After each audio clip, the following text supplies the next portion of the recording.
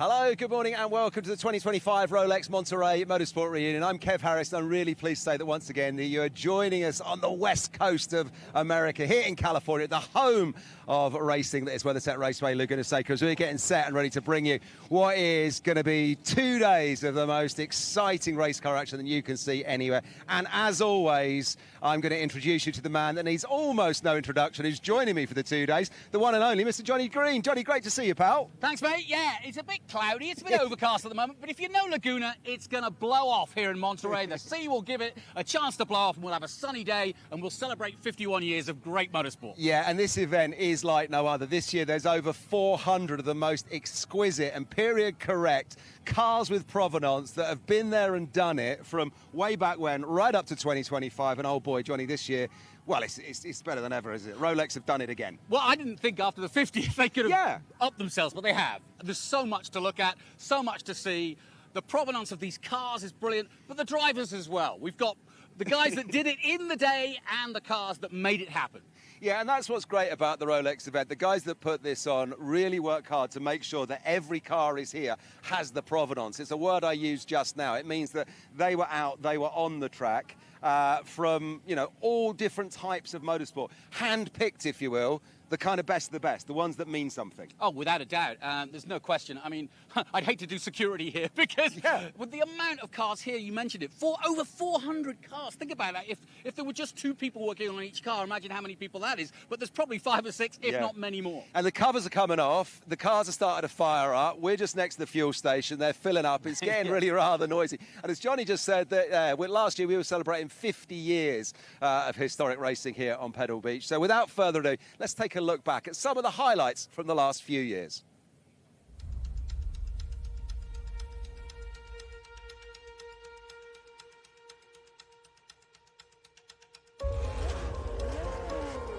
Over 400 cars. Think about that for a moment. 400 cars competing.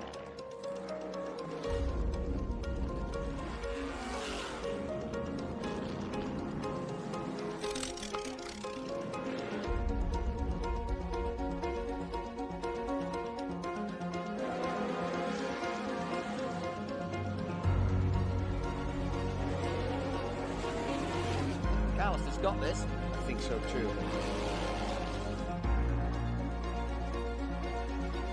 And tries to make it to Andretti first, and he's done just that, but well and behold, Argy. Gordon Murray alongside me. Gordon, thanks for taking the time to have a chat to us. This actual car, is the first customer car delivered.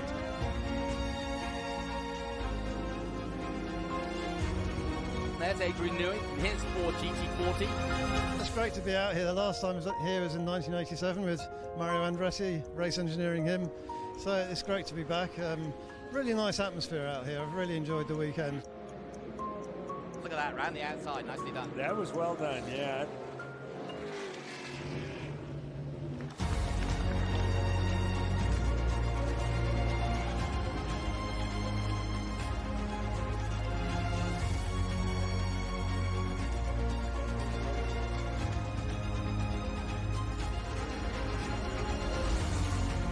What could be better, right?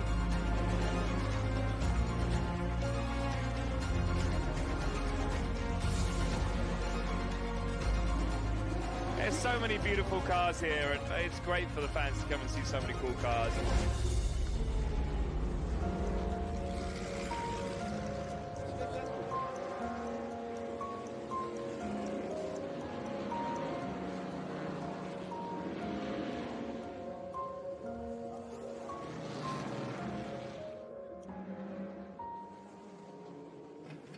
Mention that.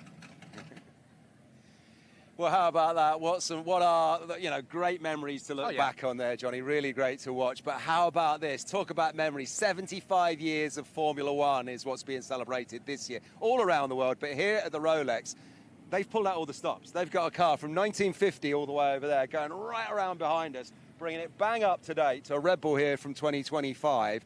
What a collection of Formula One cars, Johnny. Yeah, it's something Rolex have done over the years. They've always celebrated a particular mark or a particular part of motor racing history. And, of course, you have to give reverence to the 75th year of Formula One. And the collection is not just a collection of cars over the years.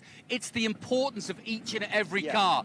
Every car has a reason to be here, whether it be so many wins, or whether it be an innovation like the Brawn behind us here that, of course, Jenson Button won the World Championship with. Yeah, Jenson Button is here, obviously. He's a big fan of historic racing and sports car racing, so even though he's not his Formula One car these days, he's always at events like this. We're going to be catching up with him a little bit later on. Yeah, but in 2009, Johnny, born out of the end of Honda's involvement in Formula One as a manufacturer, came Brawn.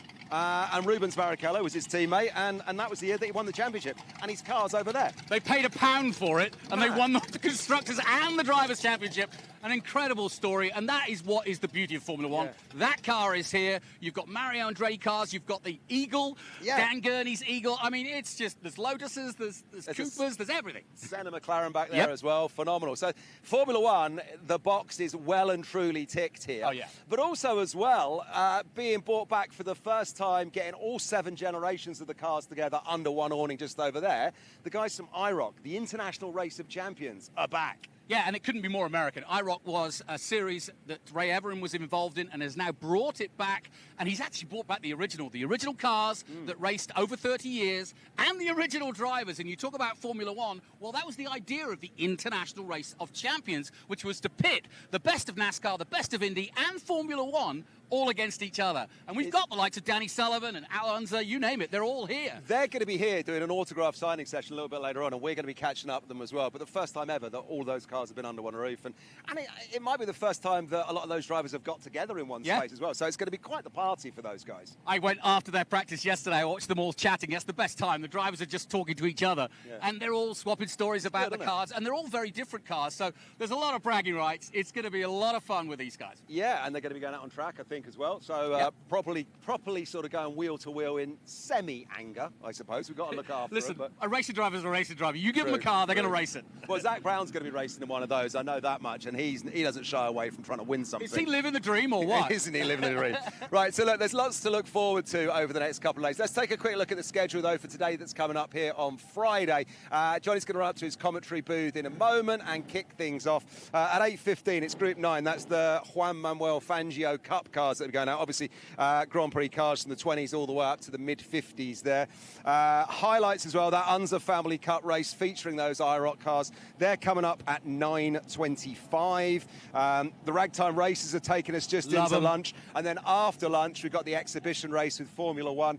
They're going to be doing their thing out on track. You're going to be adding some commentary to that, Johnny, at about 1:35, the Formula One exhibition. Some of these cars behind us going on track. Yeah, looking forward to that. That's going to be very special.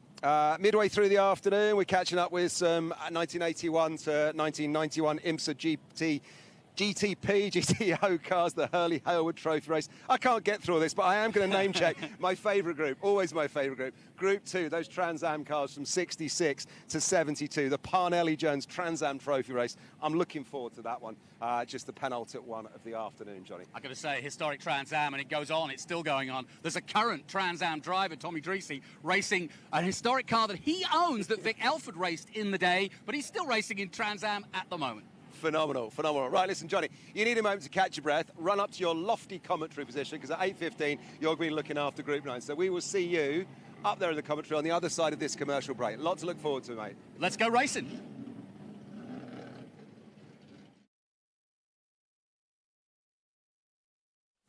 What path do you take? Out here? It's a whole world of paths. Now, if you ever find yourself stopping in your tracks, well, we think that's a good thing. Because that is where the right path can lead. This is Monterey County. Find your way here.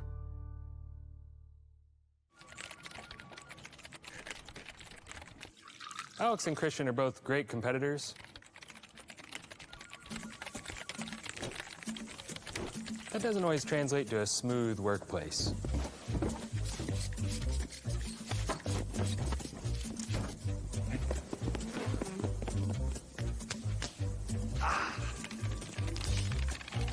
Hydrate, hydrate. Boom. Productivity around here? Not smooth. Excuse me 1 second, guys. That's it. One of you get me a coffee.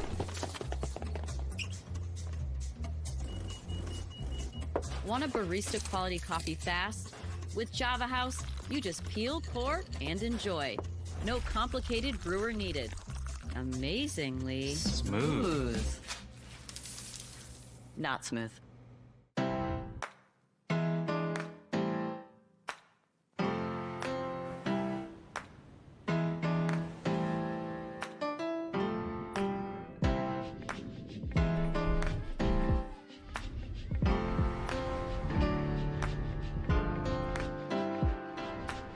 Here is where connections come naturally. Monterey County. Find your way here.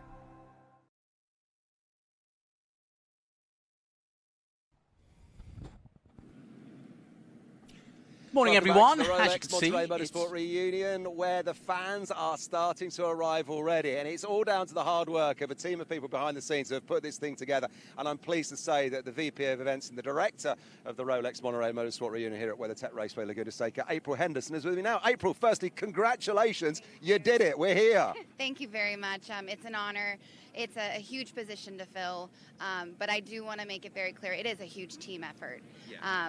From our internal team here, our volunteers, and then obviously our advisory council. It takes a big lot to make this happen. Yeah, it really does. And credit to you, like we were just saying in the commercial break there, the fans are arriving already. We're just a shade past 8 a.m., and they are flocking through here. But you've been up early, because a lot goes on behind the scenes of these events. You've already been out on track, haven't you? Absolutely. So, I mean, we started our day with a 5:30 a.m. photo shoot. So there's never any time to sleep around here, but we love it. It's why we do what we do. Well, listen, credit to your photographers as well, because the imagery that comes out of this event is second to none. But you're pointing the cameras at some great cars. What a collection that you guys have got together. When does it all start? How long does it take to put something like this together? Yesterday. But it's a couple years in the making, between the F1 display, the IROC display, and then 400 other cars just out here to race to celebrate the historic heritage. Well, listen, well done to you. As I was chatting to Johnny at the top of all of this, you've got it right. The provenance on these cars is perfect. And I'm really looking forward to speaking to your colleague, Ellen, who I think is responsible for all of these Formula One cars that are around us. She's done a great job. Just a quick word about her. Ellen's an incredible curator. Her background being from the Indianapolis Motor Speedway Museum.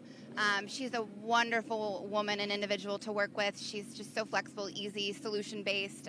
I can't wait to hear more about what you guys talk about. Brilliant. April, thanks so much. You're very busy. Stay right there. But we're going to let you go because you've got a lot to do. And what we've got to do, obviously, is go and join Johnny up in the booth, because those Group 9 cars are getting set to go out on track. We're going racing.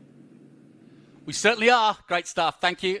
Yeah, as you can see, it's a little bit foggy here, but as I mentioned, this is Laguna Seca, and if you know anything about this part of the world, Monterey, California, it is one of the most beautiful places in the world, but two, it also suffers from a little bit of morning fog. But we hope it'll blow off. It usually does, and we usually get bright California sunshine, and that's what we're hoping for very soon. We're about, well, you know, a mile or so up the hill from Monterey itself, but we are in the Monterey Hills, and that's what makes this circuit so unique. It was built in 1957, and it was an army base at one point, but they bought the land and leased the land. That's a long story we'll tell you about as the weekend goes on. But basically, if you want to put it simply, it's up a huge hill to the corkscrew and back down again. But that does not tell you anything about Laguna Seca, because there is so many double apex Andretti hairpin, for example, into 3 and 4. A 2.2 mile track, which from turn 5 starts to build uphill. And then you get to the Ray Hall Straight, building still, going uphill, and then you fly floors down through the Rainy Curve. Wayne Rainey will be here this weekend and into turn 11. Vital corner to get good run on the straight that is the main straight. So that's a quick look at Laguna Seca, but I'm going to get the drivers as they come into the booth periodically as the weekend goes on. We've got many great surprises for you, but we turn our attention now to our first group of the day, and quite rightly, it is the Juan Manuel Fangio Cup Race 1. And the reason I say quite rightly is we are celebrating 75 years of Formula One, And, of course, the 5-time world champion from Argentina, quite rightly, gets his name on one of the groups. And I'm joined here in the booth by Rob Manson, and quite appropriately again to have you here, sir, because, and we've also got Marcus Bicknell, who's just popped in. Good to see you. But let me start with you, Rob. I think it is poignant because I've mentioned 75 years of Formula One. It started at Silverstone in 1950, but so too did the Pebble Beach races, which I know you know very fondly. That's very true. Marcus and I look after the Del Monte Trophy race group. We celebrate the cars that raced from 1950 to 1956 in the forest of Pebble Beach. The Pebble Beach road races began in November of 1950. So 75 years ago. We will actually celebrate it at this time next year in concert with the Pebble Beach Concours, which also started on the same weekend in November of 1950. The celebration will include a special race group here at Laguna Seca that will consist of 40 cars that would have raced or did race in the Pebble Beach road races during the 7-year period. We will have some cars in static display. We will also be doing 2 groups for the concours of the cars that raced in the Pebble Beach road races. There will be a book commemorating, and there will be all sorts of other activities related to that during the year, including the first one, which is next week, 10 days from now at Lime Rock Park. We will have an east-west race there where 14 cars that raced in the Pebble Beach road races will head off to Lime Rock, Connecticut for their Vintage Festival. And they, in turn, will have 15 cars that raced in the same period, 1950 to 1956, on the East Coast. Different types of cars, but all sports cars that from that period. Well, as you can see, we have cars on track. The Porsche leading our group of the first of our races here this weekend, and as we said appropriately, it's the Juan Manuel Fangio Cup. Fangio came here to this event a fair few years ago now, but he did and attended, and it was a big event.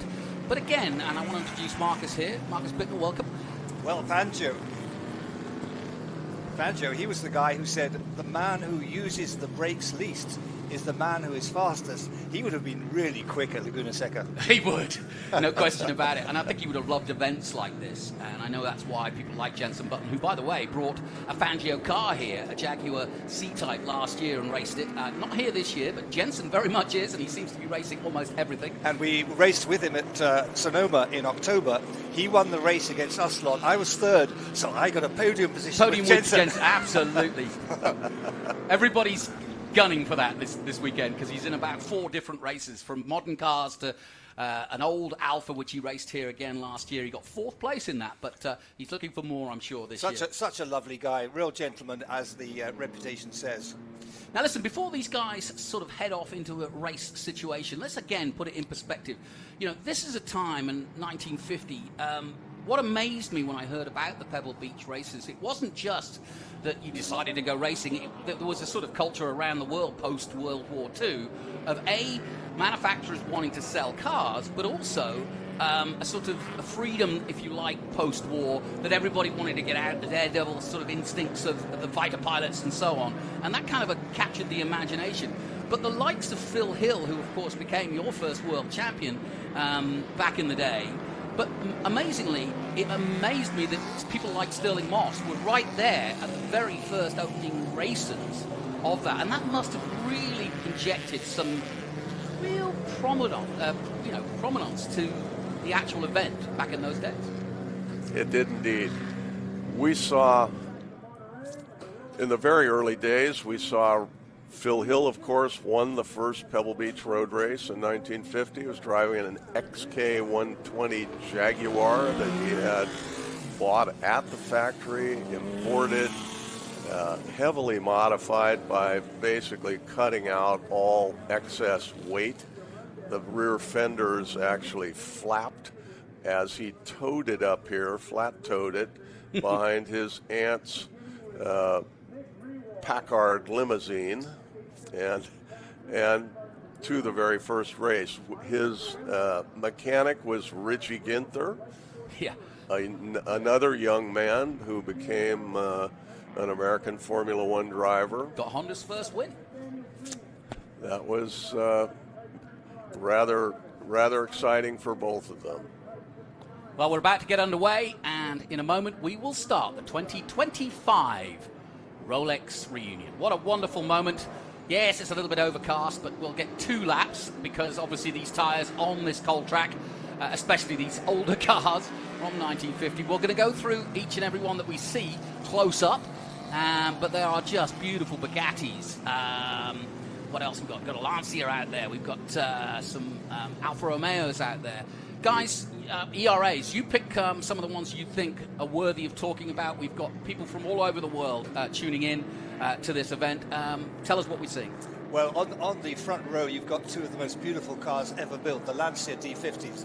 Now, who would imagine that a company goes bust in Formula One, and your competitor, Ferrari, says, oh, I'll buy the company. Oh, and I'll take the cars as well. And they went on to incredible success. And those outboard fuel tanks are so iconic. I absolutely adore the car. And when I was a kid, I made 3 of them in resin, 1/43rd scale, and they are cherished possessions. Watch them go. That's great. What about yourself, Rob? Oh, I love the ERAs, and there are a number of them. 2 of them were Prince Bira cars from Siam, at least Siam royal money that made it possible to put them on the track in England and in Europe. There are 2 others that are being driven by a father and son duo locally, and these are absolutely wonderful cars that have every single one of them exists and has been extraordinarily documented historically. Yeah, and that's something to say right from the get-go. We've got 2 days of racing to show you, but I can promise you that every car you will see is immaculate, first and foremost, but also correct. Now, maybe you guys can explain that better. What I mean by that is they are as they were, as best possible during the day, and if not, they don't get into the 400 plus. That's true. That's absolutely true. And these cars, you'll notice, have looked very much like they did in day. As we went along, safety equipment was added in period, typically in the late 50s. The early 1950s sports cars still didn't exhibit rollover bars or any sort of visual safety equipment. But it was believed back then that it was safer, actually, to be thrown away from the car. Certainly in the single open wheelers. You'll notice they're quite high up. The seating is quite high up. And I suppose you could think about bailing out in an emergency, as guys did and still do, actually. So here we go then. Part of the Miles Collier collection, Lancia D50s from 1955. Brad Baker out there. Charles Nerberg, a good friend of mine from Dallas, Texas, also pedaling away. And away we go then for our first race of the weekend, and it is Group 9, the Juan Manuel Fangio Cup Race 1. Cars from 1922 to 1955. A fascinating period, and as we said, Formula One began in 1950, but obviously racing began long before then. In fact, we'll have some earlier Grand Prix cars, and we'll also have the ragtime. So we're going to give you a full smorgasbord of history, especially the American history of racing and the automobile and the racing history of all of these cars. Away we go then through 3 and 4, and right away, a group of 3 cars pulling away quite heavily from the rest of the group. Good to see. I love watching the wheel movement on these cars. Yes, they're old, but boy, the work. I was talking to Jenson Button about this last year. Keep an eye on the hands because they are big wheels. and the adjustments are tough. You guys drive these cars. How much more of a physical effort is it with these large steering wheels and about the movement underneath it? Chicken plate, easy. Okay. Speaks the driver. Ask a racing driver a simple question. That's exactly what you So, get. Jonathan, who is the number 16 who's got into second place? Because I can't see his name on the board. An ERA has snuck in there between the Lanciers. I will tell you, one more second. Paddens Dowling? Well, you've got Gunnar Jeanette leading the way at the moment in the 50. Charles Nurberg, who I mentioned, is in second place. Douglas Stewart in third, and Charles McCabe, all names I'm sure you know in historic terms, and in fact, from coming here many a time, and also doing Monaco, those names are very, very well known in historic scenes. We've also got Paddings Dowling out there. And Kyan Dowling is also racing, so we've got father and son. But we do have the number 16 in second place, and I can't see him listed. That's a good point. No, he's not on my list either. So he's black in car and red in suit. He's quick. He's good. There's a ringer out there. Look out. I wasn't aware of any last-minute entries, but we'll keep an eye. Maybe it's Rob Manson. He was offered another. No, he sat right here. Another run for today. He's going to be driving the Sorrel Curtis Special instead of his little Simcoe. So watch out for that at 11:10. Yep. Kyan Dowling, who I just mentioned, he's in an ERA from 1934. What will you be driving this weekend? I'll be in the X15 is the number. It is a Sorel. It was built in 1952. It's on a Curtis chassis with a GMC fire truck motor that has been, well, perhaps the block is the fire truck portion of it. The rest is highly modified and very much representative of California special sports cars, but they were built as hot rods to go racing as sports cars. That's what the Del Monte Trophy Race Group is all about. In that portion of the entrance that are California specials. Yeah, it is Paddings Dowling, I'm pretty sure, in the 16. And that's not a surprise. Paddings Dowling, probably one of the most storied historic drivers in the world right now. And I've seen him race around the world, and he's always, I mean, that's the first name you see. That's right. Often. And he has been doing this a long, long time. Gunnar Jeanette from Florida, I think part of the Revs Institute, or at least has played a big part in that. And Gunnar, a younger man, but a very, very good racing driver, and you'll see him sometimes in GTs and in some of the IMSA cars that really do require you knowing what you're doing, because they're going much faster than this. Paddings and his son and a friend of the family also have 3 Lotus 23s that they race here locally as well as elsewhere, and with great fun. Yeah, it's part of that Gunnar Jeanette car, is part of the Miles Collier collection and Revs Institute, as I mentioned. Right. You're looking at one of the Bugattis, Charles McCabe in his Type 59 1934 Bugatti. It's worth mentioning for viewers around the world that this is not a demonstration race. No. These are guys with thoroughbred Grand Prix cars who are beating the shit out of them. Is that allowed, Jonathan? Well, it's too late now, but thanks for mentioning the world. We apologise for the language, but, you know, he's a racing driver. Folks. Yeah, these guys are going. Look at them, their little drifts on the Bugattis. And is that the Birra Thai logo on the back? That's one of them, yeah. Yeah, lovely. Prince Birra, fantastic story. This is another one here. Yeah. Lovely. Yeah, I love that story. 2 brothers, effectively from Thailand, taking on the world. And it was a surprise to everybody, even the Thais at the time, right. because they didn't have I lived in Asia for a while, and they didn't really have the heritage. Of course, Macau came along. And then, of course, Asia has now come into a huge growth in motorsports. And now very much the Formula One calendar is full of Asian locations. But the Birras were the first, really, to get a storied name in the international scene of racing, and it's great to see them represented here. So Gunnar Jeanette continuing to increase his lead here in our first group. You're listening to Manson and Bicknell at the moment. Go ahead, Marcus. I would imagine that the number 16 is not showing on the board because his transponder's not working. Could be. Right now, it shows him further down. At the bottom. He got mugged at the corkscrew by one of the Lancia D50s on the last lap. Really, really interesting bit of driving. Right inside. You were mentioning earlier the origins of racing in the States, and of course it goes back to Goodwood, where you and I, as 6-year-olds, 7-year-olds, hid under the railings to watch Sterling Moss in a Ferrari GTO whiz round at 120 miles an hour. In Britain it was clear they were making their own works cars, and in the States, and this is where Rob Manson comes in, the Americans imported the MGs and the Jaguars, and they had wonderful time racing, including at Pebble Beach. Now the Americans said, we can do this, so they put a flathead V8 engine into something they built out of junkyard parts, mostly Fords, and they were very quick. So very quickly the Pebble Beach cars, certainly not dominated by the Americans, but there was a very, very ardent competition between the two.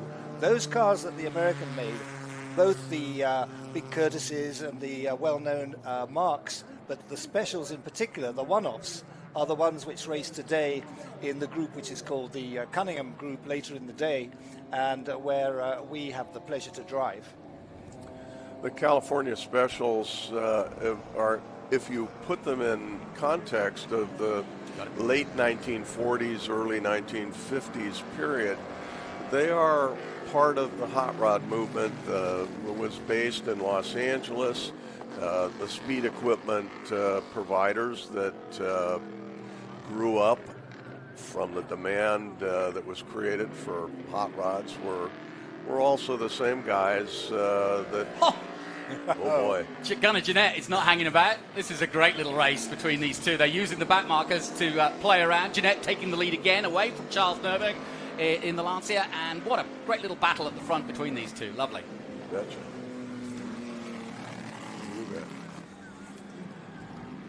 They are not going slow at all as they come to turn 5 and start to climb up the hill. So Gunnar back in the lead again. And these two, again, like Patrick Dowling, are two.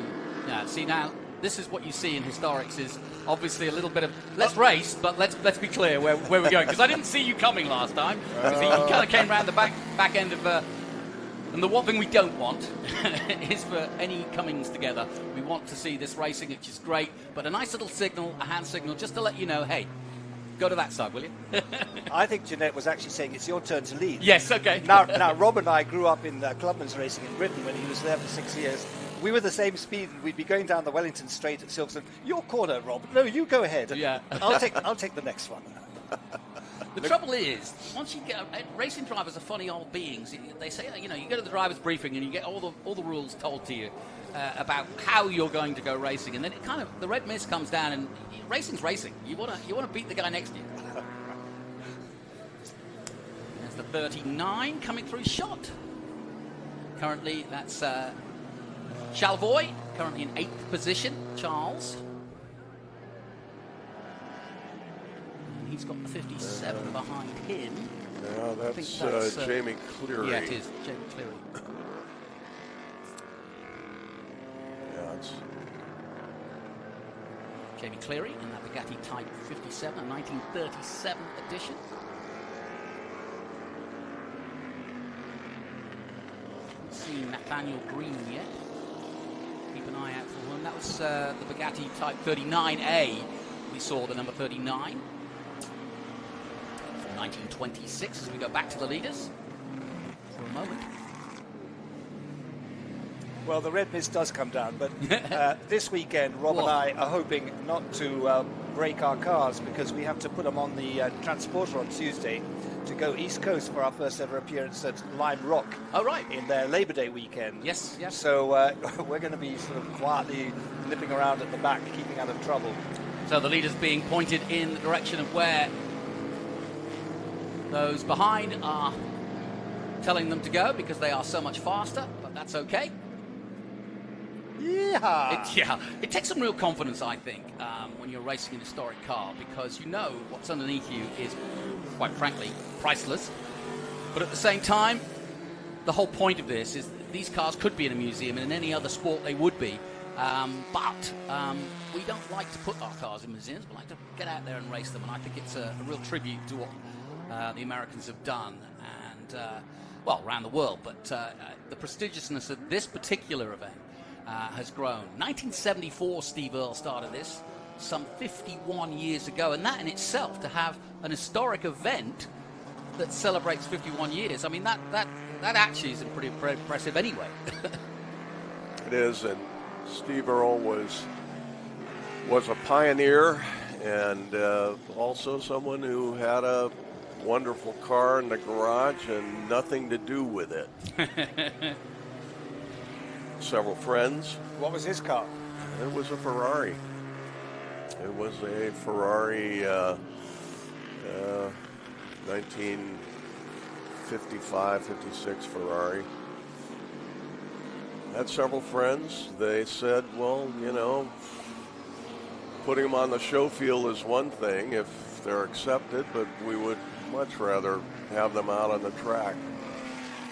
I wonder if anybody else wants to do this and has cars in their garages. It turned out they were right. There were, within the first 3 years, there were guys looking around and saying, I want to do that too. Became a very popular event. You've just been looking at, you're going to have to help me with the pronunciation. Macusco? Luca. Marchescu. Marchescu, Yeah. thank you. 1928 Bugatti 37A. Great guy. And here's Paddings again. Got the nice open-faced helmet. See him gritting his teeth. Very nice. You're right to herald the fact that this Rolex Monterey has been going for 51 years. It's not just a celebration of historic racing, but these are the followers from the Pebble Beach races, because in 56, when they had to stop there, they transferred the whole shooting match, the whole set of races, to Laguna Seca, and it's been running ever since, obviously with new cars coming in with the passage of time. But it all started with Pebble Beach, and so this is the direct descendant. Yeah, and what's interesting, the more I've got to know the names like Huffaker and Elva and the specials that you guys, but you know, we've got Briggs Cunningham, you know, all of that sort of started, it all bubbled here, didn't it, really? I mean, there was people from all over the country, did on the but West California Coast. was huge, wasn't it? It did on the West Coast. The East Coast, there were a couple of races pre-war, but then the war ended that, and after the war, as things started up in the late 40s, they moved west, and the first race on the West Coast of any significance, organized race, was in Palm Springs. It was private land, and then later in the year, also private land, public roads in a property development. That's Kyan Dowling, who now pops to the top. That's son of, and doing a very good job as well. So when did he overtake the Lance? I was going to say, that sort of happened when we weren't looking. Yeah, we missed that. He's in that ERA R2A from 1934. And I think 16 Dowling is still fourth, despite not being on the timing sheets. So interesting out there. Yeah, no question. Yeah, the story of how it sort of grew. I mean, you mentioned private land, but of course that's how you get Silverstone, an ex-World War II airfield. You get Sebring, an ex-World War II airfield. Airfields were also very And huge. the same thing happened here as airfields were decommissioned and nobody had figured out what to do with them yet. They were used for early road racing, as they were in England. Pebble Beach was unique. It had real character amongst the pine trees, narrow roads, and it was a social event. As it is today, as Car Week is today, Pebble Beach road races were a huge social event, attracting people down for the parties. Well, we're getting to the last lap, and these are the leaders again, and they're still very close. What a great race between these two. Now, we've got Kyan Dowling, we think, is leading the race, but these two have been out front. We're looking at the timing monitors, but of course, we're not 100% sure whether we're getting all the transponders at the moment, but they are getting through. Look at that, beautiful number 6. It sounds like the clerk of the course did call the 2 Lancia D50s in the lead, not Charles Neuberg, so that's not what we got on the timing sheet. It's changed now back to Charles Neuberg and Gunnar Jeanette. That's correct. They just passed that Rolton Light Sport Tourer from 1935 as they go up the hill for the last time. Now we've got it right. So Neuberg leads the way. A man from Dallas, Texas. Interestingly enough, Charles Neuberg got a land speed record back in the day. Lovely guy. Has a collection of his own of race cars in Dallas, Texas. And he is also a perennial member of the historic community. What was his land speed record car? I don't know. I don't know. We'll ask him. I will. He always wears the T-shirt. It's a really braggy T-shirt. He's been up here. He'll be up here, so I'm sure at some point. But I think it was over 400 miles an hour, something ridiculous. You can't be more braggy than these Lancia D50s. They're absolutely fantastic. They are. And I win the wager. These are the 2 that I punted for. There you go. Winning the race. So, the conclusion and the checkered flag, the first of the day. And a lovely race indeed, our Group 9 for Manuel Fangio. I think he'll be very proud of that as we celebrate 75 years of Formula 1. And the Lanciers doing their business. And a great race indeed. We think, if we've got it right, Gunnar Jeanette is the winner, Charles Neuberg second, and Kyan Dowling third.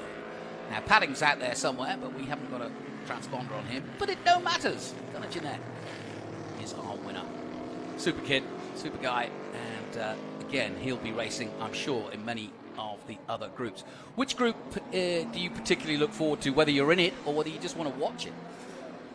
Well, certainly this weekend with the IROC group, you have to be amazed at the turnout and the number of those cars that have been turned out.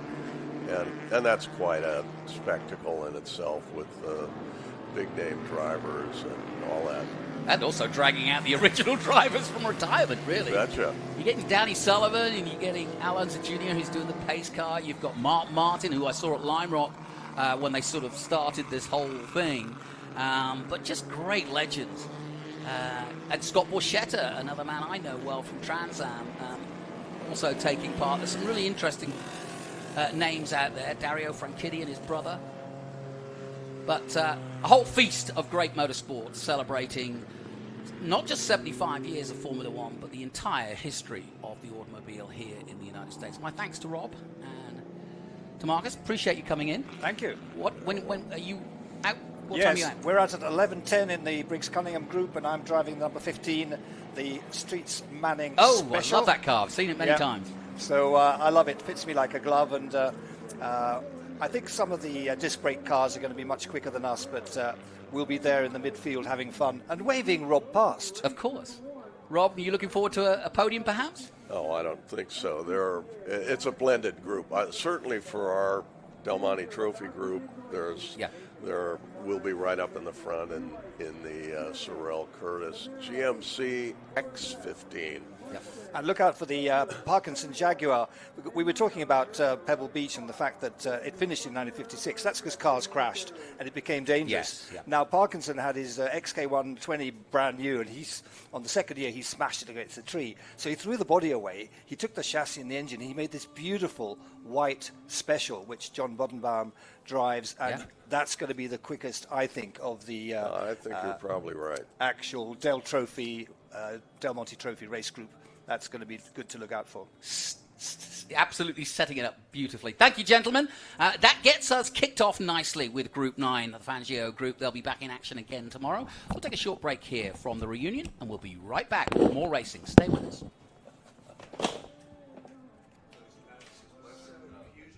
Oh, beautiful. Yeah. Oh, my God. Wonderful stuff. What path do you take? Out here? It's a whole world of paths. Now, if you ever find yourself stopping in your tracks, well, we think that's a good thing. Because that is where the right path can lead. This is Monterey County.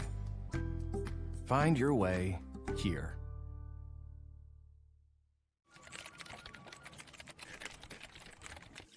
Alex and Christian are both great competitors,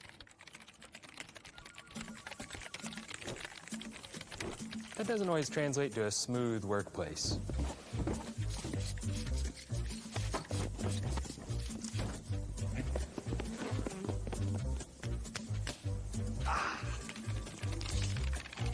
Hydrate, hydrate.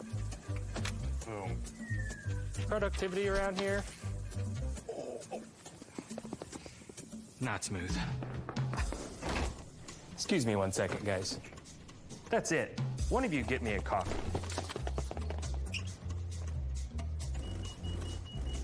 Want a barista quality coffee fast? With Java House, you just peel, pour, and enjoy. No complicated brewer needed. Amazingly smooth. Not smooth.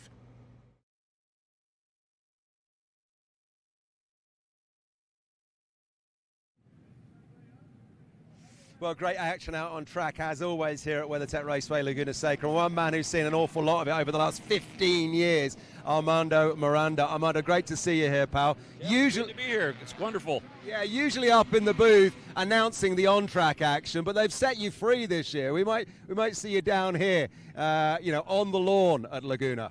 Well, we'll be here this afternoon kind of wandering around, talking to people, doing a trophy presentation at the Dan Gurney Saloon Car class. But right now, we're just kind of eyeballing all the wonderful eye-candy Formula One history here. I've been here for quite a few years. This is the biggest array of Formula One cars I have ever seen here, so this is fantastic. Yeah, it really is. And what they've managed to do, April Henderson and her team, they've put together a collection of Formula One cars that ticks every box, celebrating 75 years. All the way over there, and we'll get a look at this later on this afternoon, from 1950 right the way up to 2025. Oh, absolutely. A 75-year history. I mean, you can't really encapsulate all of it, but this is about the best effort anyone can make that I know of. I don't think, and I'm going to chat a little bit later on, I don't think anyone has put this many F1 cars together before. I think the Rolex here at Laguna, I think they're probably the first and maybe only people that will ever manage it and get it done. Oh, absolutely. I mean, I've been here for about 15 years.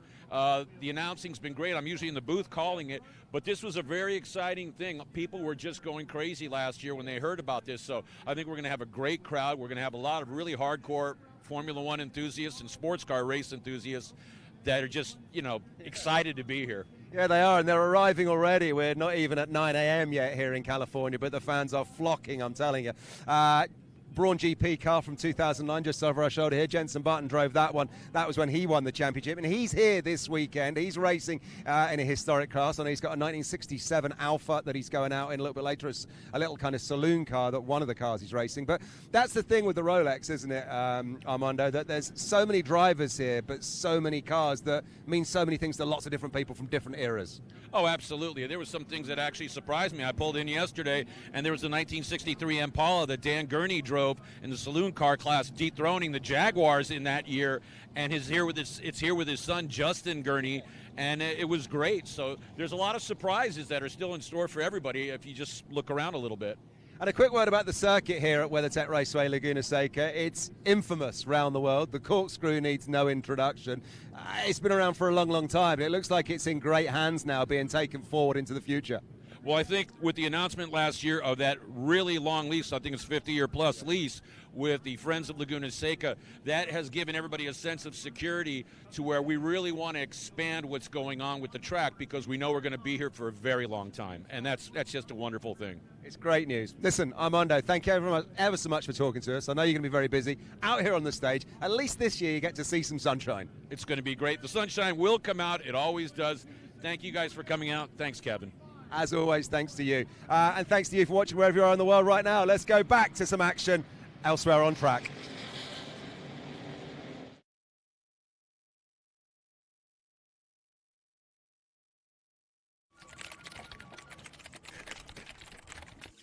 Alex and Christian are both great competitors. That doesn't always translate to a smooth workplace.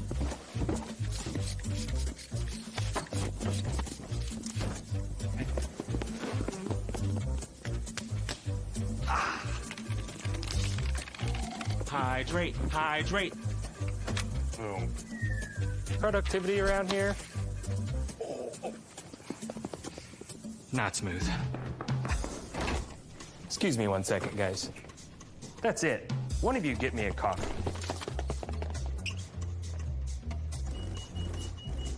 Want a barista quality coffee fast? With Java House, you just peel, pour, and enjoy. No complicated brewer needed.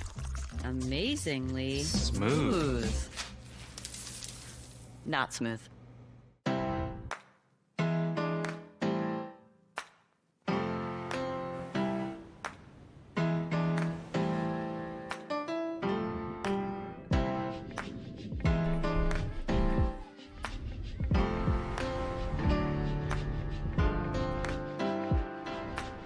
Here is where connections come naturally. Monterey County. Find your way here.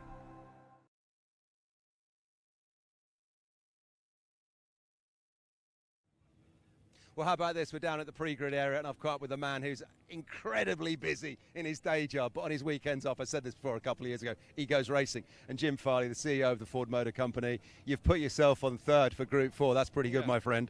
Yeah, it's a second loser, yeah. I got a little work to do, but, you know, it's great to put on the helmet and forget about tariffs for about 20 minutes. Oh, mate, I can well imagine. But what a weekend. The Rolex organizers here have done it again, haven't they? They have. I'm really impressed with everything. You know, the IROC, having the Formula 1 cars. We introduced our liquid carbon GTD. We have a couple other surprises on the peninsula. So it's a car guy's dream, right? To be here, you and me, having fun. Mate, I absolutely love it. I pinch myself every year that I get invited out for this as well. But full credit to Ford as well. Big year for this year with the Nürburgring. Yes. We were talking a couple of years ago about that GTD, and you went and did it. We did. It was a Challenger project. I'm really proud of the team. Larry Holt and the Ford Performance team and Multimatic did a great job. We need to find about 3.5 more seconds to get it back from Corvette, and that's great for all car people. All car people should be, you know, encouraged by this this nice friendly competition. Yeah, friendly competition is what it's all about, and you guys at the top of your industries, you love it here this weekend. Zak Brown racing as well. Yeah. He's a man who's enjoying some fine form in his day job as well, but he's out on track. Yeah, he qualified first as 935. He's got a few other cars. Zak is such a special guy. We're all so proud of him as Americans, and he's having a great year. And that's always something you can't take for granted in Formula One, as you know. But it's so nice for Zak and other people to be here and enjoy their cars and the camaraderie of us car people all together. It's such a great industry event. It really is. Well, listen, Jim, you got to get ready. You're lining up on third, so best of luck for racing and enjoy your weekend. You got it. Thank you so much. Love your broadcast. You know, I think it says it all when you think about how Ford were right at the beginning of the revolution that was both the automobile and racing. And the current CEO, Jim Farley, not only attends and sits in the hospitality, I'm sure, maybe, in fact, I don't believe he would be. He uses this as B2B, but the fact that he is walking the walk, talking the talk, says it all about American racing, what it means to them, and how important it is to continue that tradition. Jim Farley, you can pretty much go to an SVRA or any other event and see Jim, and he loves it. He absolutely adores it, and he's also a very good pedaler. He's put it on the front row next to Patrick Byrne. Now, I'm joined in the booth for our Group 4, which is the Ken Miles group. First time they've been out there, and I'm joined by Alan Benjamin. Looking forward to hearing and talking to him because he is going to be racing around this famous circuit later today. But welcome, Alan. Thanks for coming in. Yeah. What are you racing?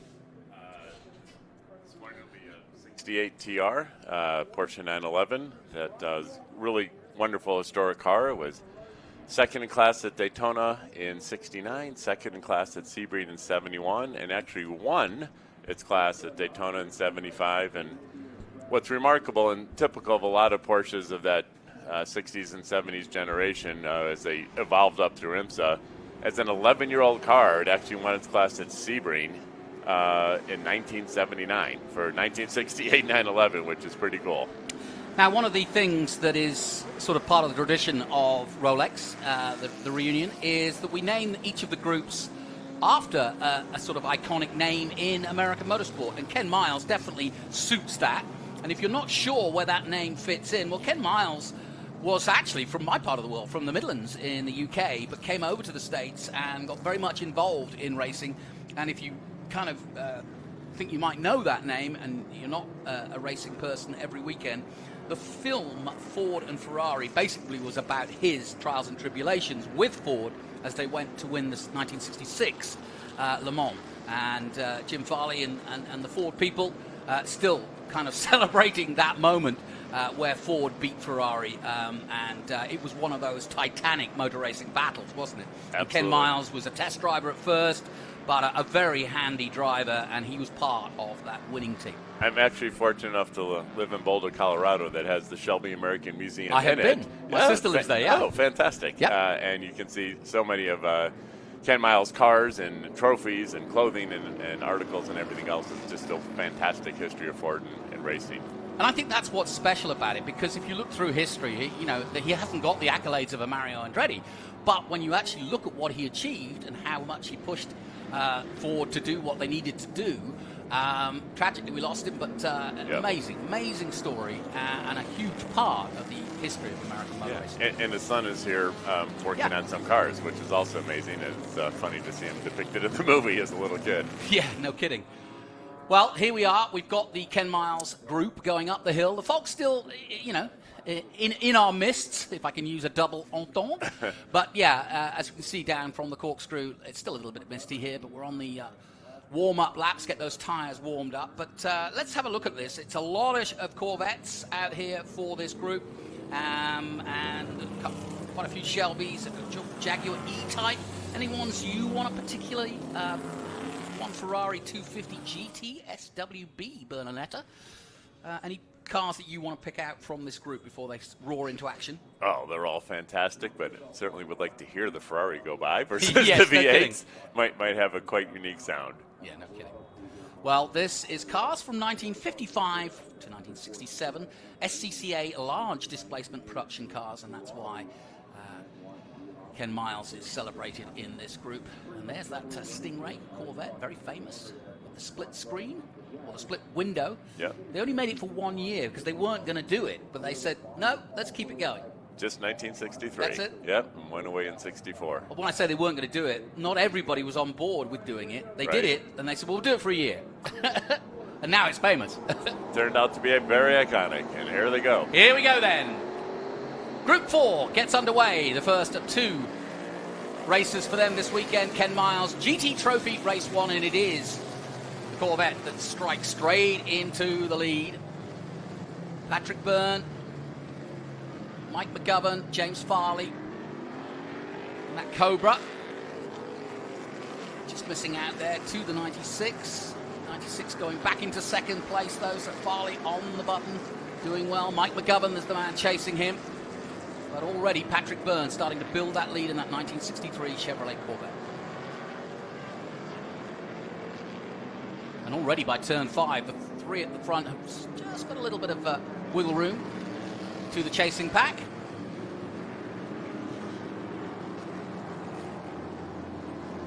Yeah, it was pretty funny a couple of years ago. Adrian Newey was here, and we were laughing about the fact that Jim Farley had said, oh, you know, a bit of B2B. I was like, well, yeah. He's interested in talking to Mr. Newey about what's going on with Ford, but that was, of course, before he jumped ship.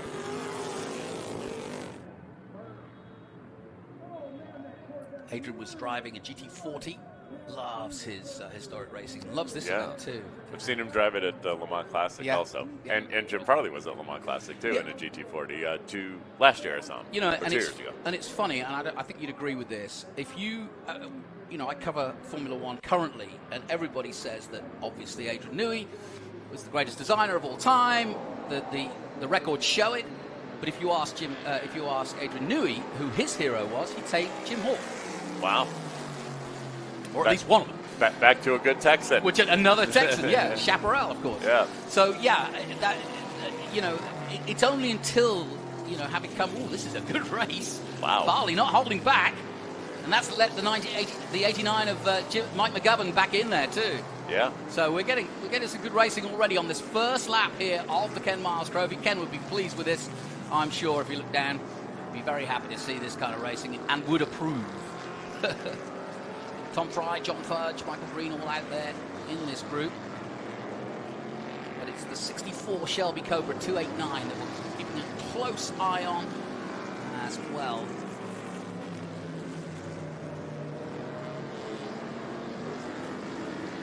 And a good start to this one. Look at the top three really pulling away. I think they're in their own little world here. But Simon is another man, youngster from Great Britain, coming up here later in the day. He's currently 5th. Then John Fudge in 7th place. McAllister in 8th. Kelowna. These are all names. Now, is that Yarborough connected to the other Yarborough? I don't know. I mean, you always expect it because there's so many sons and nephews racing this weekend. I'd like to almost do a tally on that. As you can see, there is a big gap now forming as they come into the last turn here at Laguna, turn 11. It's only 11 turns, but it's a tricky course. Whoa. Pushing that Corvette right to the limits. And a handy 141 he does there. That's quite quick. Look at how these guys use their tires. I'm sure they're glad it's not a 1 hour race. 25 minutes, that's about all they're going to have between tires and brakes on these cars. One thing I hadn't really thought of as we watch this 63 Corvette is, we talk about how all these cars have to be prepared in period, as they were when they were either produced or raced to the specifications that were of the time. And so they are very stringent, especially at this event, to make sure that happens. And if you aren't, you're not in. Right. And I asked somebody last year, is there any factor that you cannot replicate? And they said, well, the only thing is modern tires. The modern tires are so well done now and so grippy and so they've developed so much that when you place them on an historic car like you're looking at now, they tend to literally bend the chassis. So they are still, they still use the brand, but they've had to go to a compound that would be similar to how they were, so that they don't literally break the cars. Yeah, that's true. I mean, still a lot of these cars in period had bias-ply tires and are running bias-ply tires today, but it is interesting how some solid amateurs are turning lap times faster than the pros did, but a lot of that is in the tires and other technology, the lubricants, the gearing and specific things just to make the cars go faster, but still be 100% period, quote-unquote, correct. Just been watching Horatio Fitzsimon, who I mentioned in that 64 Lotus 26R. I saw him this morning, and he's going to come up and join us at some point. But he said, I said, how are you enjoying, your racing? And he goes, well, I'm in this tiny little thing looking up at all these V8s. He said, but I'll be all right. Good power to weight ratio. Yeah, exactly. He'll get them in the slower bits. Yep. So what's your background? How did you get into this whole scene?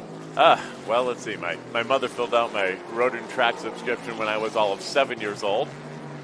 Second grade.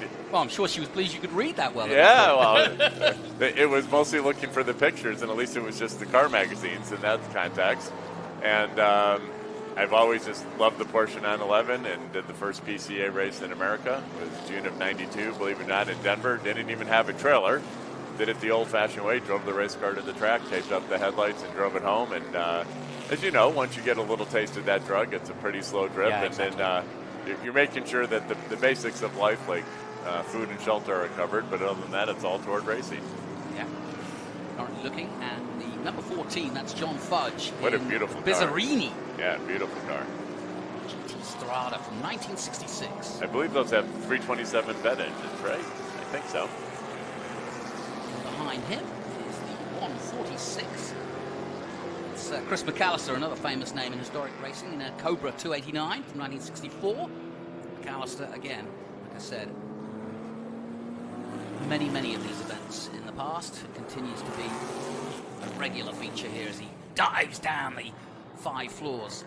Until I went down the corkscrew, I never realized. Literally, your stomach goes into your, it really does. I mean, you drop off the top of there, don't you? It's the first time you do it, you're like, oh. Very unique corner, and I actually think the downhill left turn 9 Rainey is actually a more difficult corner. There you go. Yeah. The speed's so much higher. Yeah, the corkscrew gets all the accolades, gets all the talk about, but actually the Andretti is a very tough corner too. Absolutely. And so too, in terms of importance, this turn 11, because you can lose a great deal if you push too hard into it, go wide, and don't get the drive out. Yeah, it's one of those, no matter what car you're in, even quote a high downforce modern car, there's just a limit to how fast you can go through there. It's known as a toll booth. You pay your toll and then you go. Nick Kelowna in that 1967 Chevrolet Corvette just going through there in the 161. And behind him, another Corvette just getting a little squiggly. 74 of Ricardo Price in a 64. Owned by the driver himself. That's often the case. You'd get hired drivers and you get owners who like to drive their cars, but the smart drivers who perhaps maybe on in age, a little bit of smoke there, but might lend their cars rather than race them because they know they don't want to push them too hard because they are priceless. Certainly to the owners they are.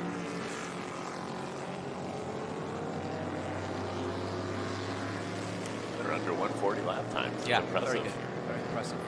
And I think they'll get faster as the weekend goes on. But these cool conditions helping as well, I'm sure. And it's good that they give them 2 warm-up laps.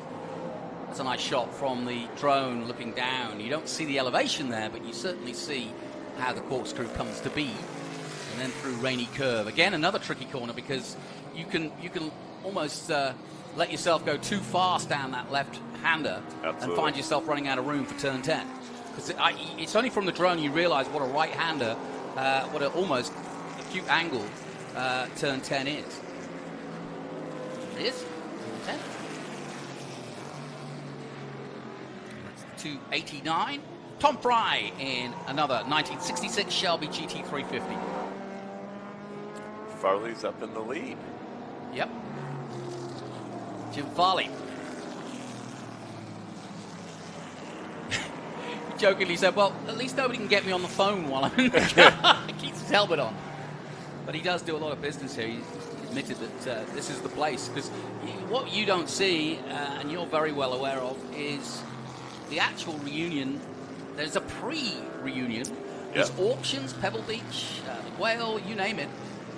So this is a week long, if not 10 days, once you get it loaded in and get settled. Yep. And so really, you've got 10 days of doing B2B, if you want to do B2B, whether it be historics, or whether you're in Jim Farley's position and you're launching a new car, or they launched the EMAC here a few years ago. I remember, yeah. But yeah, even for me, I came out, so it'll be total of 11 days for me. This is our battle for second and third. Wow. Jim Farley in the lead, but it's an almighty battle too. Yeah. Between Byrne and McGovern. Farley just getting a little bit of breathing space as he comes across the line. He's looking in his mirror, loving the two of them racing each other. Yeah, no kidding. I think he was second in this race last year, and I've got a feeling that if he wins this, he'll be very pleased. Always, I would say, always the case. Yeah.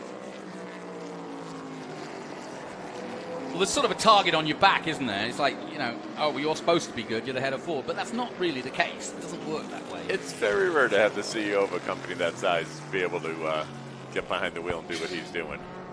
Yeah, no kidding.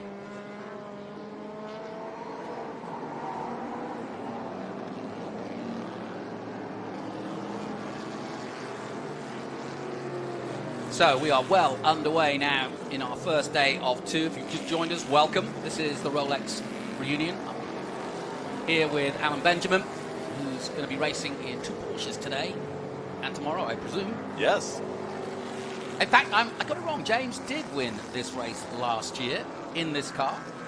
And Patrick Byrne and John Fudge were your rest of the podium. So Jim probably expects to win, having won last year.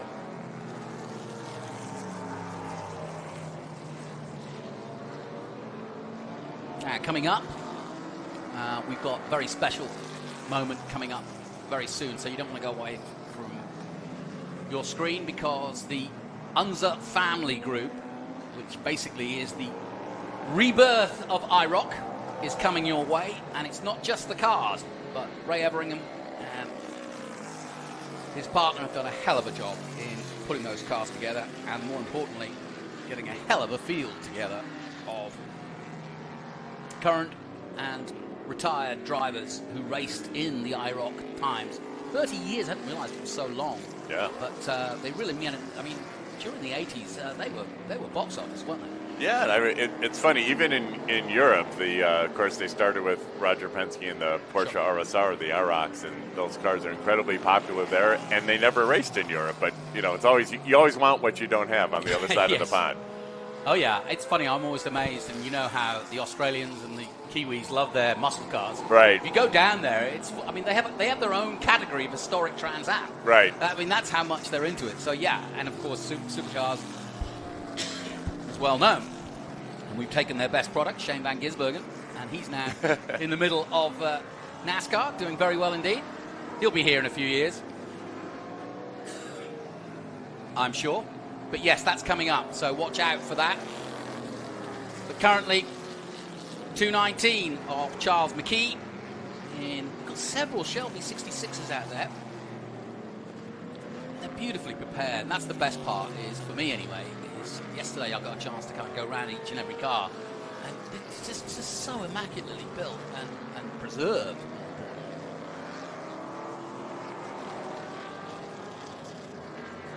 Jim Farley's just done the quickest lap on lap 7. McGovern still second, Patrick Byrne third, Horatio Fitzsimon up to fourth now ahead of Matt Lucci, and John Fudge sixth, Chris McAllister seventh, Kyle Kaiser in eighth, Colonna in ninth, and Augustine in 10th. Makes sense as the race progresses that Lotus will start moving up. It's so much easier on brakes and tires. Yeah, probably sure. Literally 1,000 pounds less.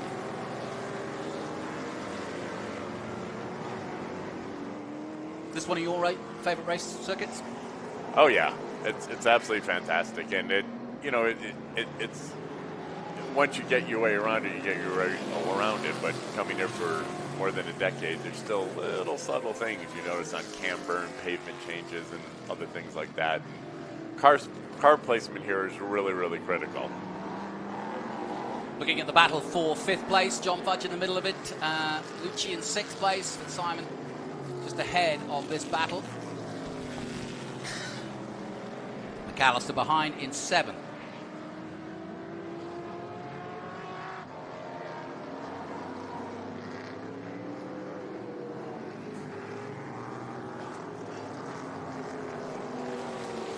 That 14 car is that Bezzarini, we mentioned it already. 5.3 GT Strada. Italian make. Not well known, but a brief period producing cars. They were a class winner at Le Mans also. Yes, I think in 63 or 4, something like that. Bruce Meyer has that car in his garage here in California.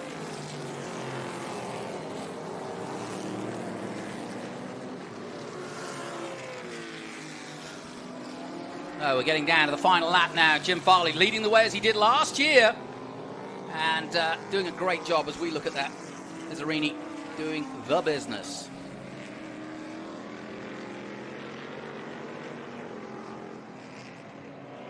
See the starter with the one finger out for one to go on the white flag.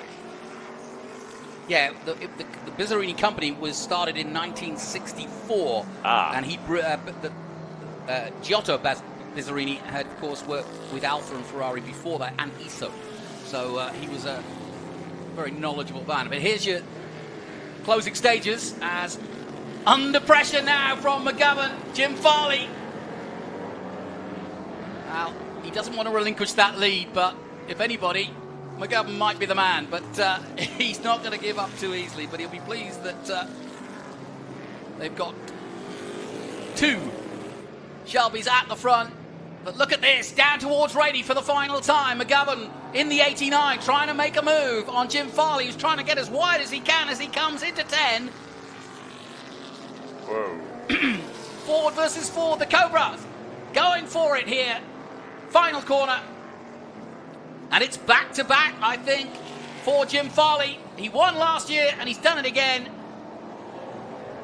And what a great way to do it. Takes the checkered flag. The CEO of Ford wins and keeps that Ford name up against the Chevys and everything else that's come. And a good result for him. A winner yet again. Patrick Byrne is third. Fitzsimon got up to 4th place. McAllister 5th. Letucci in 6th place. Fudge, Kaiser, Colonna, and D'Agostine. But that was a hairy race at the last lap there. Big pressure there. Fantastic. Good drag race out of 11. So that's the first race of the Ken Miles 60s GT Trophy. Race 1. And it is that 64 CSX 2330 blue Shelby that wins. My thanks to Alan Benjamin for joining us. He's going to go and get his togs on. Thank you very much. much. Get ready. Come and join us. I'd like to hear from you tomorrow, maybe, if you've got a chance to tell us how you got on. What's the number? What shall I be looking out for? White 911, number 68. All right. Pedro Rodriguez Trophy. Oh, looking forward to it. All right. I'm going to go get suited and booted. Suited and booted, as they say. Thanks very much, Alan. Appreciate you coming in. Thank you. Bye-bye. So, we continue with our coverage. Shout out to our cameraman doing a great job out there, getting it nice and tight and keeping you close to the action on those steering wheels to see how these guys are pedaling and doing a great job.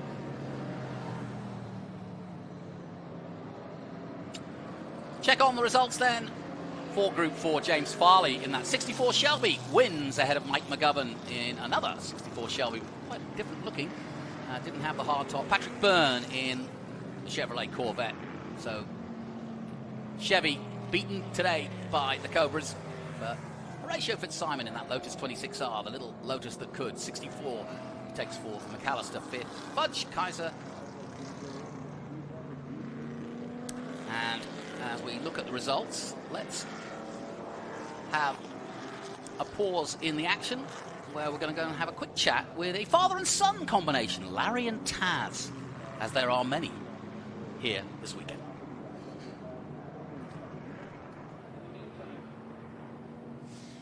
Well, how about that? Jim Farley, the overall boss of the Ford Motor Company, has just taken the win out on track, and I've caught up with a couple of guys here, father and son, Larry and Taz, who are about to go out in a 1962 Ford Anglia. And the great story is, what was it, about 4 or 5 years ago, you were looking after Jim's car here. That's right, yeah. About 4 years ago, I was polishing and waxing Jim Farley's race cars, and now it feels great to be part of the action. Taz, great to see you. Taz and Larry Oka. Larry, I'll come to you because you know the history of this Ford Anglia that's behind us here. It's had some past, and it's got a bit of race heritage, hasn't it? Yes, it does. A friend of mine, he took it through racing school in the 70s, raced it for several years, and then sold it on. And the fellow that he sold it to put it in the backyard, hoping to go race it, and never got around to it. And as a result, it languished for 35 years in the backyard. And my friend's son found it in the backyard, bought it, and restored it, along with his brother and a few friends. That's absolutely awesome. And the whole story is on the board over there. And the pal that originally owned it, Arnold Zucchi, 89 years old now, a long-time racing buddy of yours. And he said to your son here, Taz, that car needs to be raced. So, Taz, you're going out in it. Feels great. I feel very blessed to be entrusted with this car, and I'll do my best to have fun and put on a good show. Yeah, I'm sure you will. And you've grown up, you know, racing's in the blood. Your dad's been racing cars forever, and you've been around it. And like you say, you used to look after Jim Farley's car there. Looking forward to going racing then, but you've built up to this point. You're not completely new to racing, are you? That's correct, yeah. I've got about 5 years of history with Spec Miata racing, but I like doing vintage cars now. They're a lot of fun. Yeah, vintage cars are a lot of fun. You're going to do your best in it because you're a little bit underpowered with this Ford Anglia, I would guess. Only 100. Only a little bit, but I make do with what I have. You're going to do what you have. And Larry, like I said, you've been around race cars forever. I mean, everyone here seems to have a story. You've raced all kinds of things. Yes, I've driven everything from showroom stock cars to Formula cars. Yeah. So, you know, all I did is I just lied a little bit about my age, did my own physicals, and went racing as a teenager. Well, listen, well done to you both. We're really looking forward to seeing you go out on track. And this is the great thing about this event. Doesn't matter whether you're Jim Farley or whether guys like yourselves, everyone's an enthusiast. And I tell you what, a quick word about the event. They've got some cars here, haven't they? There's some great ones. Yes, everything from a Bugatti or a Duesenbergs and things like that, all the way to the latest cars. Yeah. Well, listen, guys, thanks so much for talking to us. Taz, best of luck. What time are you out on track? Let's just remind ourselves. 5:05. 5:05. Keep yourself ready for 5:05. Car number 9, the 1962 Ford Anglia, is going to be tearing it up here at Laguna Seca. Don't go anywhere, though, because more action when we come back after this commercial break.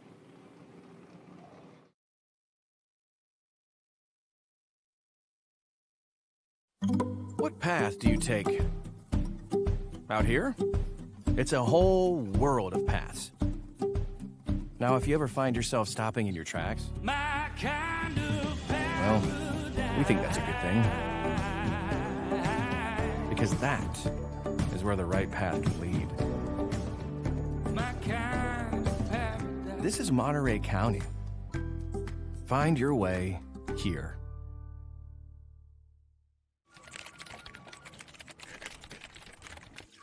Alex and Christian are both great competitors. That doesn't always translate to a smooth workplace.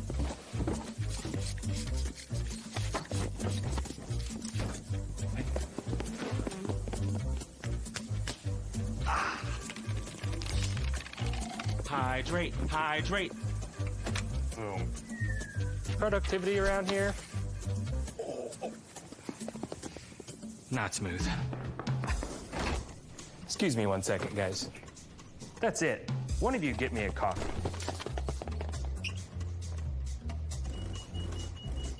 Want a barista quality coffee fast?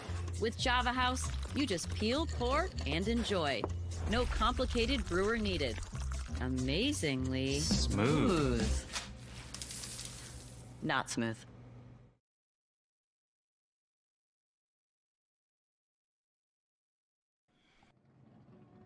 Welcome back to WeatherTech Raceway here at Laguna Seca in Monterey, California. You're looking down on the Rolex Mission Foods Bridge, a brand new addition. Mel Harder now, the president of Laguna Seca. And coming up, a very special piece of history coming up as we look at the Unser Family Cup, and there is no greater name. If you think about Penske and Ganassi currently, well, the Unsers are a period before, but still very much around. Al Unser Jr., who I've been very fortunate to have commentated in the past with, here today with his wife, and he's going to be driving the pace car. But in the day, he and his dad drove against each other many a times in the IROC series, and so we'll be celebrating that. Here's a quick look at what we've had and what's coming. Like I said, right now, Group 13, the Unser Family Group Race 1, and that's cars from 73 to 206, and that is going to be interesting because that was a series that was one make, so we'll see how they chose those one make cars. So it's a smorgasbord of all the cars that were used in that 30-year period. Then Jim Hall, I mentioned his name before, the man from Texas. We celebrate his era, 63 to 68, and then Pedro Rodriguez, you just heard mentioned there from Alan Benjamin that he'll be in that group. And, of course, the great Mexican GT and sports car world driver. Briggs Cunningham, another famous name here on the West Coast, will be coming up. Ragtime Racers, always a lot of fun as we take you right back to the very start of racing. Full stop, really, back to the early 1900s, and they do a hell of a job. We then follow that up with Mario Andretti Trophy Race 1. That's Formula 1 from 1966 to 85. Then that's followed by the Formula 1 exhibition, and that's going to be really special because those are exhibition cars, and they won't be doing racing, but just to see them out on track will be fantastic. And, of course, there's the huge parade of cars that will be stationary that are also here, including last year's Constructors' Champion from McLaren. Let's head down to the Ragtime Racers, who I just mentioned, as Kevin is down there.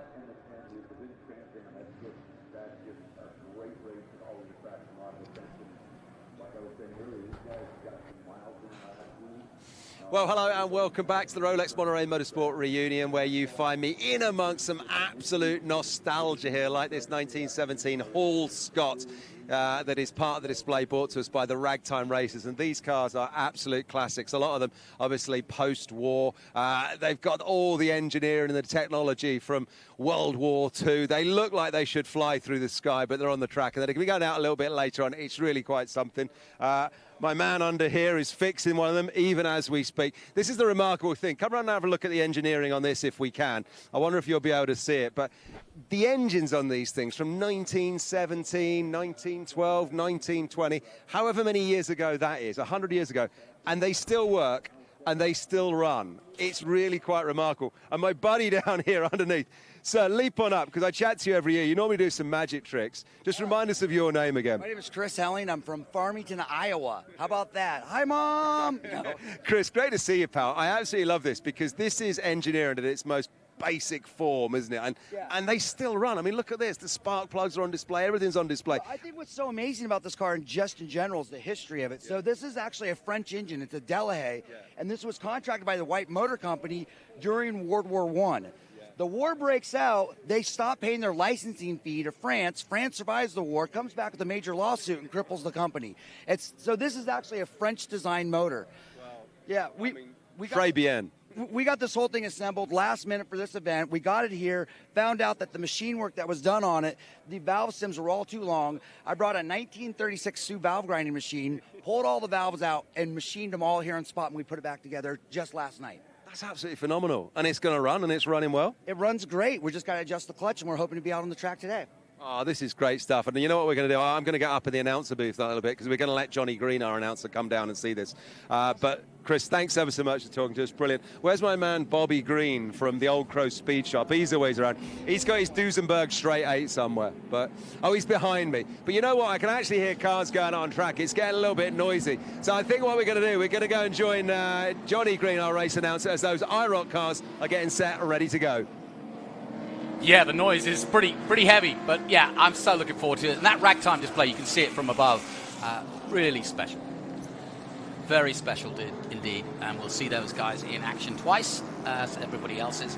But it's a traveling troupe, if you will, for exhibition. They don't pretend that they are racing particularly. And they've just put so much love and attention, and it always does get the attention it deserves.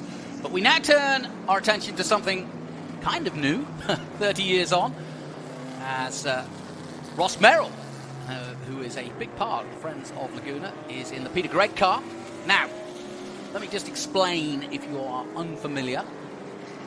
The International Race of Champions came together and was an idea that basically thought, let's put all the same cars out there, get the best NASCAR drivers, get the best IndyCar drivers, get the best sports car drivers, and sometimes get the best Formula One drivers and invite them all to race against each other. Well, who wouldn't want to see that? Well, it certainly became popular in the day, and it's now literally being reborn here at Laguna Seca.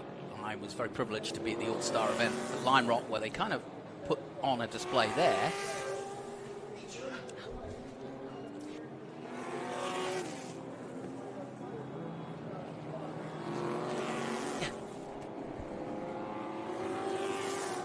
Sorry, just pausing there. I bring my guest in. Good morning. How are you, Scott? Today, and these cars are pretty exciting, all part of the International Race of Champions Series.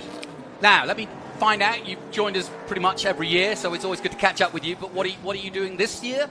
This year, we've got a number of client cars participating in a bunch of races. We're excited about the F1 display. I think the track and everybody's just done a fantastic job with the lineup of Formula One cars all in chronological order. We were lucky enough to bring a few cars to go with that, and it's just as always, it's just a really fun event.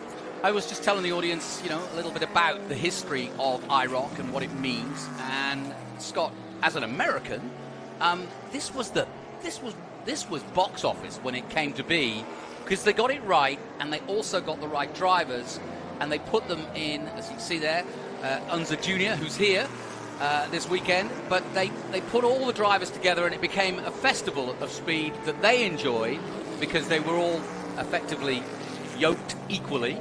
So it really was a drivers' championship, but it also progressed over the years where they used different cars. So we'll see a group of different cars out there. But amazingly, we've got so many of the original drivers. Danny Sullivan's out there. Yeah, it's great. In like any sport, there's always a rivalry, right? And it's any kind of sport, right? Professional football players say, "Oh, those professional soccer players, they're nowhere," and the guys who are professional soccer players say, "Oh, those football players are nowhere." So you get all these disciplines of different sports. The same is true, road racers, don't understand what NASCAR guys do, and they don't understand what IndyCar guys do, and they don't understand what Formula One car guys do. So to bring a bunch of people together, especially early in the series, we had drivers from all over the world competing in IROC in identically prepared Porsches.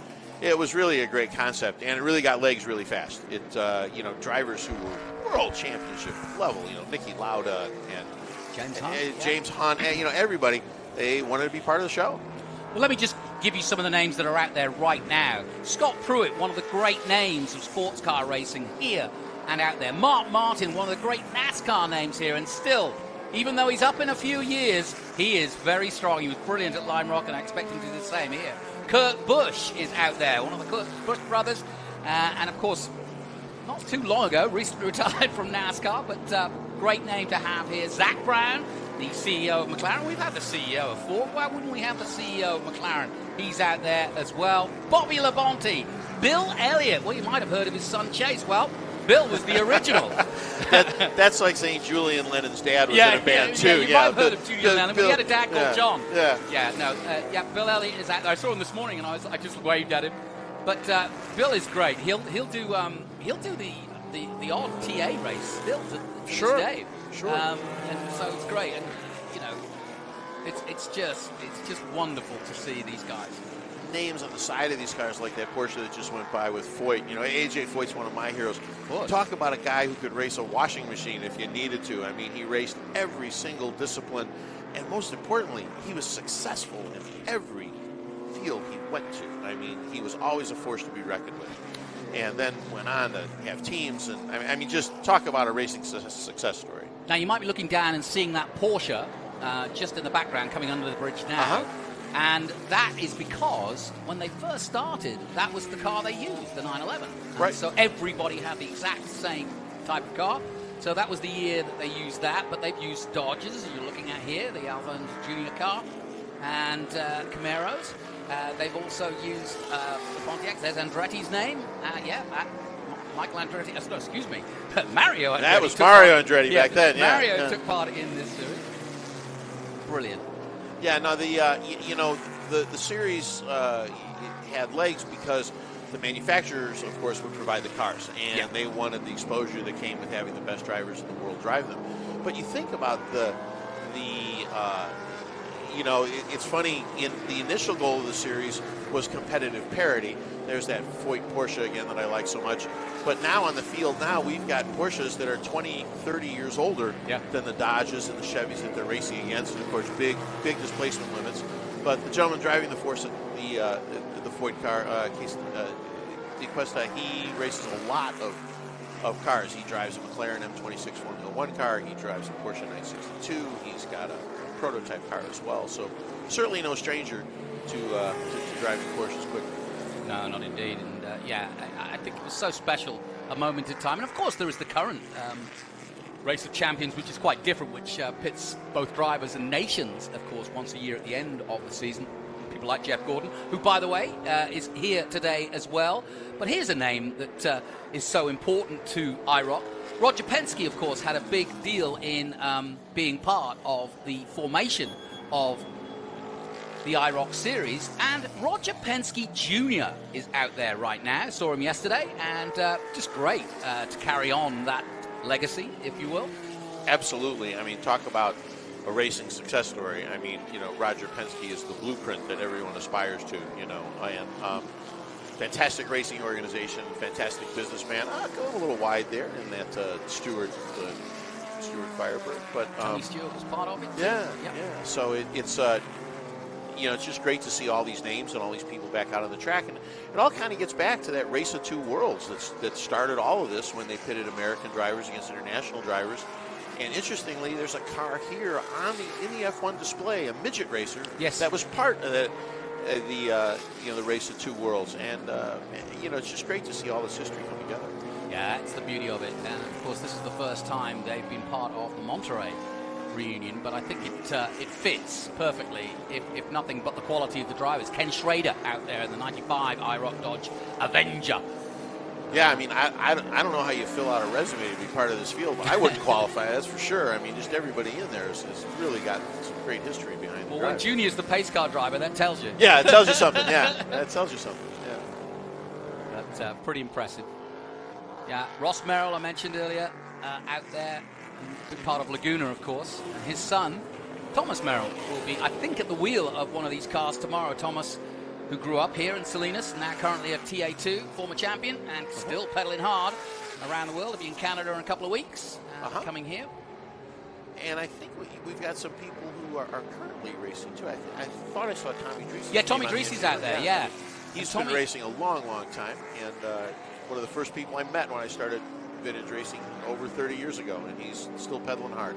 Yep, and he beat one of the youngsters out there that's taking part, but fits in because, I say one of the youngsters, he's a little bit younger. Jenson Button, you may have heard of him. Yeah, I think he's done a race or two. He has. Yeah. He's in the 96 IROC Pontiac Firebird. They Tommy Dreesen out-qualified him, and I'm sure I'm never going to hear You'll the end never of it. hear the end of that. No. Yeah, no. But good old Jenson, going along with the spirit of it. I'm sure he's never raced one of these in his life. Well, you'd have to stack 3 of his Formula One cars on top of each other to get about the same mass, so it probably takes a little while to get used to.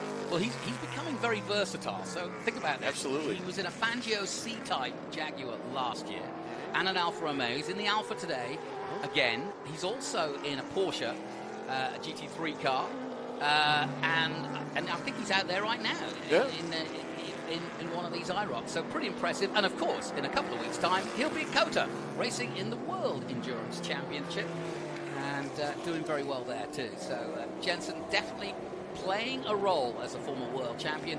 And if you're here at the event or coming tomorrow, you can see his Brawn World Championship winning 2009 car.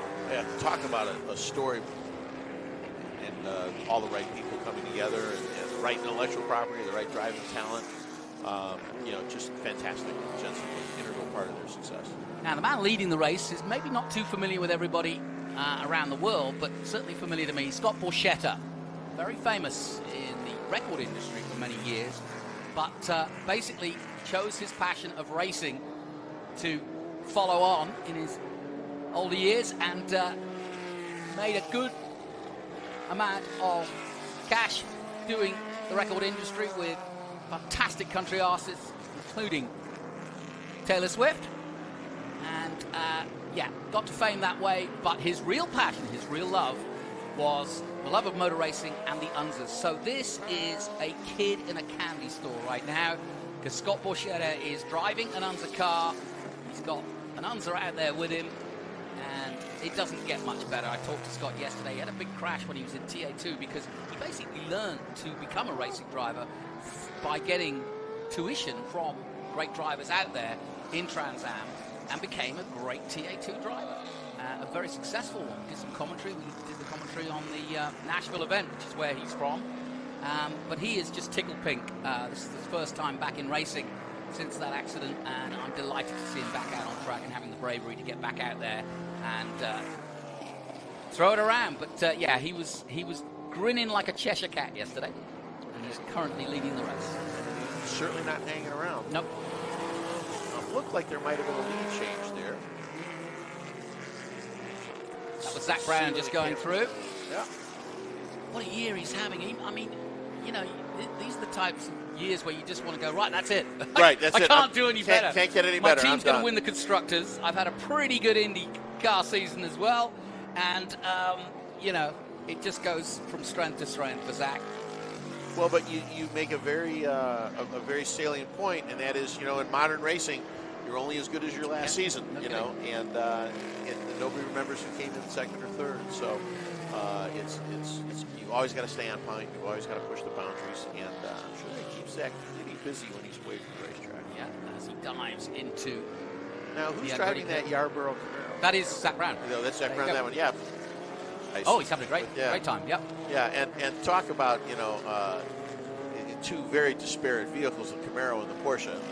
You can see the Camaro really can put the power down and close the gap, but then the Porsche in the corners can carry more speed. It weighs a lot less. Yeah, it's interesting. I've seen Zak at quite a few of these events, and he's a big player and a big collector, of course. And I've seen him drive an F07 Williams, which he owns. He also owns a McLaren. I saw him here with that. He's here in this Yarborough IROC car this weekend, and he'll be in other cars later today. But his drivers really can't pull any wool over his eyes when they say, the car's not really working that well, because he can drive a race car. And I'm not saying that he has the ability of a Pato O'Ward, let's say, or even a Lando Norris, but Lando can't come in and go, you know, it's not fair, this is not happening, and you don't understand because you're not a racing driver. And he's like, Well, and the other thing that changed, too, that I'm sure Zach is very adept at, is now there's so much data on the modern racing cars. When a driver says, well, I'm flat there, you go, well, no, you're not. You're at 89% throttle. So there's really nowhere to hide. And, you know, Zach, again, you know, with his knowledge of racing, can see through the baloney, I think, and talk to the drivers and look at the data. And you got to believe he can make a meaningful difference in the development of the car. Yeah, and he's a good man to make a bet with, too, because he has put bets with his drivers, including Daniel Ricciardo, back in the day, and has fulfilled them. Daniel said he wanted to drive his Richard Petty NASCAR, and so he won the bet. He won. And fantastic. Won for McLaren, and there you go. Here's Mark Martin in his car. In his car. That's fantastic. So what would have been the, please forgive my ignorance, but what would have been the era of the car Martin's driving now? When was that part of the IROC series? Because that's one of the newest cars, I think. Let's see. He is in a, no, this is a 95, so it's not, it's a Dodge Avenger from 95, but I suppose, I mean, the most modern is Kurt Busch in that 2003, 2006, Tommy Greasy in the Pontiac Firebird. Okay. So this is sort of the middle of the era, if you will. But Mark Martin, back when they were doing IROC, I mean, he was such a successful NASCAR driver, but he was huge in this series and really made a name for himself, no question about it. Because it's one thing to be a NASCAR or a Formula One dominating car, because you might produce the best car for that year, as you say. Every you know, you're only as good as your last year. But in this particular iterance, they all had the same cars, and that was the point. It was really letting the drivers shine in equal material. And of course, a good pass in turn 11 there by Zak the Brown? yellow Camaro. No, that's a different car. Oh, is it? Yes, you're right. Yeah, got him under braking on the inside of 11. And that's Roger Penske Jr. Yeah, in that Andretti car. I mean, it was clean. It was a good pass. Everybody knew what was going on. He's got the motorhome parked right by our commentary booth. I noticed that this morning. I was like, oh, that's nice.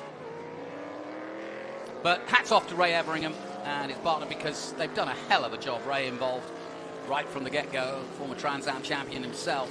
But Ray, a great guy, and has toiled, literally, to put this together and make sure that everybody, because you can imagine when you've got these superstars, even though they're not currently racing, and they want their cars prepared as good as they can. Yeah, and not only that, there's probably a few scheduling conflicts to deal with, and a few practice days to try to schedule and everything else. Danny Sullivan out there as well. Mentioned him, Formula One and IndyCar 500 winner. And which car's Danny drive? Danny is in a 1984 Avenger. Okay. Yeah, so Dodge was a sponsor of this series for a long time. Yeah. Initially, it was Porsche, and Porsche made no bones about it. I mean, they very heavily publicized, you know, the IROC series, that they were the chosen car. Of course, when you read between the lines, they were the ones willing to write the checks to provide the cars, but the marketing for them was fantastic. Sure. Yeah, no question. Back Dodge, if you look back in the early or late 60s and early 70s, Dodge didn't really figure as much as they could have done up against the Pony Wars and, Chevrolet versus Ford. There were Dodges out there, but it just didn't. I don't know, for whatever reason, it wasn't the choice, and it still isn't in the modern Trans Ams. But here, they really shone. Yeah, well, I think they had a different, and certainly Dodge and the Mopar brand has had quite a resurgence. Who would have thought we'd have a four-door Charger that 900 horsepower and drag race tires from the factory and everything else. So. I think the corporate winds of change influence what these people do, and then that affects their product. Scott, this is an amazing event. We're celebrating 51 years. Put in perspective what this means to you, this event. Well, when I first saw it when it was literally beginning in the 1980s, and saw the event grow. Patrick Long? Yeah, Patrick Long driving a Lauda car. That's pretty fantastic. Imagine Nicky Lauda driving that what Camaro. Is this? Yeah. So I bet he loved it. Yeah, but you can see him sneering at it when he looks at it at first. But you know, the event has grown and evolved, and it's interesting now to see the way it's changing to the different fields of cars, which I think is important. I think one thing that makes the event really special is people identify with the cars. They have cars that they can remember from their youth, and let's face it, we're all getting a little bit older. So consequently, if we want the event to remain relevant, you've got to, you know, have cars that were made in the time period that becomes relevant to your audience. So as the drivers are now junior or the third, you know, the car field is evolving as well. Yeah, no question. And in your mind, we won't get into the politics, but over the last 50 years, because it's a leased piece of land from the local council here, there was always a worry that they may not be able to continue as they wanted to, so the investment was, you know, and then Friends of Laguna came along and they've worked so hard, and I've got some great guys, some great ex-racing drivers, some great local community people like Ross Merrill and et al., who have basically now signed a lease, and they did it last year, announced it last year, for 55 years, so we've got 54 years. And there is Ross Merrill, who I just mentioned, in the Peter Gregg car, but such an important thing for Laguna Seca, because they really can start to do more things now, invest more into the circuit itself. And for those who've watched Laguna over the years, you'll see the Mission Bridge, you'll see the new little tower and the corkscrew name. It's just got a facelift now that actually sets it up for the future. Right, and I think what's important is continuity of leadership, and you see that in everything. It's great now that there will be a little bit more stability for the track, and because, let's face it, these things survive because of corporate sponsorship. Yep. You know, WeatherTech has certainly been a very able and very great partner for the track, as have other entities along the way. But they want to have, you know, some assurance of continuity as well. I mean, the Monterey Historics flourished as an event because for nigh on 40 years, there was a benign dictator named Steve Earle at the helm, and you know, he grew the event to the thing that he wanted. Now there's new folks in charge. They're carrying on that spirit, and they're working very hard to keep the integrity of the cars and to make sure that real cars are racing, and you know, the driving standards are what they are. And from my perspective, from an organizational perspective, and from just the nuts and bolts of the way the event runs, it's fantastic. The way it's evolved over the past 10 years, you know, the job that you know, the track management folks do and the logistics people do, Ardell and Haley and April, they're the unsung heroes of this event. They get us all in, get us all out, and they make everything happen. And it's just great.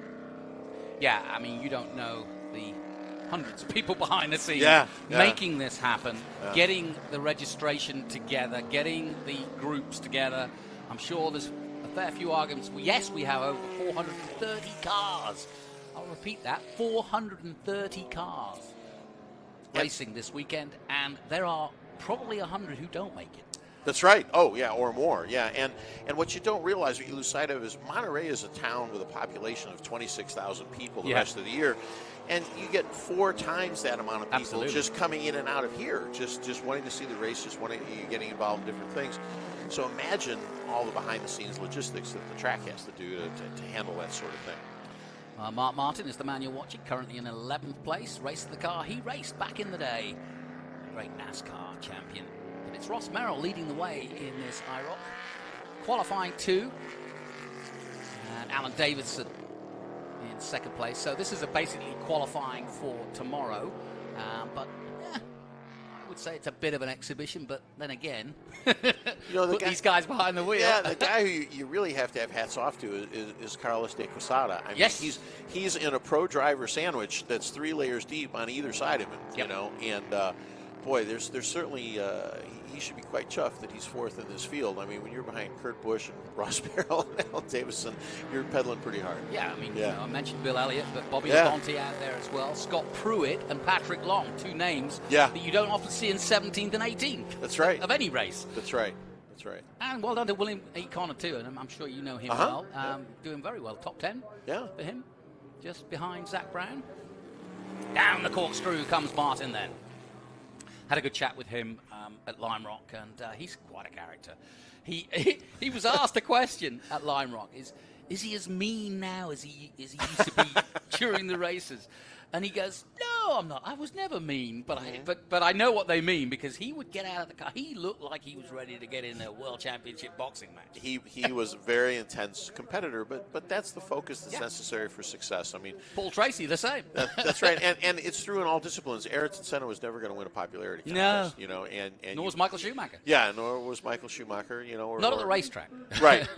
You know, you probably wouldn't pick Mika Hakkinen as a Scrabble partner, you know what I mean? But they were, you know, fabulous drivers, and that intensity. I'd pick him to play ping pong though and be competitive. Yeah, okay. I was talking to Mika the other week. A few months ago at Miami, and his kids are racing in karts. And I said, "Oh, how many Formula One races do you do a year?" And he goes, "Oh, forget Formula One." He goes, "I have 63 karting races a year." So that's Mika. He's now having to do the work with his kids. But Group 13, the Unser family, Tommy Teresi in that 2006 Pontiac Firebird 135.4. And for those that know Tommy, he will be well happy to be ahead of Kurt Busch, Scott Borchetta, Bobby Labonte, Ross Merrill in 5th, Bruce Canepa, another fantastic historic driver, Randy Johnson, Zak Brown of McLaren, David Roberts, and Scott Pruett. That's your top 10.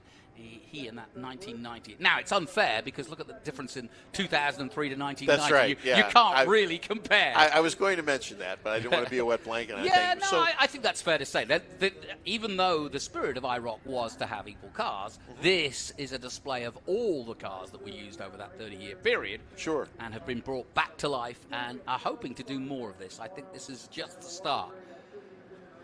Well, Scott Durnick, what are you going to be out in? When are you going to be out? I'm going to drive a Formula One car in the demo laps the rest of the time, making sure my customers have a good time. Which car?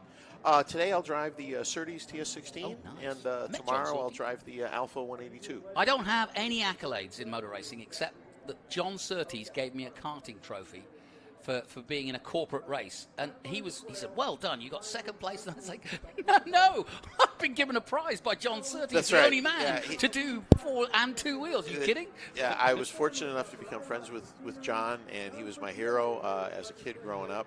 And the fact that now I have one of his cars, and I've had several others, is just beyond over the top for me. And a true gentleman, very much like Sterling Moss in that ilk. Well, thanks, Scott Durnick, for coming in, and we'll look forward to that exhibition of Formula One later in the day. We'll take a short break, and as you can see, the fog is rising, as I said earlier in the day, and we are getting a sunny California sunshine day.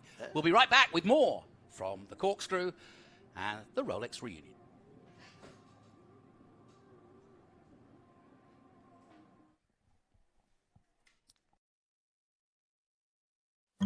What path do you take? Out here? It's a whole world of paths. Now, if you ever find yourself stopping in your tracks, well, we think that's a good thing. Because that is where the right path can lead. This is Monterey County. Find your way here.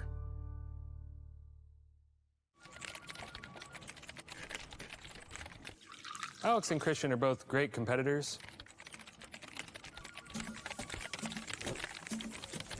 That doesn't always translate to a smooth workplace.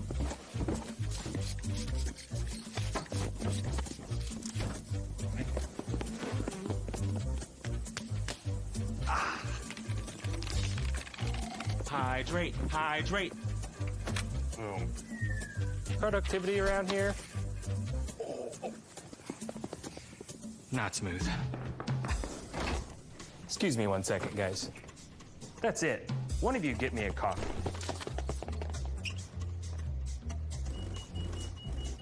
Want a barista quality coffee fast?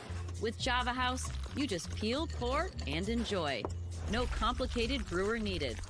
Amazingly smooth. Not smooth.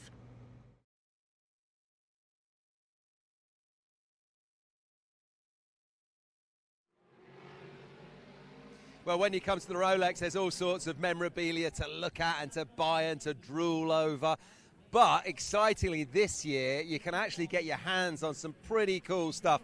with the help of a silent auction. So there's a QR code which you should be able to see on your screen right now, and they're dotted all around the site. Things like this authentic Mark Martin IROC fire suit, which has been donated by the guys at IROC, which is just phenomenal. But there's all sorts of other things as well. So just scan that QR code and get yourself involved. It runs right through till 1:45 on Saturday, and it's a silent auction. So you just scan the QR code, follow the instructions on screen, and try and bid what would be effectively your best bid. And fingers crossed, you may get lucky. Might not just be the fire suit. You might find yourself with an NHRA experience with Tony Stewart Racing. There's a couple of tickets up for the grabs to the Formula 1 at Las Vegas. There's mini helmets. There's some artwork by Bill Patterson, which is awesome. If you're lucky enough to have one of those signed by Bill, well, then you're in a good place. I've got one at home. He's a great guy, a brilliant artist. I've been lucky enough to get my hands on one of those. But yeah, so there you go. The silent auction running till 1:45 on Saturday. Scan the QR code and get yourself in the mix.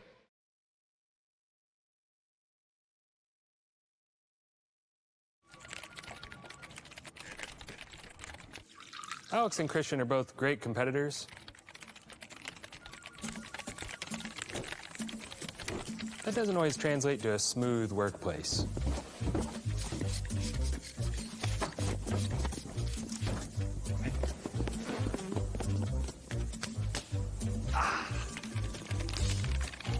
Hydrate, hydrate. Productivity around here? Not smooth. Excuse me 1 second, guys. That's it. One of you get me a coffee. Want a barista quality coffee fast? With Java House, you just peel, pour, and enjoy. No complicated brewer needed. Amazingly Smooth. Not smooth.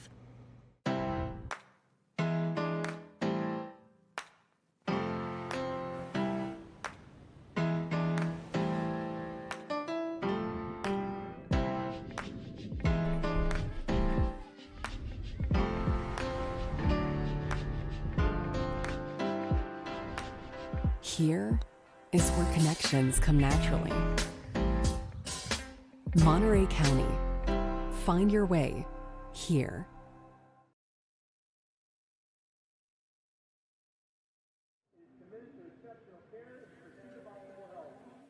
Well, great track action as always. As you walk around the paddock down here at Laguna Seca, you're catching up with motorsport racing royalty, none other than your Dorsy Schroeder here, 1989 Trans Am champion, and also as well the HSR race director this year. Yeah, actually it's my 10th year with HSR as race director, and really enjoying this out here.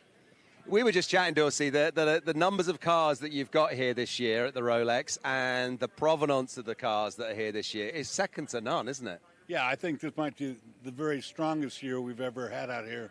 You know, with Formula One being like it is and IROC coming down and Ray Evernham bringing all these cars, we're going to have a huge fan base on Saturday. It's going to be nuts here. Yeah, it really is already. I mean, the IROC cars have just been out on track. They're come back in now. We were just sad about that. What a great race series that was. Brilliant idea. And you love racing in it as well. Yeah, I had 2 years on 91, 92. I raced in IROC, and that is, it's really neat to see all the generations that are still around. We got the Porsches from the year one, and of course the Camaros were year two, and then it turned into Dodge Daytonas and Avengers, and all of them. What people might not have realized was under the body shell, the car that you were racing was pretty much the same. Yeah, it is the same. All the chassis were exactly the same, and they just hung new bodywork on it. And they got heavier each year because they kept having to put new bodies on, so new bracketry had to be. And then television also, as it evolved, we put more and more cameras in. All the cars had cameras all the way through the field, and it was fantastic racing. Well, it's great racing. It's great to see them all 7 generations of it under one roof. Like you say, that's going to bring the fans in. As well, though, Formula One, 75 years of Formula One this year. Nobody has put a display of Formula One cars together like that yet. Maybe won't ever again. There's something from every era over there. I have never seen that many Formula One cars in the same place at the same time ever in my career, and I've been doing this over 50 years. What do you make when you look at like the 2025 Red Bull that's there and the 2024 Constructors winning McLaren that's there on display? What do you make of that? They're just like something from another world, aren't they? With all the aero package and the size of the car and the size of the tires. It's insane, isn't it? Well, it's amazing, you know, the technology, how it's evolved over a short 20-year period of time. You know, the Red Bull car, you know, the engineers that built the cars in the 50s and 60s would just not understand at all what's happened.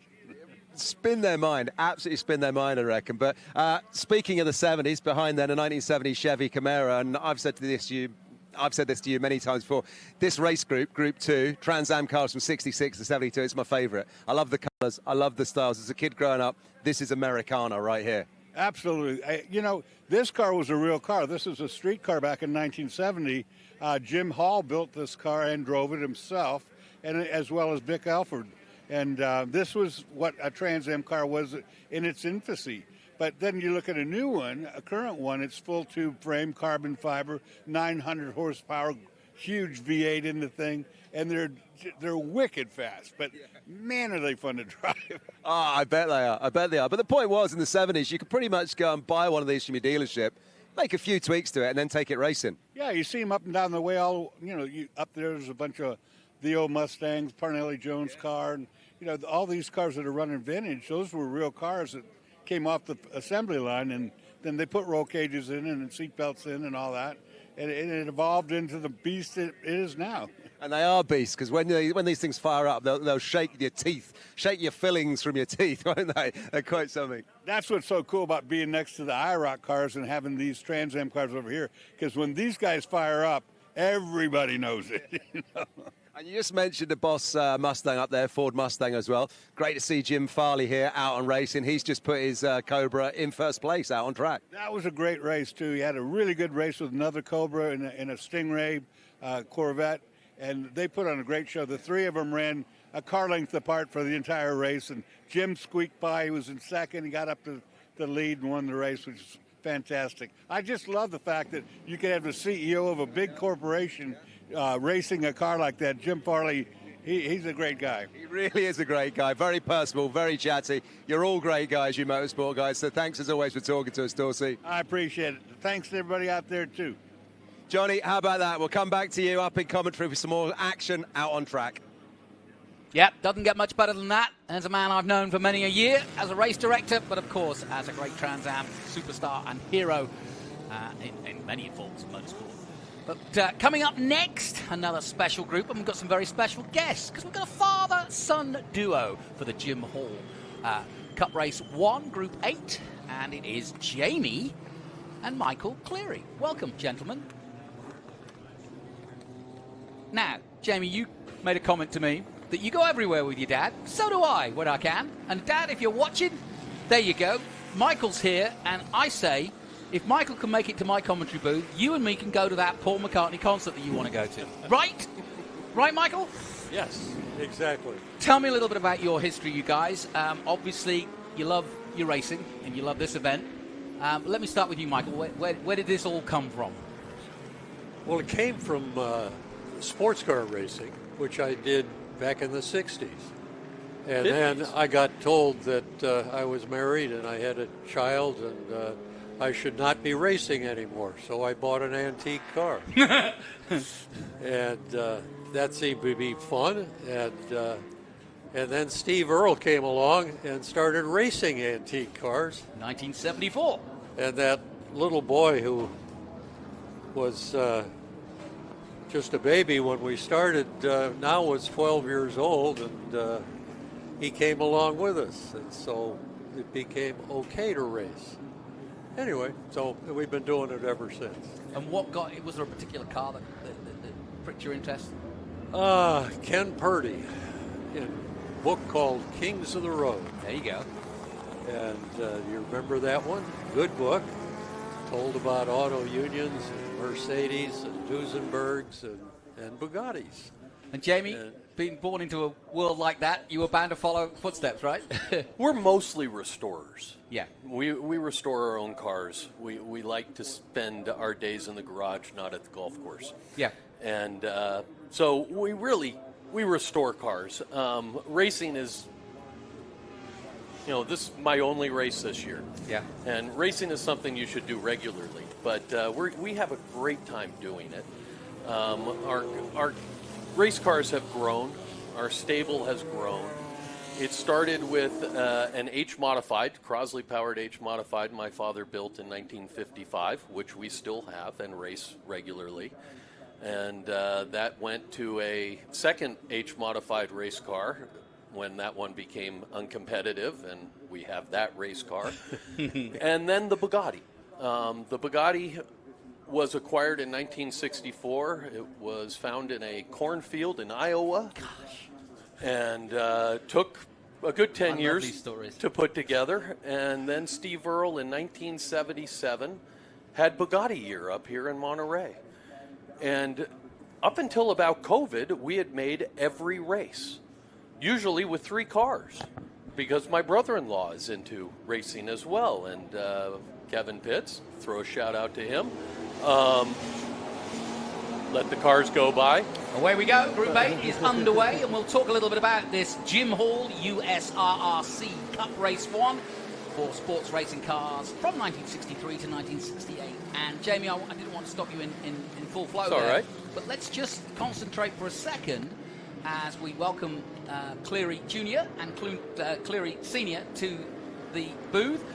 This was a very special period, and one I was not aware of before I started my American journey. Just the respect that you had, and also the innovation, and it's kind of apropos that it's Jim Hall we're talking about, because he was one of the great American innovators. And I said earlier in the day that if Adrian Newey were asked who inspired him, he would probably say Jim Hall as one of them. Because he was great, known for his Chaparral cars from Texas. But what I love about this group, it shows how the little European cars would come here and you'd go, what the heck, they're beating our muscle cars here, and they're nimble and they're fast and they're light and they're Colin Chapman, how light does he make them?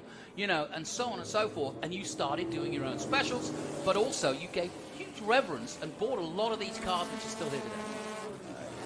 What we love. We love people coming out and showing interest in our cars. We promote getting people in our cars. If you come to our pit, you're welcome to sit in our car.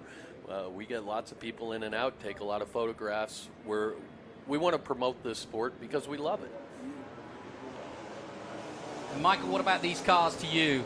Are there any ones you want to pick out? We've got fantastic Lotuses, many of them, but we've also got the California side of it, the Huffaker, the Genies, and also the Elvas.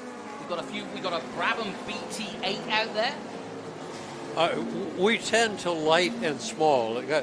Colin Chapman is our hero, and I've been trying to emulate his work. I think the only people who have criticism for Colin Chapman are the fact that those that saw just how willing he was to make it lighter, more nimble.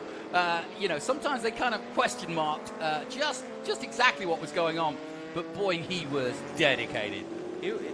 Unbelievable. Actually, our future project, if we ever get to it, is a Lotus 7 that has been sitting in my garage for several years now. Derelict.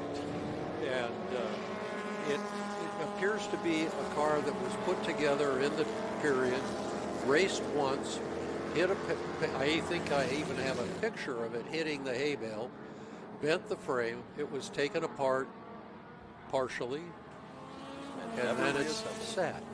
Wow. And it's been sitting in Santa Barbara. And that's a story across America, and thankfully, quite a few wealthy restorers and owners willing to do that have come back and, invested the money to do so. And that really is something quite special, and I really take my hat off as we take a look at the McLaren of Grillo leading the way at the moment. Richard Grillo, of course, in that 67 M6A, and he'll be a prominent factor for most of the day. Cowdrey behind him in the number 6, Dan Cowdrey in the Lola T70 Mark II. And Lola, of course, became a big name over here, just like Chevron. These are names, all the yellow flags out. That's never a good sign at a historic event, but let's keep an eye on what's happened there. this could end earlier than we expected, but there's an almighty battle at the front. And it is a full-course yellow, so it'll slow things down, but it gives us a chance. As you can see, that we've got the recovery truck out there already. But yeah, tell us more. Tell us more, Jamie. It's the 72. Ooh, it's got gravelled. And that's John Fudge, who is a very, very good racing driver. So a bit of a surprise in his Huffaker Genie. Do you want to, either of you, pick up the Huffaker Genie and it's sort of... Well, actually, that car was owned by Lee Osborne, a friend of ours who also runs small bore, and he decided it was exhausting.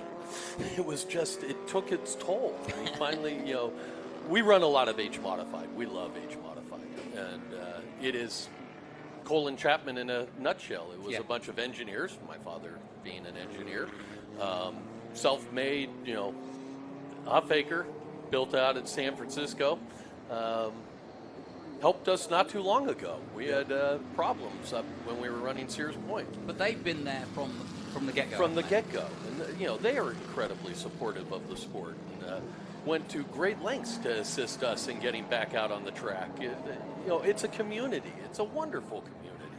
Yeah, when we see these smaller bore engines out there, or smaller cars out there, like the Lotuses and, the McLarens, the Americans kind of took to this and said, and this is kind of, we just saw Jim Farley win in a Cobra, but if you want to look at the essence of where they kind of came up with the Cobra, it's to put a big old muscle car engine in a small light car, right? In a lovely AC.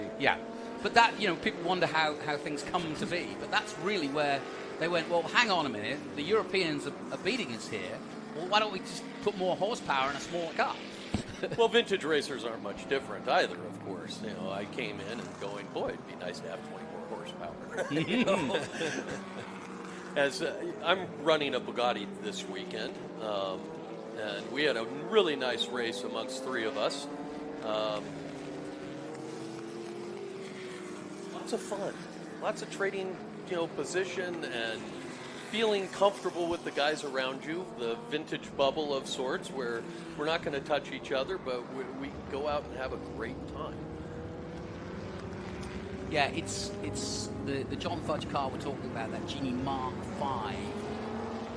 1961, and it was a small-bore sports car used by BMC, Alfa Porsche, and Corvair as a power plant. So this is what I'm talking about. Something, get a chassis like that, and you've got all sorts of different ways of going with it. And originally built, this one is one of the originals, shipped from the East Coast without an engine, and an Alfa Romeo power plant was installed in it by Jack Flatt. Its most successful year, Bridgehampton, 1962. Sadly, we're talking about a car that's stuck in the gravel at the moment as we're under caution here, but we are talking to the Clearys. I don't think there's any other sport in the world where the father and son, whether they be driving or just, in your case, restoring and driving, but there isn't a better way to work. And, they talk about fishing being a good way of going. That's another one. But motor racing just seems to have, and this field says it all, there's more father-son combinations racing, whether it's the Padding Dowling and Cayenne and many others. I noticed that Fulmer's nephew is out here. You've got Roger Penske's son, Junior, out here today. That's motor racing, isn't it? It is. Pass it on. Pass it on. Pass it on. It's just so. I have a picture of him with his grandfather sitting on the frame of the Bugatti as an infant. So he's been around that car for 60 years. Is there a car, Jamie, that you want to either restore or just drive that you've had your mind on? Cabo Lago Grand Prix car. Boy, there was no hesitation there. I love it. Good for you. Why? It's one of the prettiest cars that ever existed. Good friend of the family, Peter Mullen, God bless his soul, owned one, and I got to race against it many times. Fortunately for me, Peter wasn't the fastest guy in the world, so I was able to keep up with him. And there's a model. My father has a model of one. He's had one as far as I remember. It was one of my favorites, too. So we are I'm his mini-me in many ways. That's great. But Cabo Longo, there's no doubt about it. Now, that car you just saw, we're going to go green very soon, but I want to point out the car that is leading, that 1967 M6A McLaren, there it is, coming through shot, was a 67 Can-Am Championship car with Bruce McLaren, and is the car that started the McLaren 1968 USRRC Championship car with Mark Donoghue. So this is a very storied car too. The fact that these cars were the originals, it blows my mind, it really does. As we see Perryman going through in the number 1. In that McLaren M1C Grand Perryman from 1967. So as they head up to the corkscrew, we should be going green again. You know, I was saying at the top of the show, I thought the 50th year was splendid. They've topped themselves again. They've gone even better, haven't they, for the 51st year? It's gotten bigger and bigger and bigger. The first year, it was dirt pits and 66 cars in the first 1974 Steve Earle Ferraris. Yeah. All of them? Effectively. Really? Yeah, it was a Ferrari get-together. Okay. And they had so much fun that they decided they needed to grow it, and they didn't, well, don't want to say this, but they brought in Jaguar, I believe, the second year. I think it was Jag. Then, and of course, they'd already, from the Pebble Beach races, they already had a storied history, didn't they, of being here in California. So. They did. A lot of Ferraris were in garages. Yeah. Where I grew up, Pacific Palisades, God bless its soul. Yes, sadly. We had Ferraris all over the place. We had Tony Krivonic. We had, God, why is his name escaping me? Bill Ziering. Bill Ziering. And there was another. His name's going to had a Testarossa over on Via La Paz. But I remember as a kid a McLaren coming to the house. It was a street legal McLaren. And I got a ride in that down the street. That was very exciting. We had race cars around. We had, and I mean, nothing to do with them. Yeah. We had a local club, car club, called the No Name Race Car Club, which there were there were no registration, no dues, no president, no vice president, but once a month somebody would open up their shop, cook hot dogs, and we'd talk cars. And I was always the youngest one there. I still feel like the youngest one, and I'm turning 60 this year. But a lot of round sprint car and midget racers.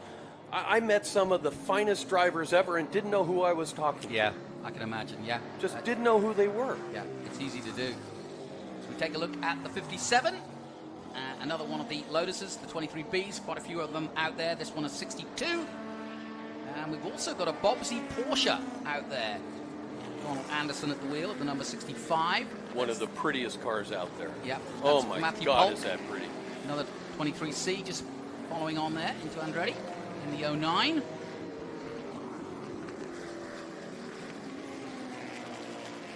What's the hardest part of restoration? I mean, the obvious thing is parts, but is it as simple as that? Time. Time is our enemy. I work. I've got a job. We take on big projects. Our projects generally take us up to 10 years. Really? That's quite a commitment, isn't it? We try to put an hour a day, whether it's calling for parts or trying to design or figure. But if you're not putting some time every day, you're not moving the ball forward. Is he any good? That's right. Is he any good, I said? Have you taught him well? Oh, way better than I am now. We're very fortunate over time. We've built up a machine shop, so we're machinists. I won't say we're very good at welding, but we do weld. It's not the prettiest thing in the world. If we care about it, we'll take it to somebody who can do it pretty. But we're really good at it, and we take it seriously, and we move the ball forward. Our latest was a 1955 sprint car with an Offie. And tell you a quick story. I grew up with an Offenhauser as a side table to the living room or family room couch. A piece of glass on top. Presumably made by you. No, actually, it was in Drake.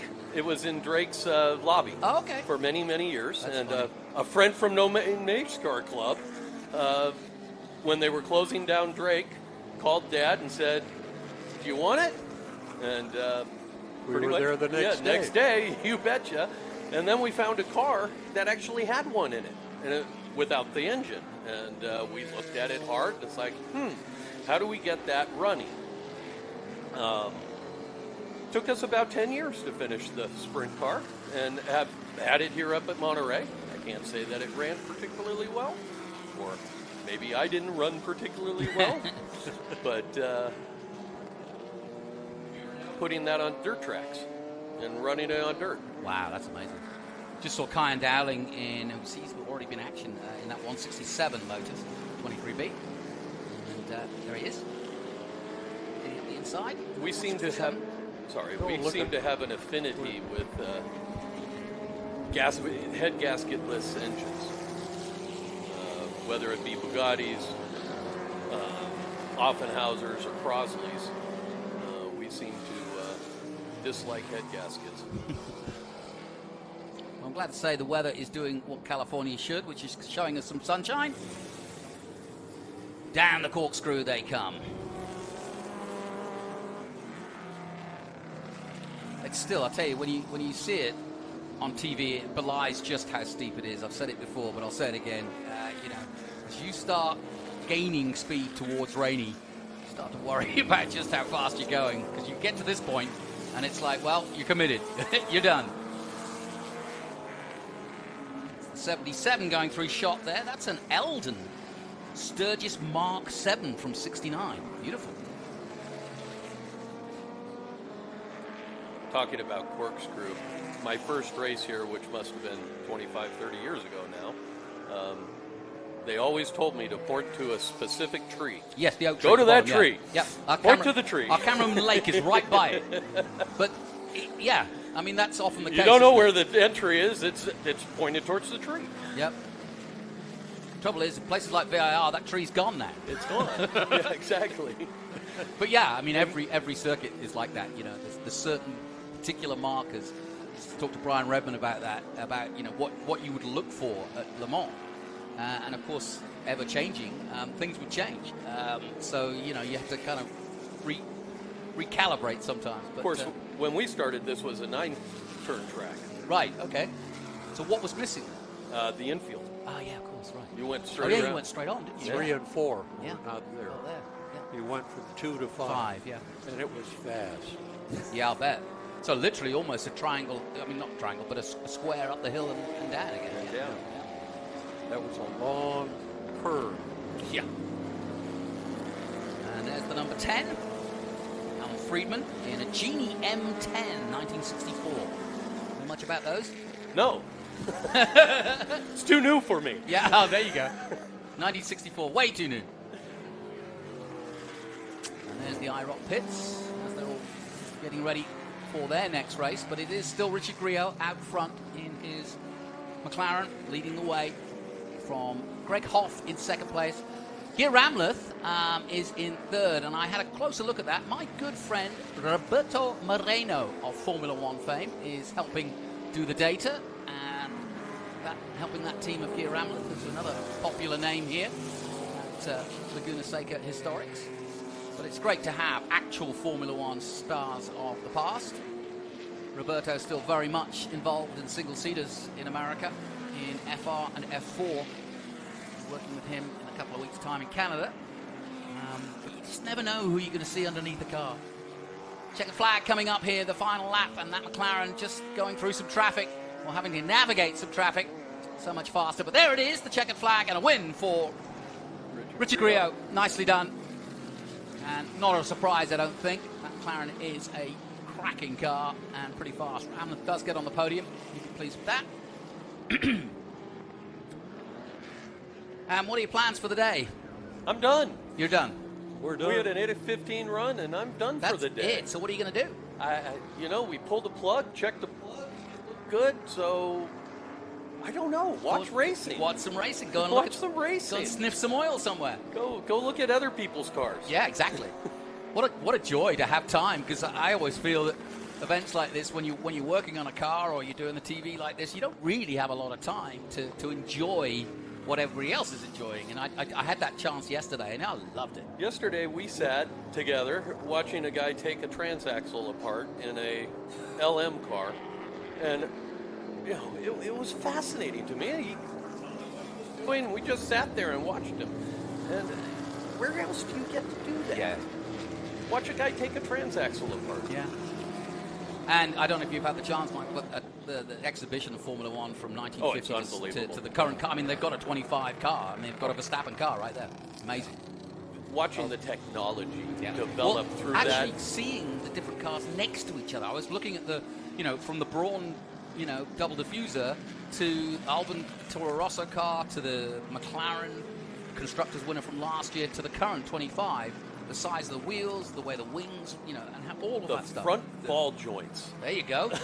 They were, it just the lack of ball joints, or the lack of ball joints, and the lack of anything being a wear component. Yeah. So then, confirmation, the first Jim Hall Group 8 race of the weekend, and it is Greg Hoff who wins. Actually, Pierre Ramler takes second place. Richard Greer takes the win. Greg Hoff takes second. Pierre Ramler takes third, so that was correct. Matthew Polk in the 65 Lotus takes fourth, and Granton Perryman in the 67 McLaren takes fifth. Then it's Brannon, Larson, Jennings, David Smoker, what a great racing name, and Daniel Wise rounding out the top 10. Pretty much dominated by Lotus, but there was the odd Hoffaker Genie Mark 8 there, 1963, Lynn Larson in 7th place. Well done to Richard Greer. And my thanks to both Michael and Jamie Cleary, who've got the rest of the day off. We've given them day off. We won't torture them to do any more commentary, but they are very welcome to come back any time in the rest of the weekend. Go and see some ball joints or whatever you're going to fancy. Fire pit. Yes, I will. Say hello. I think you have been here a long time. I've been coming back a few years, yeah. Yeah. I enjoy it. I enjoy getting the stories out of you guys. That's what's important. This is your sport. I'm here merely to commentate and drive it, as it were. I have never driven any of these cars or restored them, but I love them. I have a passion for it, and I've been around it for a long time. But I just love hearing the stories, especially here on the West Coast, where, if I can be so impolite to say that Mr. Ferrari called the English, that's me, garagistas. Well, I think the Californians fit into that perfectly, because, and I proudly wear that hat. If there were a garagista hat, I would wear it. Well, please come on by Yes, our we will. pit, and we'll be happy to put you in a car, and Jamie can give you a ride. All right. Thank you very much. Father and son, the Clearys here in the booth. We'll take a short break. We'll be back with more from this historic race.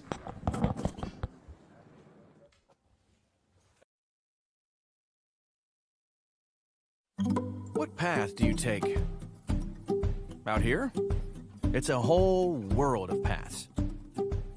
Now, if you ever find yourself stopping in your tracks, well, we think that's a good thing.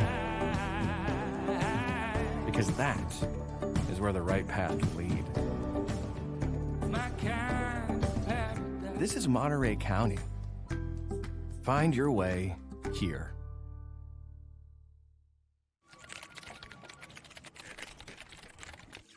Alex and Christian are both great competitors. That doesn't always translate to a smooth workplace.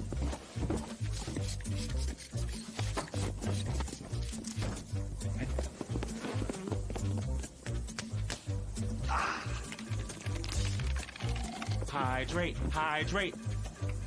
Boom. Productivity around here? Not smooth. Excuse me 1 second, guys. That's it. One of you get me a coffee.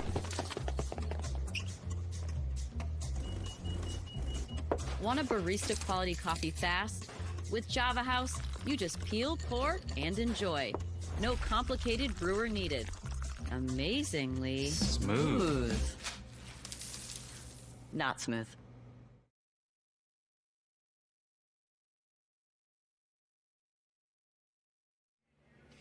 Well, how about that? Those IROC cars have just been out on track, and I'm pleased to say that I've caught up with a man who's made it all possible. And Ray Evernham, you've done an awesome job getting all these cars here and shouting about it over the last few weeks on the social media and on Instagram. So congratulations, you made it, buddy. They're all here. Oh, thank you. But I've got to tell you, I'm out front, but there's a great team of people. My partner, Rob Kaufman, and the crew of guys that have put these things together have done an amazing job, because all IROC cars from the same series are the same, but we've got 7 generations of IROC car here. First time in history that's ever happened. Yeah, I was going to just say that. Has that ever happened before? Clearly hasn't. And what's also great is you've got the stars from back in the day here. I think you got 9 of your top guys there doing a little bit of an autograph signing session, and then a whole load of other guys jumping in them and racing them. Yeah, but let me tell you, they have not lost their competitiveness, because everyone, the first they want to know is how fast did this guy go? How fast did that guy go? I need better brakes. I need you to do this. And like all of a sudden we're back at the Daytona 500. And it was a great series. It ran for many, many years. I think 73 was the first one, right up to early 2000, 2006. But just give us the background on it. What was the original idea of it? So Roger Penske and a gentleman named Mike Phelps, a couple other guys got together and say, hey, what can we do to get more eyes on motorsport? And they came up with this kind of a superstar challenge. Greatest drivers in the world, Formula One, Indy, NASCAR, sports car, in identically prepared cars. First year was Porsches. After they did the Porsches, they wanted to go do some oval racing. So they made Camaros, Chevrolet Camaros. And then Chevrolet Camaro were the Generation 2. They ran those basically from 75 to 89 with the Chevrolet Camaros. And then to the Dodges. They went from Dodge Avengers and Daytonas, and then finally to the Firebirds. So 7 total generations of IROC cars. That's phenomenal. And it wasn't just oval racing, it was racetrack and oval as well. And like you say, it attracted all kinds of drivers. James Hunt's name's back there, and I've seen Niki Lauda's name on another one. Yeah, that actually is the only IROC car that Niki Lauda ever drove here. So some very famous cars here. James Hunt and Jody Scheckter both drove that car. We've got cars that Emerson Fittipaldi has driven. You know, Bobby Unser, A.J. Foyt, Mario Andretti, Richard Petty, Derek Bell, Jackie Ickx, Jochen Moss, lists and lists of people who've driven these cars. It's a who's who, isn't it? And that's what it was all about. The idea was like kind of winner takes all, who is the best driver? And we'd love to see it back, Ray, surely. Please tell us it's coming back. Well, we're trying. You know, the first stage is the historic IROC. You know, it's my dream to bring back the real stories. And they say, well, you know, it's only a dream unless you've got a plan. So my plan is to see how much interest we can generate with historic IROC, and then hopefully raise the money and navigate the politics to get the drivers to do the series. I think motorsports today is ready for a form of motorsport entertainment like IROC. Yeah, I'm sure they are. And speaking of entertainment as well, you got people like modern day entertainers in the world of Formula One. Zak Brown behind getting the wheel of them as well. And I saw he did a great little feature with you at the 10/10th Raceway as well in the run up to this. Yeah, and Zak's a sleeper. You know, Zak is a pretty darn good race car driver. You know, I mean, and he hangs out with the best drivers in the world so they can give him some tips. But Zak Brown is driving the most original IROC car on the planet. Never been restored. That car was not only driven to wins by Cale Yarborough and Darrell Waltrip, driven by Mario Andretti and people like that, but it was used in a fun PR day. Clint Eastwood, James Brolin, Gene Hackman, and Paul Newman all drove that car on the same day for fun. Zak has brought that car here unrestored, and he's driving the wheels off it. Listen, Ray, it's great talking to you, and we could do it all day, but we're out of time. I wish you all the very best of luck, and fingers crossed, let's get this thing back. Thank you, and it's going to be pretty exciting based on a little bit of competition between Mr. Gordon and Mr. Busch right today. Great stuff. Lot to look forward to. How about that, Johnny?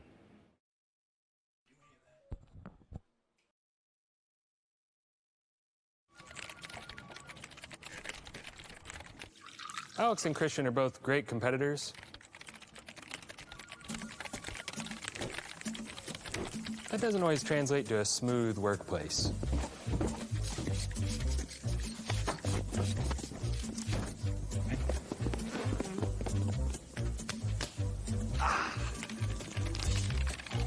Hydrate, hydrate.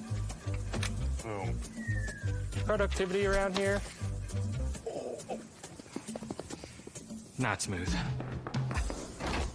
Excuse me 1 second, guys. That's it. One of you get me a coffee.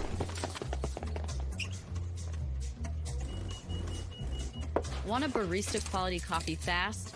With Java House, you just peel, pour, and enjoy. No complicated brewer needed. Amazingly Smooth. Not smooth.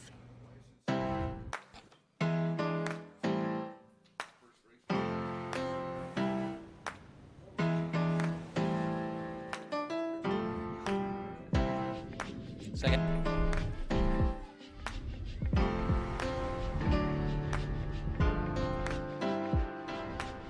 Here is where connections come naturally. Monterey County. Find your way here.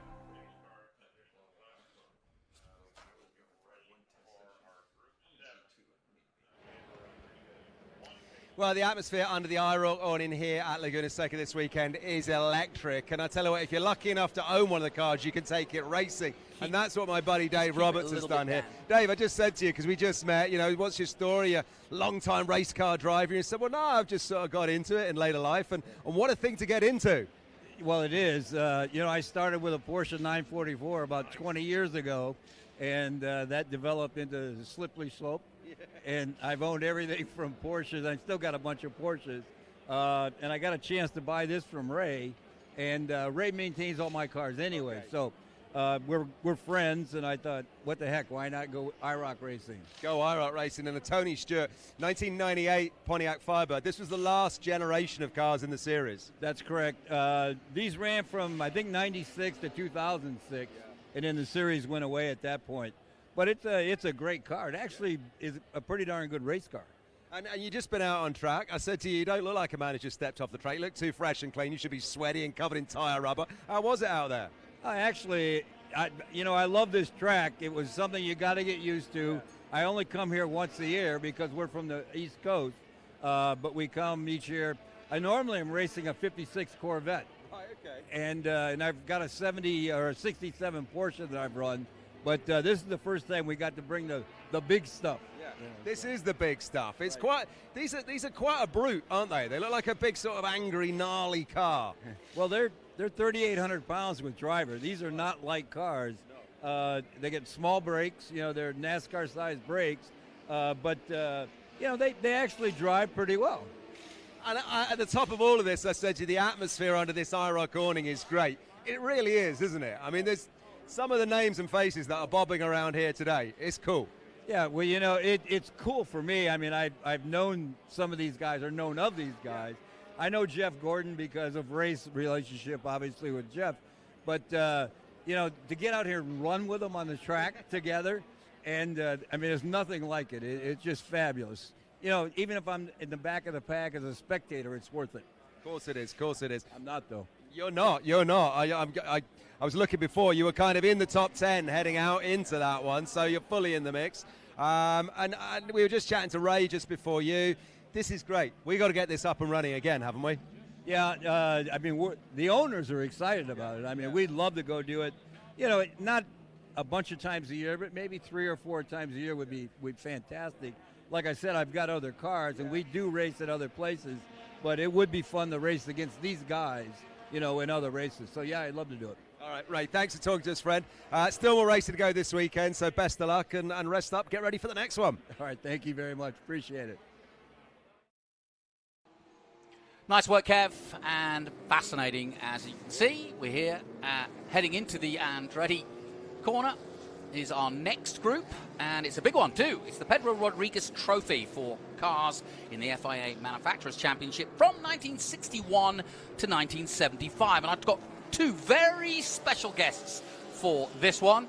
And if you don't know who Pedro Rodriguez, well, he and his brothers from Mexico were very, very much prominent in sports car racing in the day and pretty much put Mexico on the racing map, just as Fangio put Argentina on the racing map.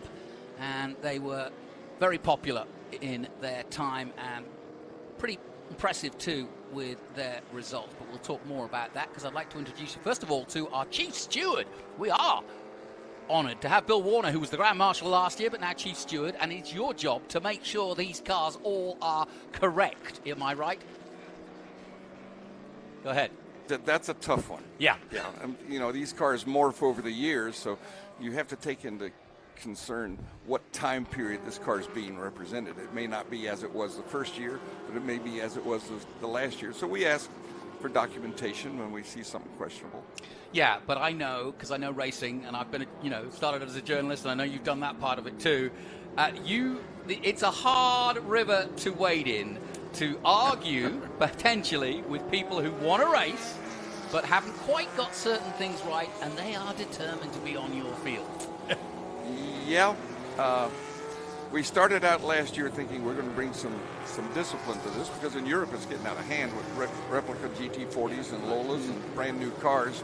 So the real cars aren't coming out. In some cases, the guys running a clone car have the real car at home. We want them to be original and as they were. And we do make exceptions for safety modifications and reliability. For example, if you had an aluminum radiator where you'd have a standard radiator, that's okay. It's where you have a 427 cubic inch engine and what should be a 289. Yeah, Brembo brakes. Brembo brakes. No, that's a no-no. We've also got here in the booth Rick Knoop, who will be out. Well, in fact, less than half an hour. He's going racing again. But a story history too. Tell me first of all, where are you going in 20 minutes? I'm going on the IROC tour, which is going to be just amazing because the cars and being the inaugural voyage here at Laguna Seca, and we get to drive them with the California Highway Patrol escort, and we're going to the Quail Lodge. Oh, and nice. I'm just tickled to death. A lot of the drivers that are there, I've driven with in some form of motorsports. Are the Camaros going to go first or the Porsches? I'll be right there. Group 7 then, away we go. The green flag waves. This is the Pedro Rodriguez Trophy. And as I said before, FIA Manufacturers Championship from 61 to 75. And a beautiful sound as they rush past our commentary booth and down into Andretti for the first time. And Bill, why don't we start with this group? Whoa, as we get a spinner from third place.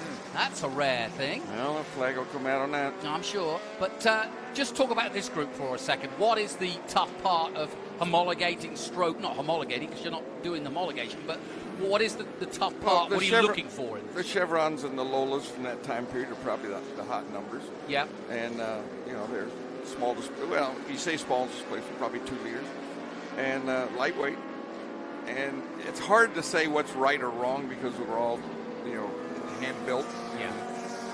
They were built to race, so it's very hard to cheat other than going with bigger engines. Yeah.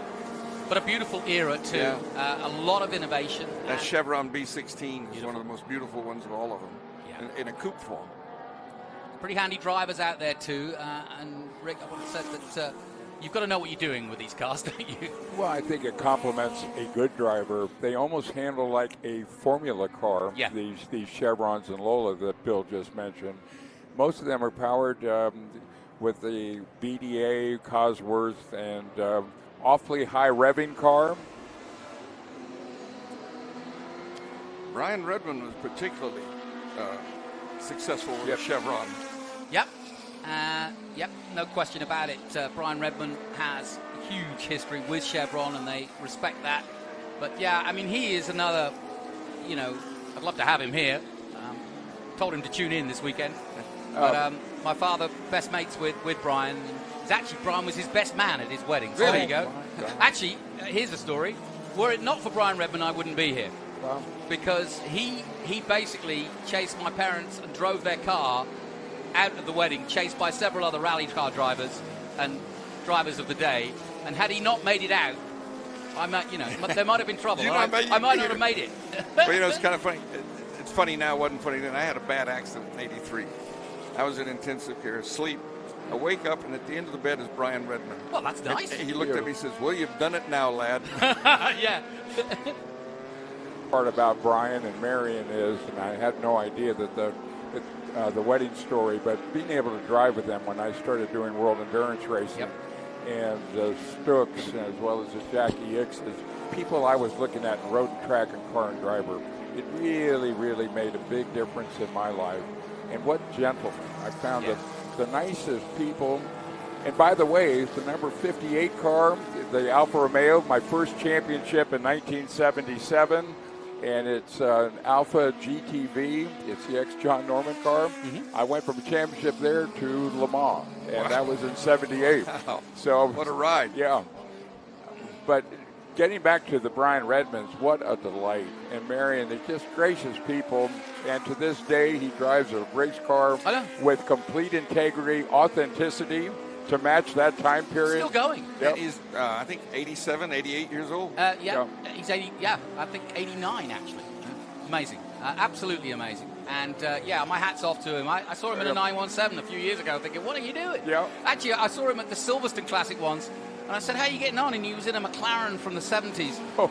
And he said, well, I'm fine. He said, but my neck's not strong enough. And he said, going down the Wellington Straight, my helmet was pulling me. I couldn't see. Oh, my God. He said, so I had about 3 seconds of blindness. But that's Brian. He wouldn't care. He kept going. He kept his foot in. And, you know, the endorsement is there's a line of people at every major event that want who to drive their car? Yep. Brian. Yep. He always brings it home. Yep. Yeah. Big secret in life. Well, and also, you know, you think of Vic Elford and you think of Sterling Moss, and I'll put him in those ranks because of the Europeans that have been over to America and made it. David Hobbs, of course, as well. Pretty incredible to come from Europe, to come from Burnley and Lancashire, which is where my family hail from, you know, as a basically a brush salesman in his Morris back in the day. That's right. His first car was a Morris Traveler. Yeah. He took the windshield out, and then the he went doors to work off. on a Monday and put the brushes in the back. Yeah. And then Monday, put the doors back on, the windshield back in, sell mops. Yeah. Amazing. Absolutely amazing. Love stories like that. And then, of course, like most racing drivers, we don't lose them in a race car. They end up in hurricanes and stuck in the Bahamas. Oh boy, and, he really had a go round with that. Oh gosh, 5 days we lost him. It was 5 days, you guys. I've forgotten about it. Marsh Harbor. Yeah, that's exactly right.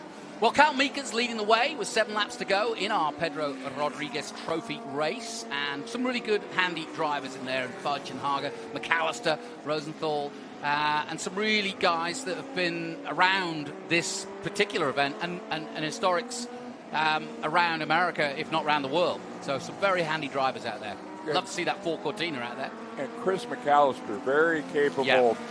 I've run with him in the bigger the McLarens. Yeah. He goes really well. He looks like Harry Potter. He looks like Harry Potter. I do like that. So, Bill, have you had any problems this year?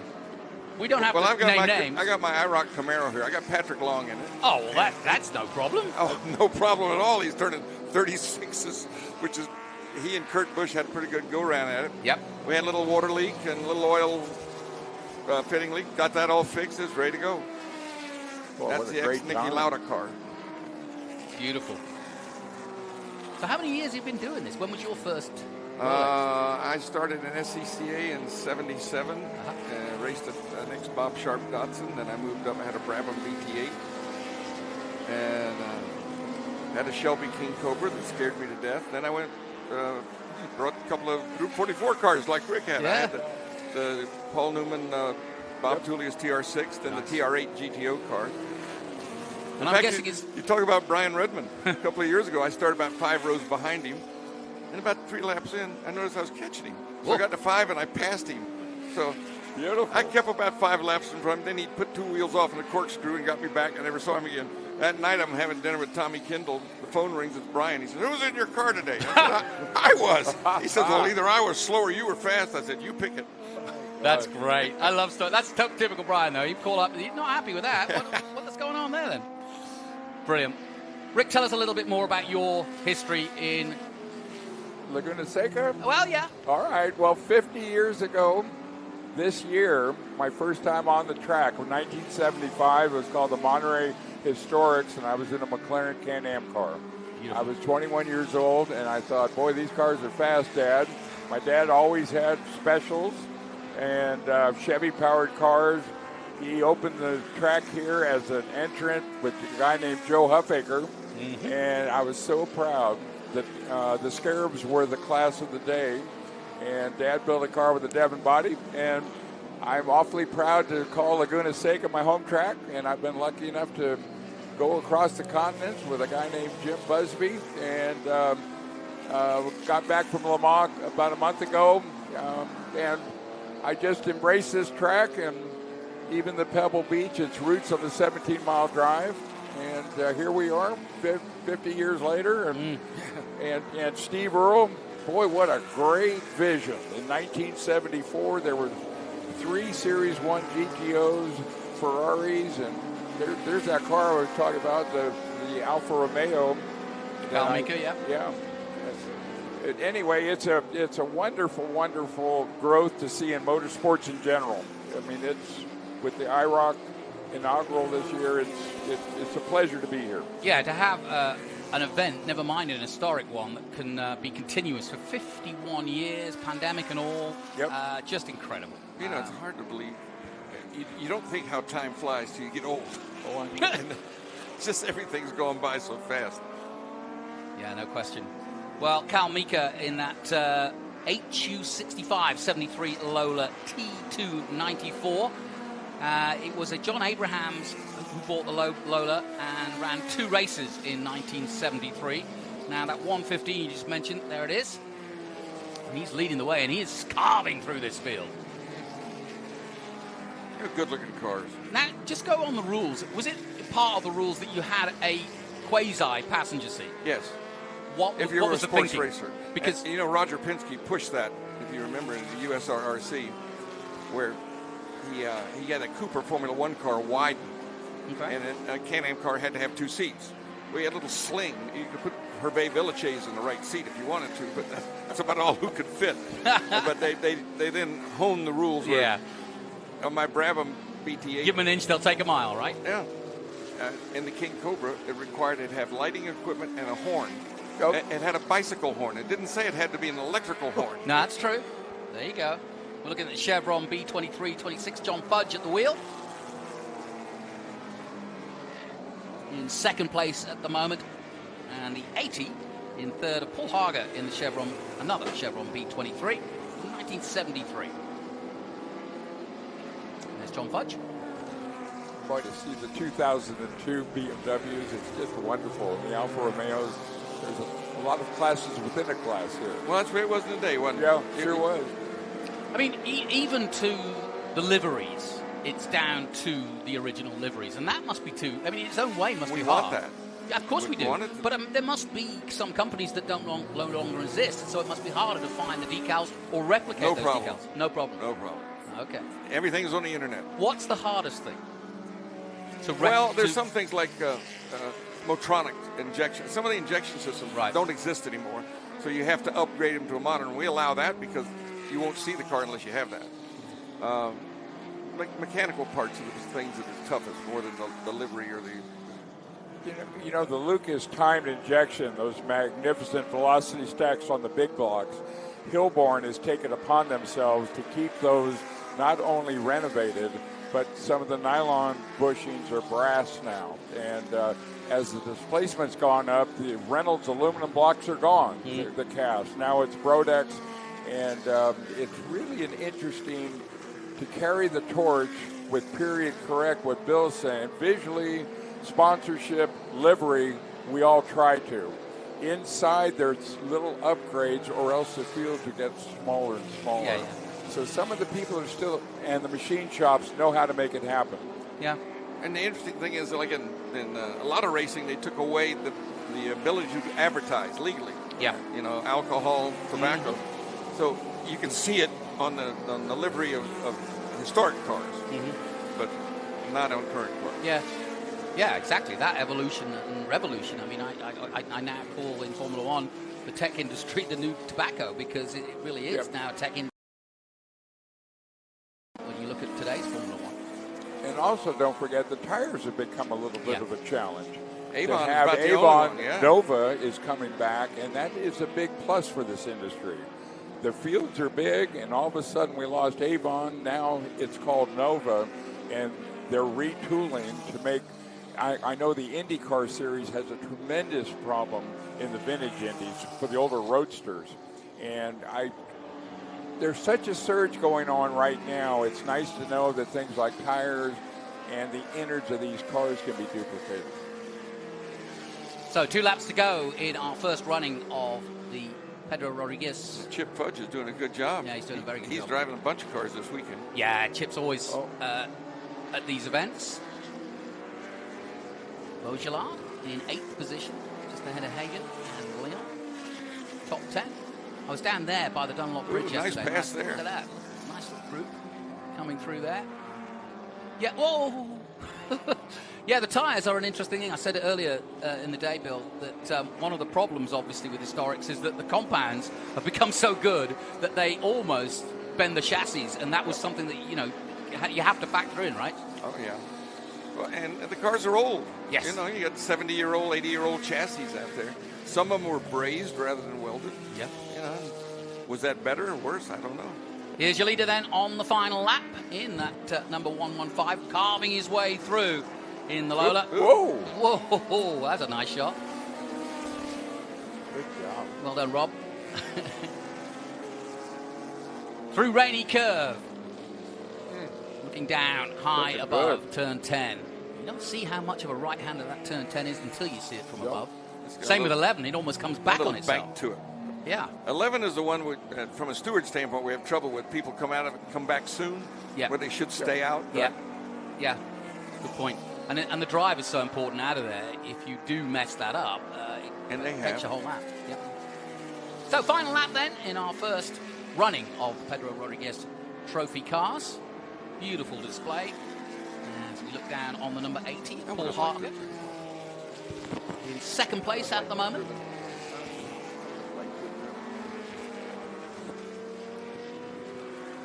73 Chevron.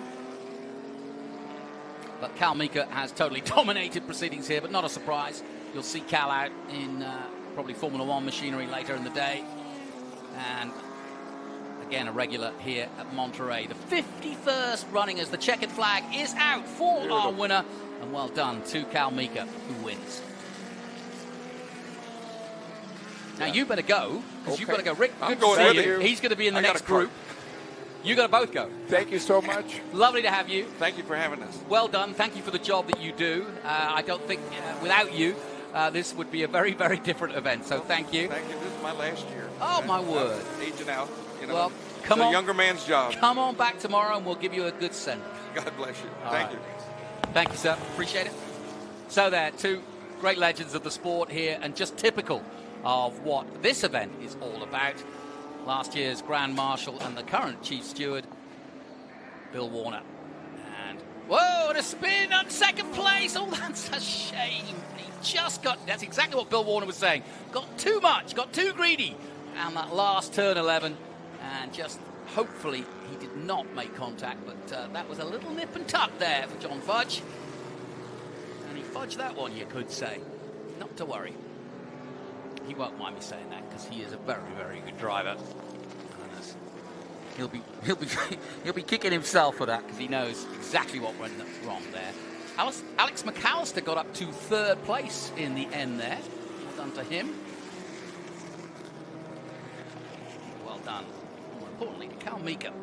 I'm sure he'll be doing the same again in tomorrow's race.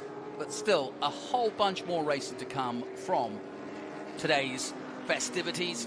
This, the 51st running of the Rolex Monterey reunion.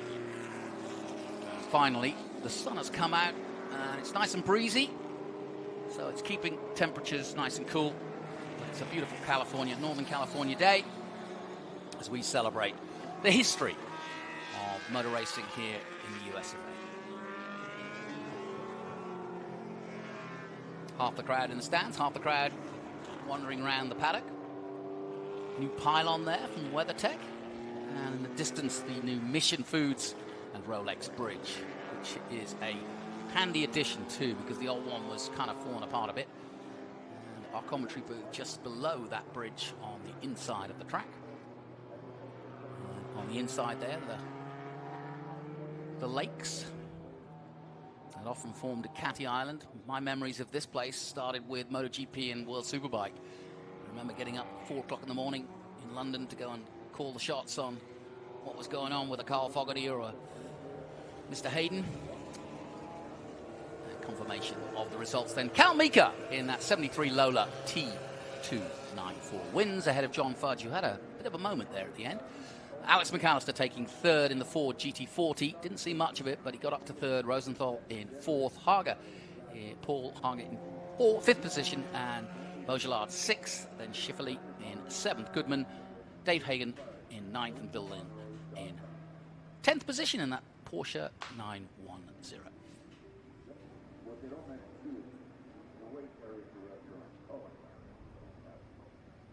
And like I said, they'll be back in action tomorrow for their second race. But as we look down on the leader WeatherTech pylon, which is resplendent here at the circuit, and a great addition, we'll take a short break. A packed house here, as you can see, the cars on the hill. That's how you know you've got a big event at Laguna Seca, is how big that hill is covered in cars.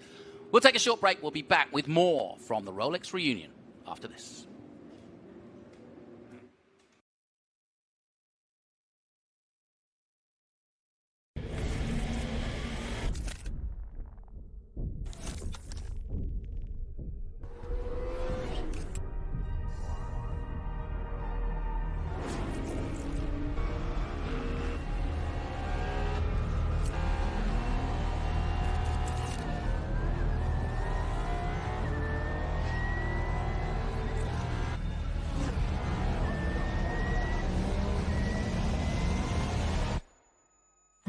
What path do you take?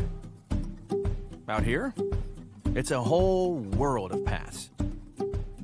Now, if you ever find yourself stopping in your tracks, well, we think that's a good thing. Because that is where the right path can lead. This is Monterey County. Find your way here.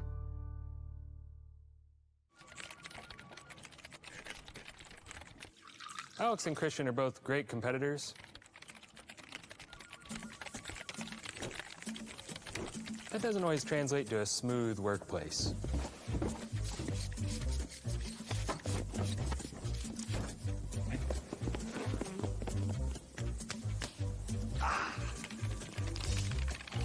Hydrate, hydrate. Boom. Productivity around here? Not smooth. Excuse me 1 second, guys. That's it. One of you get me a coffee.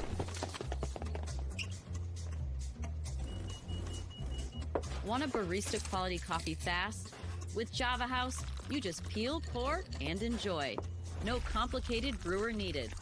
Amazingly smooth. Not smooth.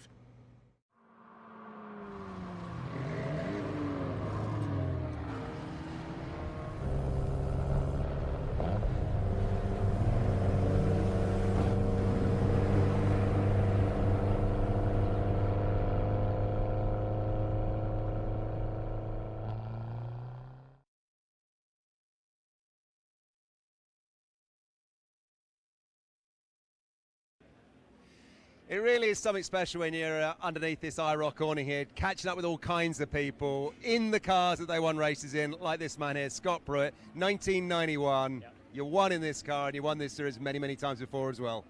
It is amazing. Now, here's the crazy thing.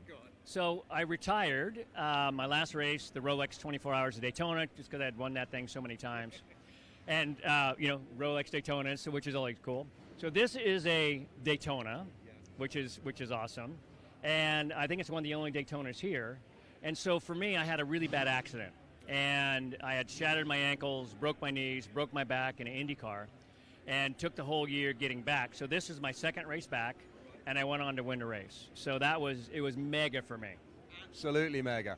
And you're back in it. How is it? I mean, I just said to you as well, I was like, hang on, has this been recently restored? Because it's immaculate. There's not a mark on this car. It is. It's what Ray and his group have done is great. So Ray and Rob brought IROC back. I think what we're doing, so I told everybody when I retired, I am never getting in a historic race car, vintage race car. And so this is the first time in 7 years, and I love what they're doing, love being around all the guys. And what people don't, I'm not sure everybody realizes, this was the best of the best, right? So you had 12 cars. So they had 4 stock car guys, champions, 4 open wheel guys, champions. And for road racing guys, champions. So you brought all these champions together. We didn't actually drive the race car that we'd race until the race. So they had 4 test cars. We drive those leading up till the race. We went randomly drew whatever color that was, and then they'd put, the stickers on, what our names were, and so on, and then we go racing. That is like the purest thing ever, isn't it? Because it's just the driver, and you just pull in a ticket, and you're going, all right, it's me and that car then. Let's see what we can do. It is, and so when you think back of what IROC was, and you got Yarborough, and you got Hunt, and you got all these cars with these iconic names, it was the best of the best. You didn't have your name on the side of the car unless you were a true champion. And so what the group doing, bringing IROC back, and I think there's going to be this, even from what we've seen already here at the Rolex Historics, is the people and all the fans coming up going, I remember you racing that car, and I remember that car, and I remember this. I mean, it's been really, I think it's nostalgic, and it's also bringing back all these great memories. I think there's a thirst for it. Just the buzz already on day one here on the Friday. I think there's a thirst for this. The fans are up for it. Yeah, and here we are. We're gonna at 11 o'clock. We're gonna drive to the Quail. Drive to the Quail down city streets and take this whole group of V8, normally aspirated, loud, open exhaust race cars and roll that into Quail. It's gonna be something different, and then our race tomorrow. So proud to be here. Also involved with the Rolex, and they're gonna have a bunch of people here, but all this group together and what we're doing and how we're doing it, and the fans that come to see all these vintage, iconic race cars is just fantastic. I think it's awesome. And Scott, thanks for coming out. Enjoy your day. Like you say, you're off to the Quail, but then going racing again tomorrow. Thanks as always. Thanks. Appreciate it. There you go. How about that? IROC is back in 2020.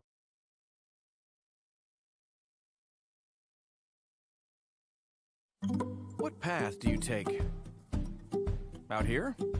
It's a whole world of paths. Now, if you ever find yourself stopping in your tracks, well, we think that's a good thing. Because that is where the right path can lead.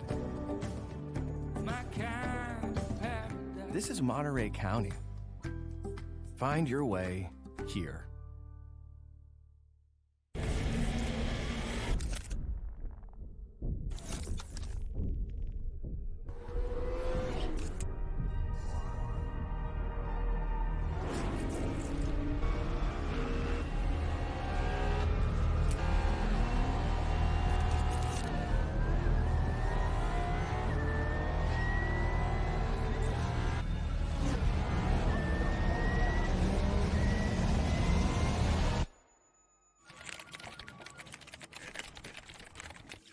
Alex and Christian are both great competitors. That doesn't always translate to a smooth workplace.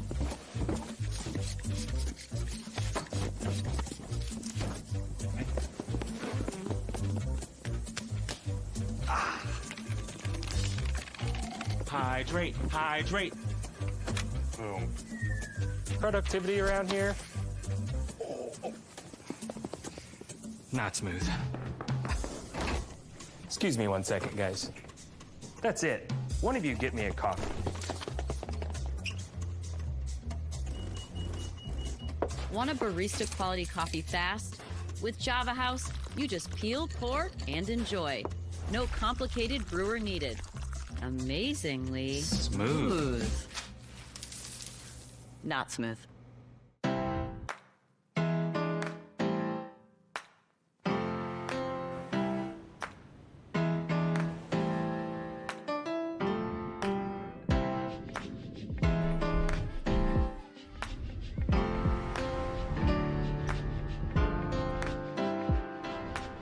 Here is where connections come naturally.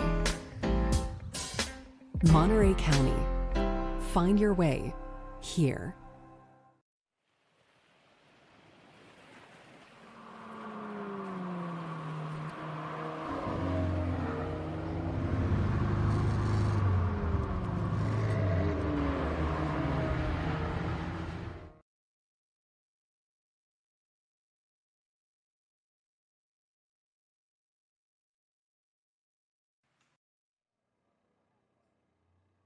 Welcome back to the Rolex reunion here in Monterey as we get ready for our next group action. And I'm joined in the booth by Cameron Healy, who we've talked on many of these occasions about this sort of racing. And it's great to have you on board. So far, so good. 51st year of what Steve Earle set up in 74. And I thought last year was pretty darn impressive, but they've done it again, haven't they? This current team here at WeatherTech Laguna Seca is putting on such a great event for the Rolex Monterey reunion. I know some of the individuals, and they've got a real vision for the future of this. So, there's two tremendous groups and historical groups to celebrate Formula One and IROC, and got some famous drivers here, and super exciting. I think today and tomorrow will be the big spectator days. Next group up is a group that you should be racing in, Briggs Cunningham Trophy. Tell us about that group and about that name, because it's synonymous with racing here, it's particularly in California, but American racing. We try to, when we can, certainly Rolex does, try to celebrate people like Jim Hall and Briggs Cunningham to kind of, and Miles as well. I think they do a good job of sort of reigniting the imagination. It's not just about the drivers, it's about the culture. Exactly, and I think this was all, post-World War II run-up. There was certainly during the war, there was a lot of technological innovations. There was material left over available, some materials not available, but a lot of young men coming back from the military and wanting to go fast. And, of course, here in California, it was a hotbed of innovation, building a lot of specials with all kinds of different configurations. And some of those specials, turned into racers and ultimately teams. There's, teams that we know now even. But, this for 1947 to 1960, front engine. This was right before the rear engine, mid-engine revolution, and some pretty great cars. I've raced with a lot of these cars, and the owners, drivers, presenting them and driving them hard. Well, if the stars of the show are the cars, and they really truly are, that's what historic racing's all about. The big star of this event has to be the circuit itself. Cameron, what is it about Laguna Seca that makes it so iconic, so special, and so many drivers want desperately to conquer it? Well, that's a great question. Of course, the genesis of this was the Pebble Beach races in the early 50s. I have a car that raced in the Pebble Beach era, but I think like many make-do circuits on public roads because of accidents and safety and other issues, closed circuits were created. So 1957, this track was inaugurated, and what's special is it's got elevation changes. A lot of tracks don't have so much, and of course the legendary corkscrew. You also have weather, unique marine environment. A lot of mornings it's fogged in, and if you're in the first group going out, they have to sometimes delay, but many times I've raced where you're clear everywhere else, but you go up through the corkscrew and you can't see below you, and you just kind of go by feel, and it's fantastic. And I was just reminded, as we looked across the Andretti hairpin there, that of course the original track didn't go to 3 and 4 that we're looking at now. Exactly. It went straight across, so it was much faster, but probably not as challenging, but different, very different, given that you did you literally did the front straight, and then you got this long straight that now is turn 5 up to turn 6, and then the Rahal straight, so it was pretty much flat out. Whereas now this new the regular circuit that we all know and love adds 3 and 4, and that really does make a big difference. And 5, a key corner here. What besides the corkscrew, because it seems to be that's the queen of the circuit. But what other corners are just as challenging, if not important, to get your lap time here?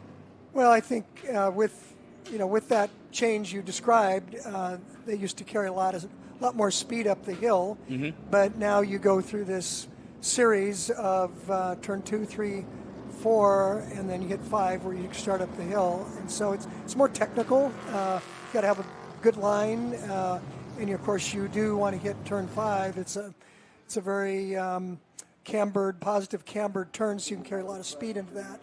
And the sooner you can get on the gas pedal and go, the better you can pick up a lot of time going up that hill. Turn 6 is a check, is a little bit of a lift. Got to hit it late and then get on the power immediately because you can lose momentum. So I think that sequence, particularly at 5 and 6, is really critical to get up the hill. And the corkscrew, you've got to have a good line. It's a blind. It's a quick left, right. The right is blind. So there's a tree that you have to line yourself up with down below to hit the right apex. And that takes some doing. And, of course, when it's foggy, you can't see that tree. So really going blind. So going down through 8, getting lined up for turn 9 is really important. You're now going down the hill. You want to carry a lot of speed, but it's off camber. You want to get a late apex, but you can gain a lot of time benefit there. And then 10 you've got to slow down a little bit and brake.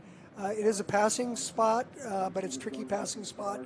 These cars are, unloaded or loaded, and some accidents happen there. And then you get on the gas for turn 11, which is a 90-degree, very slowest corner on the whole track, and you've got to get real lined up. So you've got a real late position, so you don't drift out onto the outside the track, the sand, which I did last weekend. But it's a real driver's track. It's technical, but it has its own unique character in the world, and people love it. Of course, the history that's here.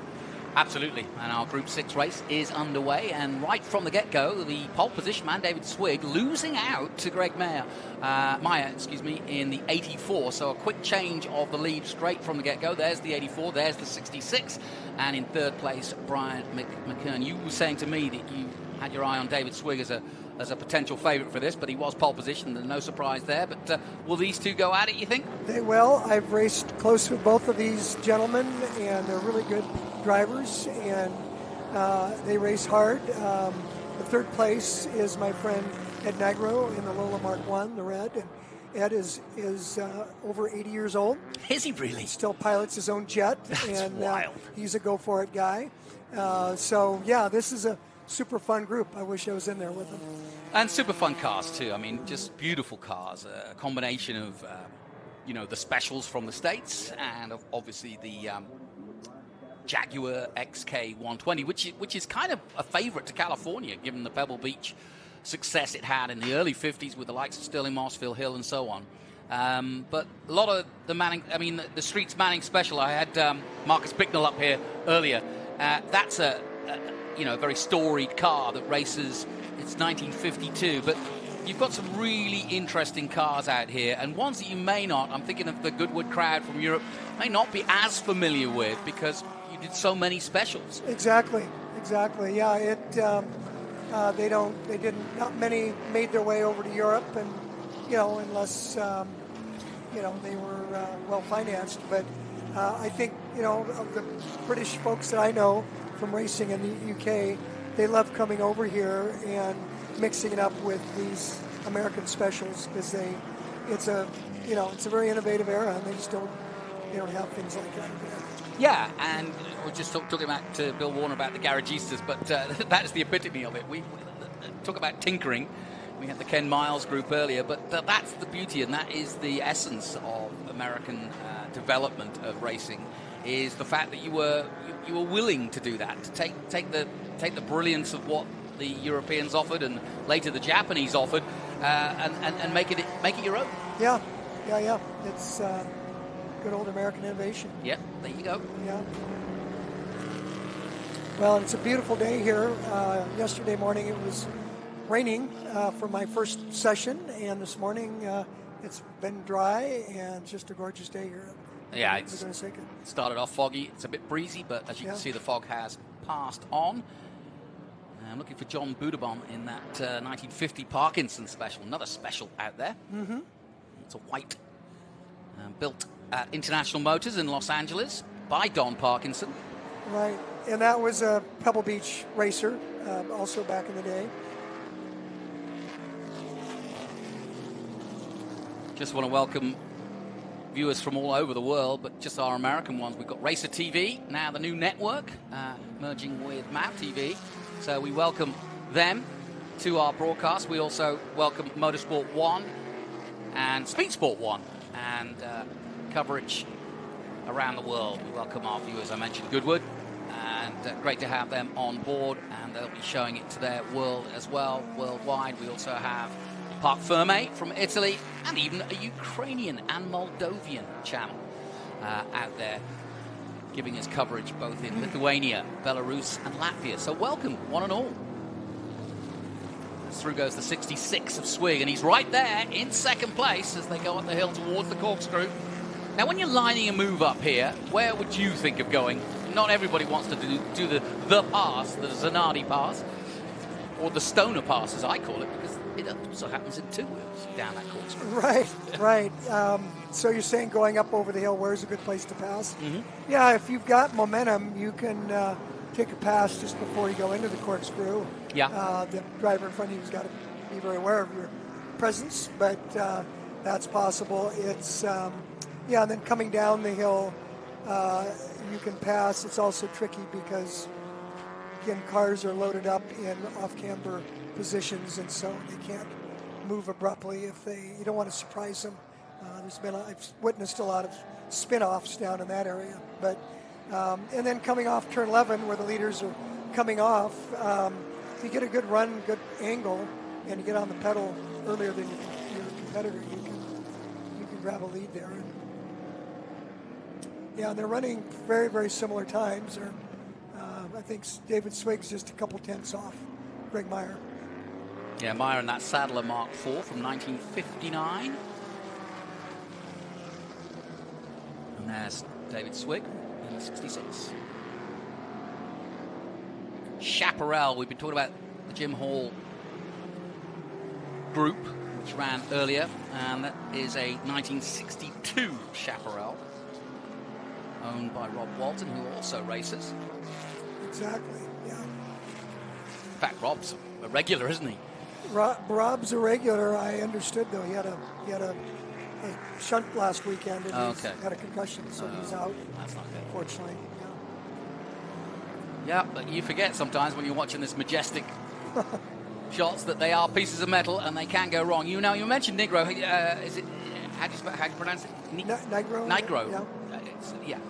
And what is your association with it? We've raced close together for years, and I actually ran into him once. It's my only. Oops. In 33 years, my only real, my self-caused accident, and we became better friends because of it. Well, he's in that Lola Mark 1 from 1959.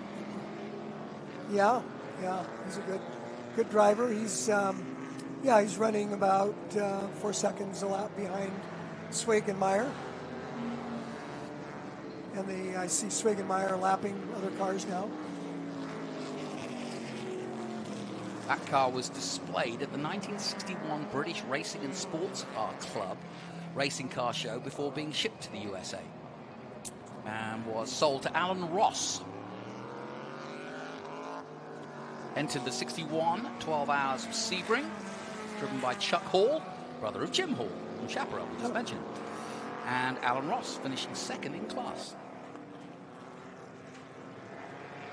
Yeah, you have a few V8 powered cars. Of course, the two front runners are V8, and then you also have a whole lot of four-cylinder cars that are light and corner well, and so it's a fun juxtaposition. I drive a four-cylinder car that's very light, and I can keep up with the V8 guys because it corners so well, and it makes it a lot of fun mixing up with these guys. Steve Yarborough in sixth place, just behind Robert Davis in the 391. There's Yarborough. That's a lovely looking car, isn't it? Beautiful.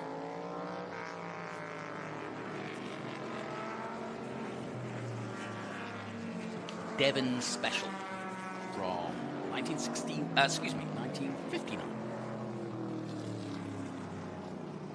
And there's the 391 I just mentioned. Robert Davis at the wheel. I love the blue and the yellow. It's just a nice touch, and that deep blue. Very nice. Presented beautifully. Yeah. Well, we just had Bill Warner up here, and I was asking about his unenviable task, but he seems to embrace it and has got the huge respect for this huge community to make sure that these cars are all present and correct as they were in period. Not an easy feat that takes him year round, I'm sure. Well, that was, of course, Steve Earle's role as the founder for years, and he was very disciplined about the cars being right, and it's great that Bill Warner has taken on that role. Yeah, and it's funny, you and I have seen these events here in California, and I think we've mentioned it before, but as a youngster trying to learn, because let's face it, the automobile is changing. The days of combustion are changing. Horsepower seems an odd phrase now, doesn't it? But the truth is, the world goes on, the world changes. But I was pleasantly surprised by how many youngsters were interested in these types of cars and coming to events like this, because it is different, but also we can lay out the entire 100-year plus history of this, not just sport, but to be honest, the airbags, the disc brakes, the things that we have eaten to the mirror, we're all innovated in motorsport, and it's something that's easily forgotten. And there's very few places that you can literally get a museum of history where you're actually watching it in motion as it was when it was developed and made. Well, and I find I love interacting with kids in the paddock. I've got a little tiny race car called a Pooper, and of course kids are attracted. A Cooper? Porsche-powered Cooper that was called a Pooper back in the 50s, but kids are attracted to it because it's small, the name, and the a pretty looking car, and the passion that these kids and the knowledge they have really overwhelms me. And so we always get them in the car, strap them in, but they're fascinated by the analog nature of these cars because they've grown up in a digital world and they spend lots of time with screens, and so this tangibility of the analog machines, I think, is they're like giant toys. Well, I mean, you put a good word in it. You're going to put a point on it. I mean, you can't dip into your Apple, iPhone or your computer every day and look into the backs and the guns of it. You could, but not many do, because they fall apart that way. Whereas these are built this way, where at the end of the day, these will be stripped down and put back together again. So any moment during the weekend, you can go down and see what these cars and how they are designed and what does what. You can ask a mechanic or an engineer what's going on and why did they do that, why did they choose to do that there. I had a bunch of NASA folk come to the World Endurance Championship not long ago, and it was fascinating the questions they were asking about putting small things in small places, because of course that's what rockets are all about, and that's really what we're doing here, is compacting as much power to weight as possible into a small place. Even though you say, looking at this huge Jaguar coming towards us. And that always amazes me, that this car really found its way into historic racing. Well, not just historic racing, of the day racing. It wasn't, Jaguar certainly wanted to sell, swanky European cars, and this one just hit the mark, didn't it? It was big enough for the Americans to go, wow. And it's got the design, it had the design flow that was synonymous with European cars, and it just became a star in its own right, didn't it? Exactly, yeah. The early MGTD and the Jaguars, they all came from Britain because there weren't, given the status of Europe post-war, they're just immediately post-war, there just weren't cars to be had, and so the British really supplied the early sports car racing in the U.S. after World War II, and then the Ferraris started showing up and other European cars, and it began changing things, the Porsches, but Britain was the source for these early race cars, and it's great to see them still campaign. Yeah, this car you're looking at, the black 1952 Lars Mapstead car, races with CSRG at the Monterey Historics going back to the 80s with Joe Jensen's 20. And Lars, funnily enough, it's amazing who you knew. He ran for president recently, last couple of years ago. So there you go. Okay. I love those little footnotes that you get when you get the bios. But Lars, yep. So somebody running for president out there right now. And I'll throw in talking about analog, digital, internal combustion potentially becoming obsolete. I think the future of historic racing is using renewable fuels. Yeah. And I participated in the Goodwood revival race last fall, and it was the first ever race that ran on 100% renewable fuel for all the cars. That's really cool. And they're going to continue doing that. This is going to get tricky. The leader's coming through now on some slower cars, but they're trying to weave their way through out of 10 and into 11, but they're taking their time, quite rightly. But Meyer's still leading Swig, but look how close it is. Swig gets lots of room on the last turn 11, gets the drive. Well, I know Swig has run some faster times with that car than what they're running currently, so I don't know if something's wrong with the car or not, but he can run 140 evens, and they're doing low 144s right now. Shout out to my good mate James Alder, who's already been in the booth, but he hasn't been on the mic yet, but he fulfills the tradition in his Jaguar of driving it from Reno, where he lives, and he has the 120, and he drives it all the way here, sometimes in the snow, open top, gets a lot of horns from the trucks that pass him on the way, but a lot of fun. But that's the tradition. In the back in the day, you drove your car to the race and drove it home. He may be one of the few that still does it. Yeah, that's the spirit. Oh, a little wide there. This is a cracking race, and with 2 laps to go, this is gonna. I think David Swig's eyeing up a move here. Yeah. Just in that third. Here we go. Here comes Swig. 2 laps to go. Okay. Side by side. They got a lapper they're gonna come up on to. Into the corkscrew.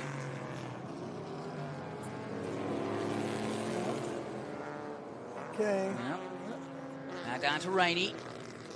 Like you say, there's not too many places if you're on the racing line and you're going well. He's going to go for the inside.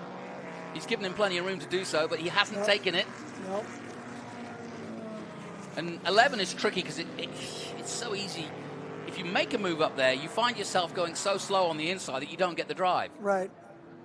Now they got to get around this traffic. There you go. See that Swig's doing it well.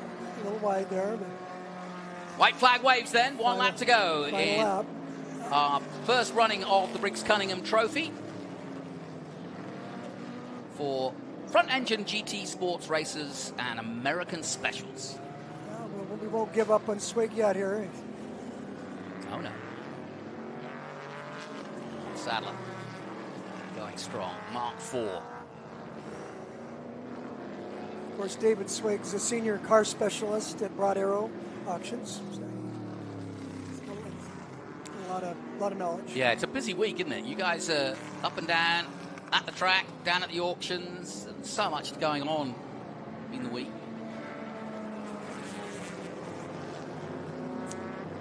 Well, I think Greg Meyer.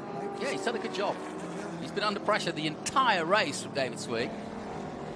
But as they head up the hill for the last time, he's keeping them at bay just for now. Making mistakes. No, up the Ray Hall straight then. Okay, there he goes. Here goes Swig. He's going to make that inside move, maybe. Try to go the inside. Yeah. Yep, there he goes. No. It's just doesn't have the grunt, and I guess the braking of Meyer is just enough to hold him off. Now the run downhill. Easy to let it go and miss your braking point here. He takes a nice wide line through Rainey and then tucks it down on the inside towards 10. It's the last chance for David Swig. I think he's going to accept the fact that this could be second place today. Taking third in the 61. Aloserio still in the top 5. I expected he would be higher up, but not to be. Of course. And Greg Meyer just about going to make it, I think. David Swig will follow him home, but there's the checkered flag. Well, and these were both represent American specials. Yes, they do. Jim Hall and Bill Sadler developed these with their first versions. Yeah, and I think they'd be pretty proud to see them going on the way they are. Jim Hall's son's here, I believe, this weekend. Fantastic. So, Greg Meyer wins the Briggs Cunningham Trophy Race 1. Well, and I understand for the first time ever at the Monterey Motorsports reunion, it's actually going to be podiums and Yes, medals. there are. I've never done that before. No, and I think it's a good idea because they're going to do it during, like, if you like, in the middle of proceedings, because there are the auctions to go to. It is a long week and a long weekend, so to celebrate them properly, I think it's appropriate that we hand them out in the heat of the moment, in the heat of battle, as it were, in the middle of the day rather than at the end when some people are sort of traipsing off. Certainly the crowd are heading home. So, yeah, I think it's a good idea, but that's another new change with Mel Harder at the helm these days. Knew Mel very well from COTA. He was there in the early days of the Circuit of the Americas. Been busy with Ganassi and many other projects since, but now here as the head of Laguna. Great guy to have in charge. Well done then to David Swig and Greg Meyer, putting on a great show. Ed Negro in third place. That'd be a good spot to be, up there at the top of the corkscrew. There's always a good melee of folk up there. I think there was a bar up there. Very popular bar up on the corkscrew. Yeah, we were at the English Ale House last night, and they said, oh yeah, we used to have two bars, one at the top of the corkscrew and one down at the bottom. Yeah, people have been known to slip and fall on their way down that steep hill. It's a long way down. After hanging out there all afternoon. In the sunshine and good English ale. Yeah. Well, that concludes that group. My thanks to Cameron Healy for coming up here and enjoying the day with us. You will be out, though, in the John Morton Trophy, yeah? John Morton, yeah, 155, and then the IMSA group at before 4 o'clock. Confirmation of the results then. Greg Mayer in the Sadler Mark IV from 1959 wins over David Swig in his Chaparral from 62, and then Edward Negro in the 1959 Lola Mark I takes third ahead of Kirchin and Alisario in 5th place. Davis, Yarborough, Khalil Uderman, and Lars Armstead in 10th position. My thanks, Cameron, for coming in. Best of luck. We'll let you go and get your overalls on and get ready. But we'll take a short break here from the Rolex Monterey Motorsports reunion for 2025, the 51st running of this amazing event. Join us after the break. Thanks for the opportunity, Jonathan.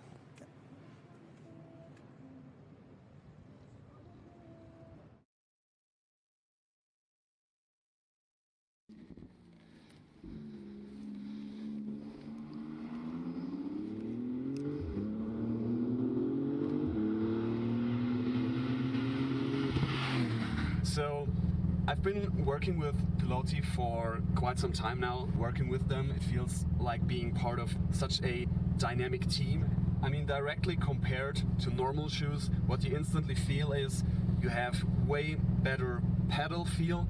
I feel extremely humbled because getting to drive a car like this is something so unique and so special to me, and it just sparks pure joy and energy. Like, in the morning you're tired, you didn't have coffee, you get in this car, like you turn on the ignition, it fires up, and you're like, boom, okay, that's it. I'm up for it, I'm pumped, let's bring it on. And it's just pure joy, excitement and energy to drive such a special car like the GT Torres.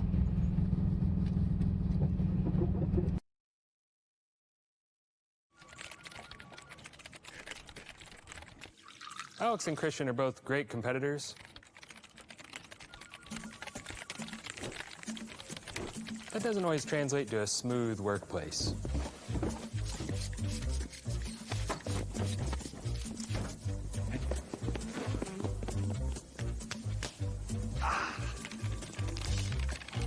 Hydrate, hydrate. Boom. Productivity around here? Not smooth.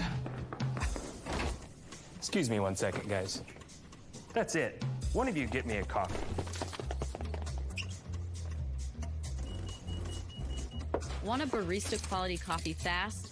With Java House, you just peel, pour, and enjoy. No complicated brewer needed. Amazingly smooth. Not smooth.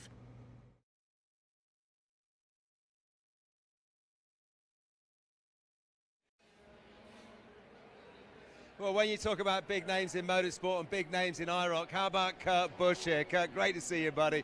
The atmosphere under this awning is fantastic, isn't it? This is such a great reunion, and all the different classes of IROC guys and the cars. Like, I grew up watching the Camaros, and now I'm out there racing with my Firebird and with some of my heroes. It's really, really cool to feel the vibe out there. And winning in this Firebird as well back in the day. Yeah, so this one is from 2003. I raced it at Indianapolis to win the championship.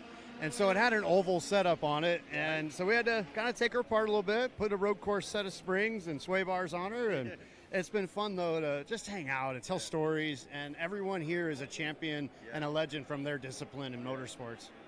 And speaking of legendary, things of motorsport, Laguna Seca is a racetrack, kind of needs no introduction, but interestingly, first time that you've run here. This place is that. It is so special, I mean, Sonoma's no slouch, right? I was up the road there racing for 30 years, and it felt like Laguna Seca was my unicorn track. I could never get here to race something because we were so busy on the NASCAR circuit. It's so cool with the way the Andretti hairpin flows and through the flat sections, and then you go up the hill, and what goes up must come down, and that corkscrew is insane. It feels like the car drops. Like, it doesn't feel like it noses, it just feels like it drops. It's really cool. Have you already picked out some marker points by the side of the track, like a tree or something to aim for, and then pitch in? Yes, Scott Pruett gave me a little pointer. He says, you aim for the far left tree, and that's been very helpful. It's so cool. Like, you have your entry point, apex, exit, it's the same thing, and it's been fun to knock my cobwebs off, get out there and go shift some gears and have some fun with the boys. And it's great what Ray has done, isn't it, with IROC, bringing it back, getting this all together in time as well, getting these cars race prepped and ready to go again. That's a project. Congratulations, IROC, with Ray Evernham, with Rob Kaufman. Seeing some of these cars, they hadn't been touched in decades. And to go through them and get the brakes safe, to get the transmissions to where they'll hold together, it's a project. And there's a lot of cars. I couldn't believe there's almost 30 cars here, and this is just the first attempt.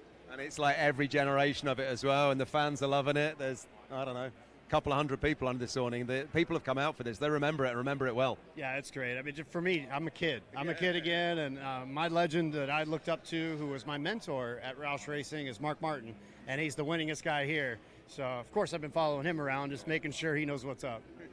Kurt, thanks for talking to us, buddy. What's going on for the rest of the weekend with you? Obviously, we've still got the race tomorrow, but what about the rest of today? Yeah, we had a couple of practice sessions, and then we're headed to Quail right now. We're going to do a parade all the way down.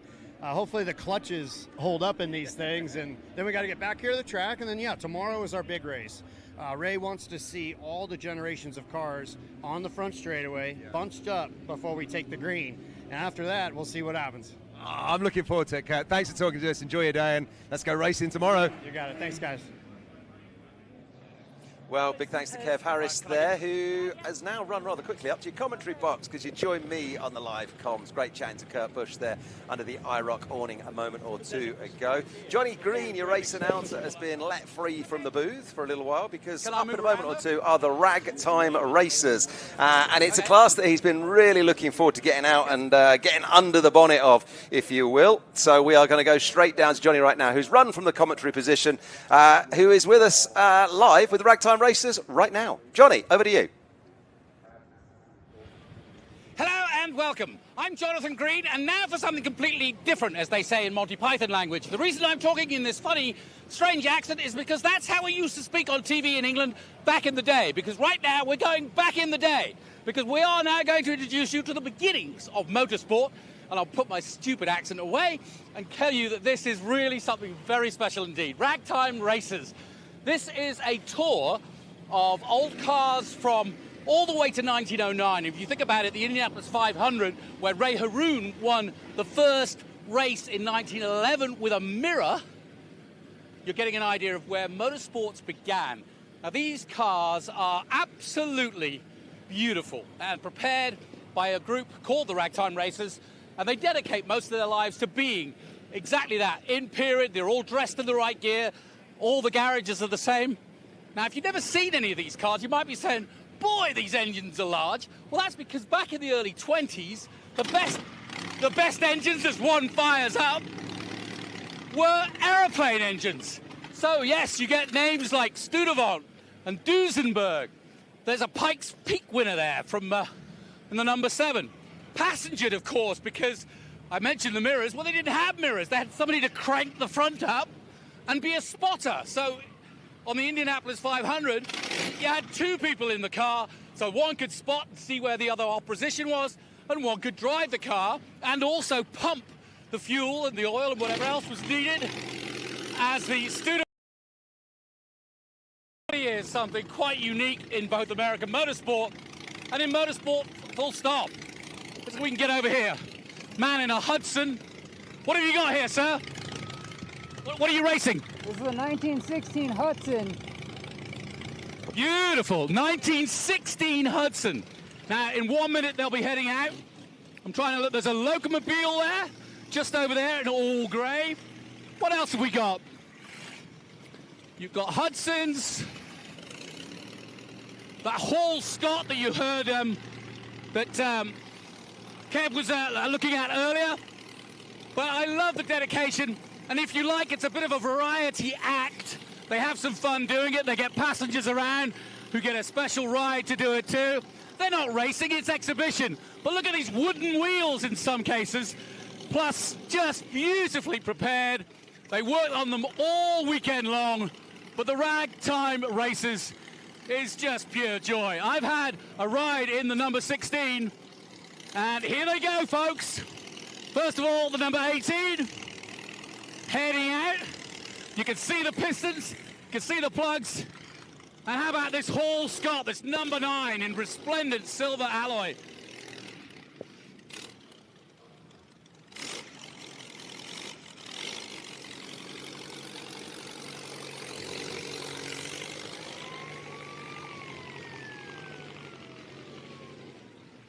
What a beautiful sight and what a beautiful sound. I'm glad I could come here. It's the first time I've actually had a chance to come down and enjoy these guys going off. A couple of years ago, I got a ride in the number 16 at Sonoma and had a chance to run around.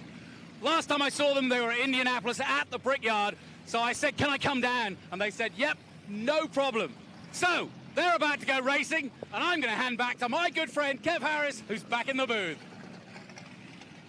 Lovely, thanks, Johnny. Great to see you out and about in the sunshine, my friend. Drink it in and drink in the nostalgia of the Ragtime Racers there as they roll out of the paddock and onto the famous circuit here at Laguna Seca. Brian Blaine then at the wheel of the number 18 car. That's a 1916 Romano Studevon Aero. And it's Brian who we have to thank for bringing the Ragtime Racers to the Rolex each and every year. And it's an incredible thing that all of these guys do. Look at that, lining up on the straightaway there under the Mission Bridge. Look at that. Super stuff. When you stop to think about it, I've just reeled off there that was a 1916 car. Over 100 years old, that car. And it's out on track in 2025. About to go around a race circuit at speeds probably knocking on the door of 100 miles an hour. And you're sitting up there out in the wind. How about that? No roll cages, no roll bars, no halos, just you, a seat, and maybe a lap belt. And a steering wheel the size of, well, and I don't know what. They are absolutely huge, the steering wheels on these things. And they need to be, because there's no power steering here. You've got to get a lot of leverage to get the wheels on these things turning. And as Johnny said, wooden wheels in some case. So really quite something, quite remarkable they're still running, and we love to see them here. The number 20 cars. Number 19 rolls out then. There's the National Speedway Roadster with Charles Test at the wheel of that one. Passenger on board. Not sure who that is, but they're in for a treat as we see some stunning pictures in the sunshine then. An exhibition race. Really, really good stuff. Lovely to see, and full credit to Johnny Grief for just jumping down there. He's just sprinted, by the way, from our commentary position all the way down to where the Ragtime Racers are positioned at the far end of the paddock here. As we take a look at the number 16 car, just cruising out. Look at that. That is absolutely resplendent and in perfect working order. It's a Packard 30 with the driver Jonathan Burke at the wheel of that one. Phenomenal stuff. As look, we see one of the mechanics here trying to crank over number 31 to get it going again, the Remy Magneto. Look at that, just get it working, get it working. I'm sure we will. Incredible stuff. Yeah, that's a Buick, actually, yeah. As 17. As Johnny Green has run back up to the booth. I love it. Mate, your fitness knows no bounds. You've just sprinted about 300 metres from down there to up here, and we're straight back at it. How cool is that down there when they all start, by the way? Well, when they really crank up, and then the noise. Here's my spotter and crankmeister. But when they get going, boy, can you hear them. They're airplane engines, because that's what they sound like. It's phenomenal, obviously, because a lot of the technology here, some of these like post-war era cars, it was airplane technology, because that's all we had, wasn't it? All front-engined as well, sitting there. But also, I was reading up on that. It's not just throwing an airplane engine into it, because the airplanes were built to be as light as possible. So were the engines. Because they had to have the power. But so it was a natural for these cars to pick up on that. And so I would have thought they were quite unwieldy, as I say. With that big front engine car and a lot of power. I mean, these cars could do. There's the pumping I was talking about. Keeping it on going. The number 20 car. But a lot of work to drive these cars, both for the driver and for the passenger, and I say passenger, but for the second man, both mechanic, starter, and pumper, and spotter. But I think this is such a special part of a weekend like this, because even though it's a demonstration, you can't expect cars that are literally over 100 years old to be racing, and they are so precious. And the guys that do this, Brian Blaine and his team, you've been around these for a few years, and I've been in that car, as I mentioned, at 16. I'll tell you what, when you're doing 60 miles an hour in one of those, you feel like you're going about 100, and they did, in the day, do almost 100 miles an hour. That's incredible. I just sort of said, we reel off that there's a 1917, whatever it is there, or Brian Blaine and his 1916 Romano Sturdivant Aero, but over 100 years ago, that thing was put together, and it's still running in 2025, as there goes Brian Blaine dropping it down the corkscrew. 5 stories there from top to bottom. That must feel so good. Oh, and scary too. Scary. You're so high and proud sitting up in that seat there. You're kind of. He's got it going. Oh, even though it's going backwards. But no, he's going with the wooden wheels and all. But also, it's a very important reminder of how important Detroit and Michigan and that part of the world were to the emergence. The Model T Ford. These cars remind you just where it all began, and how. I still can't imagine what it must have been like in 1909 to see one of these on the road. I mean, that's how we get the derivation of horse power. Yes. Because everybody, that was the fastest thing they'd ever seen up until that point was a horse. In fact, these were unobtainium. These were the unobtainium cars because only the very rich and wealthy could afford one of these. And so this would be a spectacle both on the road and on the board tracks. Remember, they raced them on boards as well. They did. And am I right? They had those bank tracks with the boards, and the fans, the kids, would crawl underneath and poke their heads up through the boards and then pop down. Ones. The brave ones. Or or the ones like you and me. Yeah, exactly. You'd have gone there trying to get as close to the action as possible. The kind of the 20th or the 19th century or 20th century equivalent of like Group B rally car fans who are almost like on the gravel and the dirt trying to get as close as they can. Well, and like I said, World War I engines and World War I pilots. Redenbacher, a famous name back then, went to racing after World War I. So there was a surplus of metal and of engines after the war, and so just as it was in World War II, motor racing gained from that ability. Pumping away on the number 20 again as they race away. Whoever the number 20 passenger is, they're doing a great job. They're doing exactly what they're supposed to be doing. Look at that one there. I can't see the number on that silver one there, but that's the Hall Scott that you were. That's the Hall Scott. Of course, it was actually 1917 Hall Scott. Then there it is. Yeah, the Hall Scott Aero car number 9. Sean Del Luna at that one. That looks incredible. Just in the aluminum or aluminium, as you say it, however you say it, shining there in the sunshine here in California. This is a great thing. And you said you were lucky enough to go out in one of these. Yeah, then, the 16. Yeah, I went in that at Sonoma a few years ago, and like I said, it was a joyous experience. It really was. Well, I mean, because we've been here now talking about these things the last 4 or 5 years. I feel like I've met Brian Blaine and Ed Archer many times now and seen these cars, but remarkably, one thing I've never done is actually get a drive in one. You've got tomorrow you're going in. Yeah, I really, really think I would like to. That was a 1915 National that you were asking about, that bronze-coloured one. Oh, was it? Yeah. See, 1915. Stock National, steel frame and chassis. That's 110 years old. Yep. Mechanical rear brakes and wooden wheels. Just incredible, just incredible.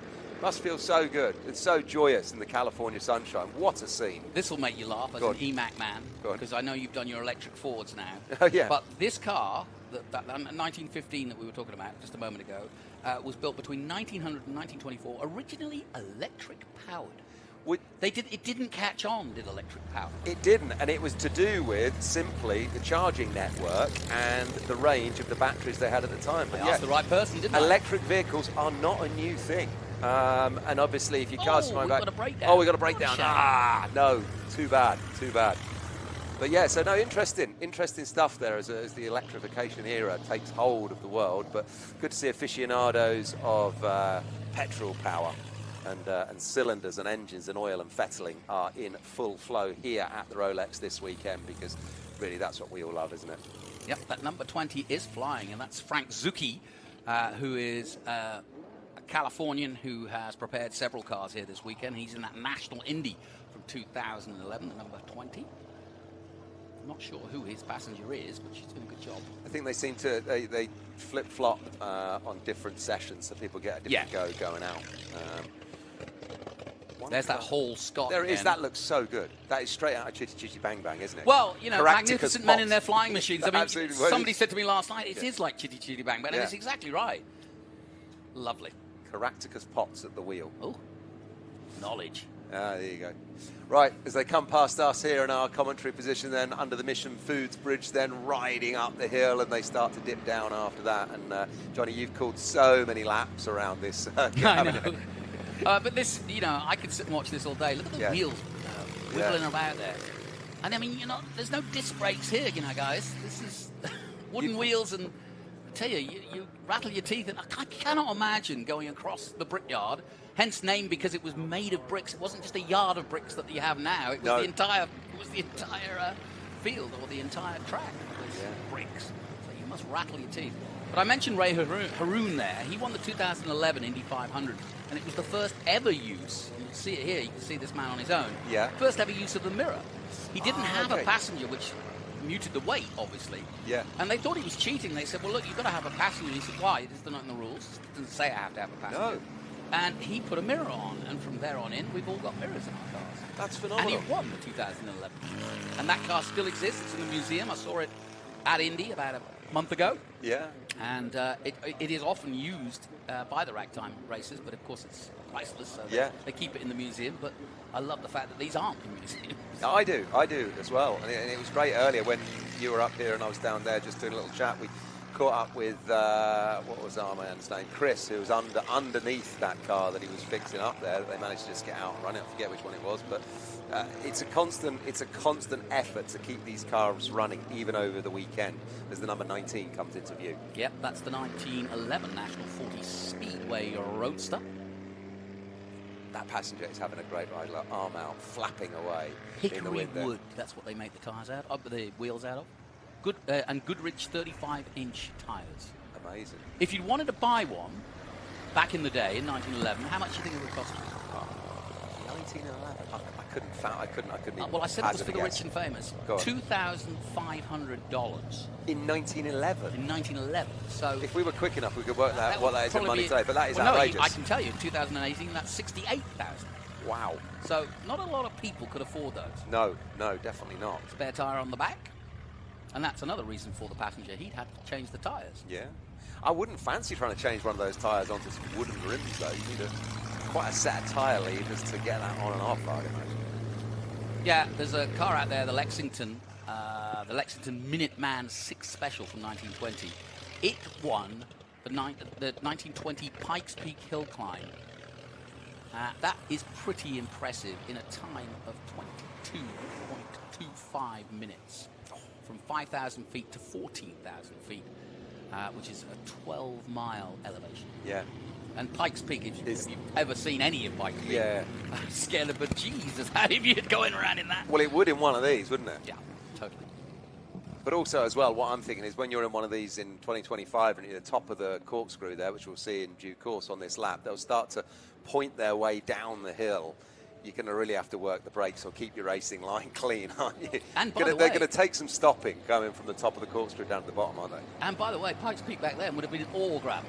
I mean, it was only recently that it got you know, kind of completely paved. But yeah, that would have been quite a thing to see. Oh yeah.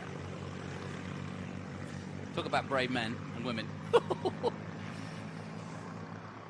One car that I'm looking for, but I haven't seen it, maybe it's not gone out in this session, is the number 33 car, which is a Duesenberg straight 8 it is at there. 1920. It's here, but are we on this session? Oh, there it goes, there it goes. It's just gone past. That's Bobby Green at the wheel of that one. I know him he well. came in the booth last year. Yeah. He's a top man, so if you're into social media, as many of us are these days, get yourself on the Instagram and follow Old Crow Speed Shop. Because that's one of Bobby's cars, and he's got all sorts of historic automobile memorabilia. Remember I mentioned Eddie Rickenbacker? Yeah. Well, that car was driven by him. The Duesenberg brothers built over 30 race cars in the 20s. Eddie Rickenbacker finished 10th in the 1914 Indy 500 in that car. That's awesome. And it was then raced by a privateer, Jim Steck, on dirt and board tracks, we just mentioned, as well as the Indy Brits. And its current owner is Bobby Green, as you mentioned. Yeah. Yeah, he's a top man, Bobby. So if you are here this weekend and you want to go and chat with, all of these guys are a font of knowledge on the Ragtime Racers. But if you want somebody to go and have a good crack with and a good just chin wag about all things, you know, automotive from years gone by, then he's a good man to start your conversation with. He's got quite some social media following as well. Number 20, look at the wheel. Yeah. The thing is, as well, you've got to hang on some of these seats. You could easily slide out the side of some of them. Yeah. Well, we were talking earlier, and I mean, those that well know their history on motor racing know that these cars were designed purposely. In fact, the safety belt wasn't used, or wasn't thought of being used, because they felt safer, even up to the 50s, being able to throw themselves out of these open cockpits if it turned over. Yeah. Which makes sense when you think about it. Yeah, better that you're out and away from the vehicle if it's going to go over. A large 2-ton piece of metal than not. Well, I've just seen the Hall Scots just come in. Yeah, I mean, I'm just looking for where our commentary position is. We're just before the checkered flag here at the end of the straightaway. I've seen a checker, so I think they're now all peeling off and going to end in at the bottom end. Yeah, they are. They're coming back up the return lane of the pits just in front of us here, Johnny. Well, I think you should go and bag yourself a seat for tomorrow. Yes. Yeah, we've got to talk about this because tomorrow they are out, I think, they're at the end of the day. End of the day, aren't they? Later in the day. So you are going to have a look. Good. That's it, mate. I'm gonna go and bag myself a seat for the end of the day. That could be my swan song. I like it. As we go out of here. Ragtime Racers, look them up, folks. And if you do come to the States, look at their schedule because they go literally all over the United States. I saw them in Indy. They race at Sonoma. They race here at Laguna. And it really is quite a sight. Now, somebody just said in my ear that there's a possibility of lunch, and that means I'm out of here. You think you've worked hard enough for lunch this morning, Johnny? I don't know about that. Been a great thanks morning. For coming up, bud. No, great, but also lots to look forward to this afternoon. Formula One and that exhibition Formula One group as well. A lot of Formula One in this afternoon's package. We've got both exhibition and racing in the Mario Andretti Trophy. Thanks to Kev Harris coming up here. We'll take a short break, and we will have a little lunch break, but stay tuned. We'll put the timings up, and you'll be able to know when we're coming back on air. You're watching the Rolex reunion, and we are having a ball. I hope you are enjoying watching these magnificent men in their flying machines. We'll be right back.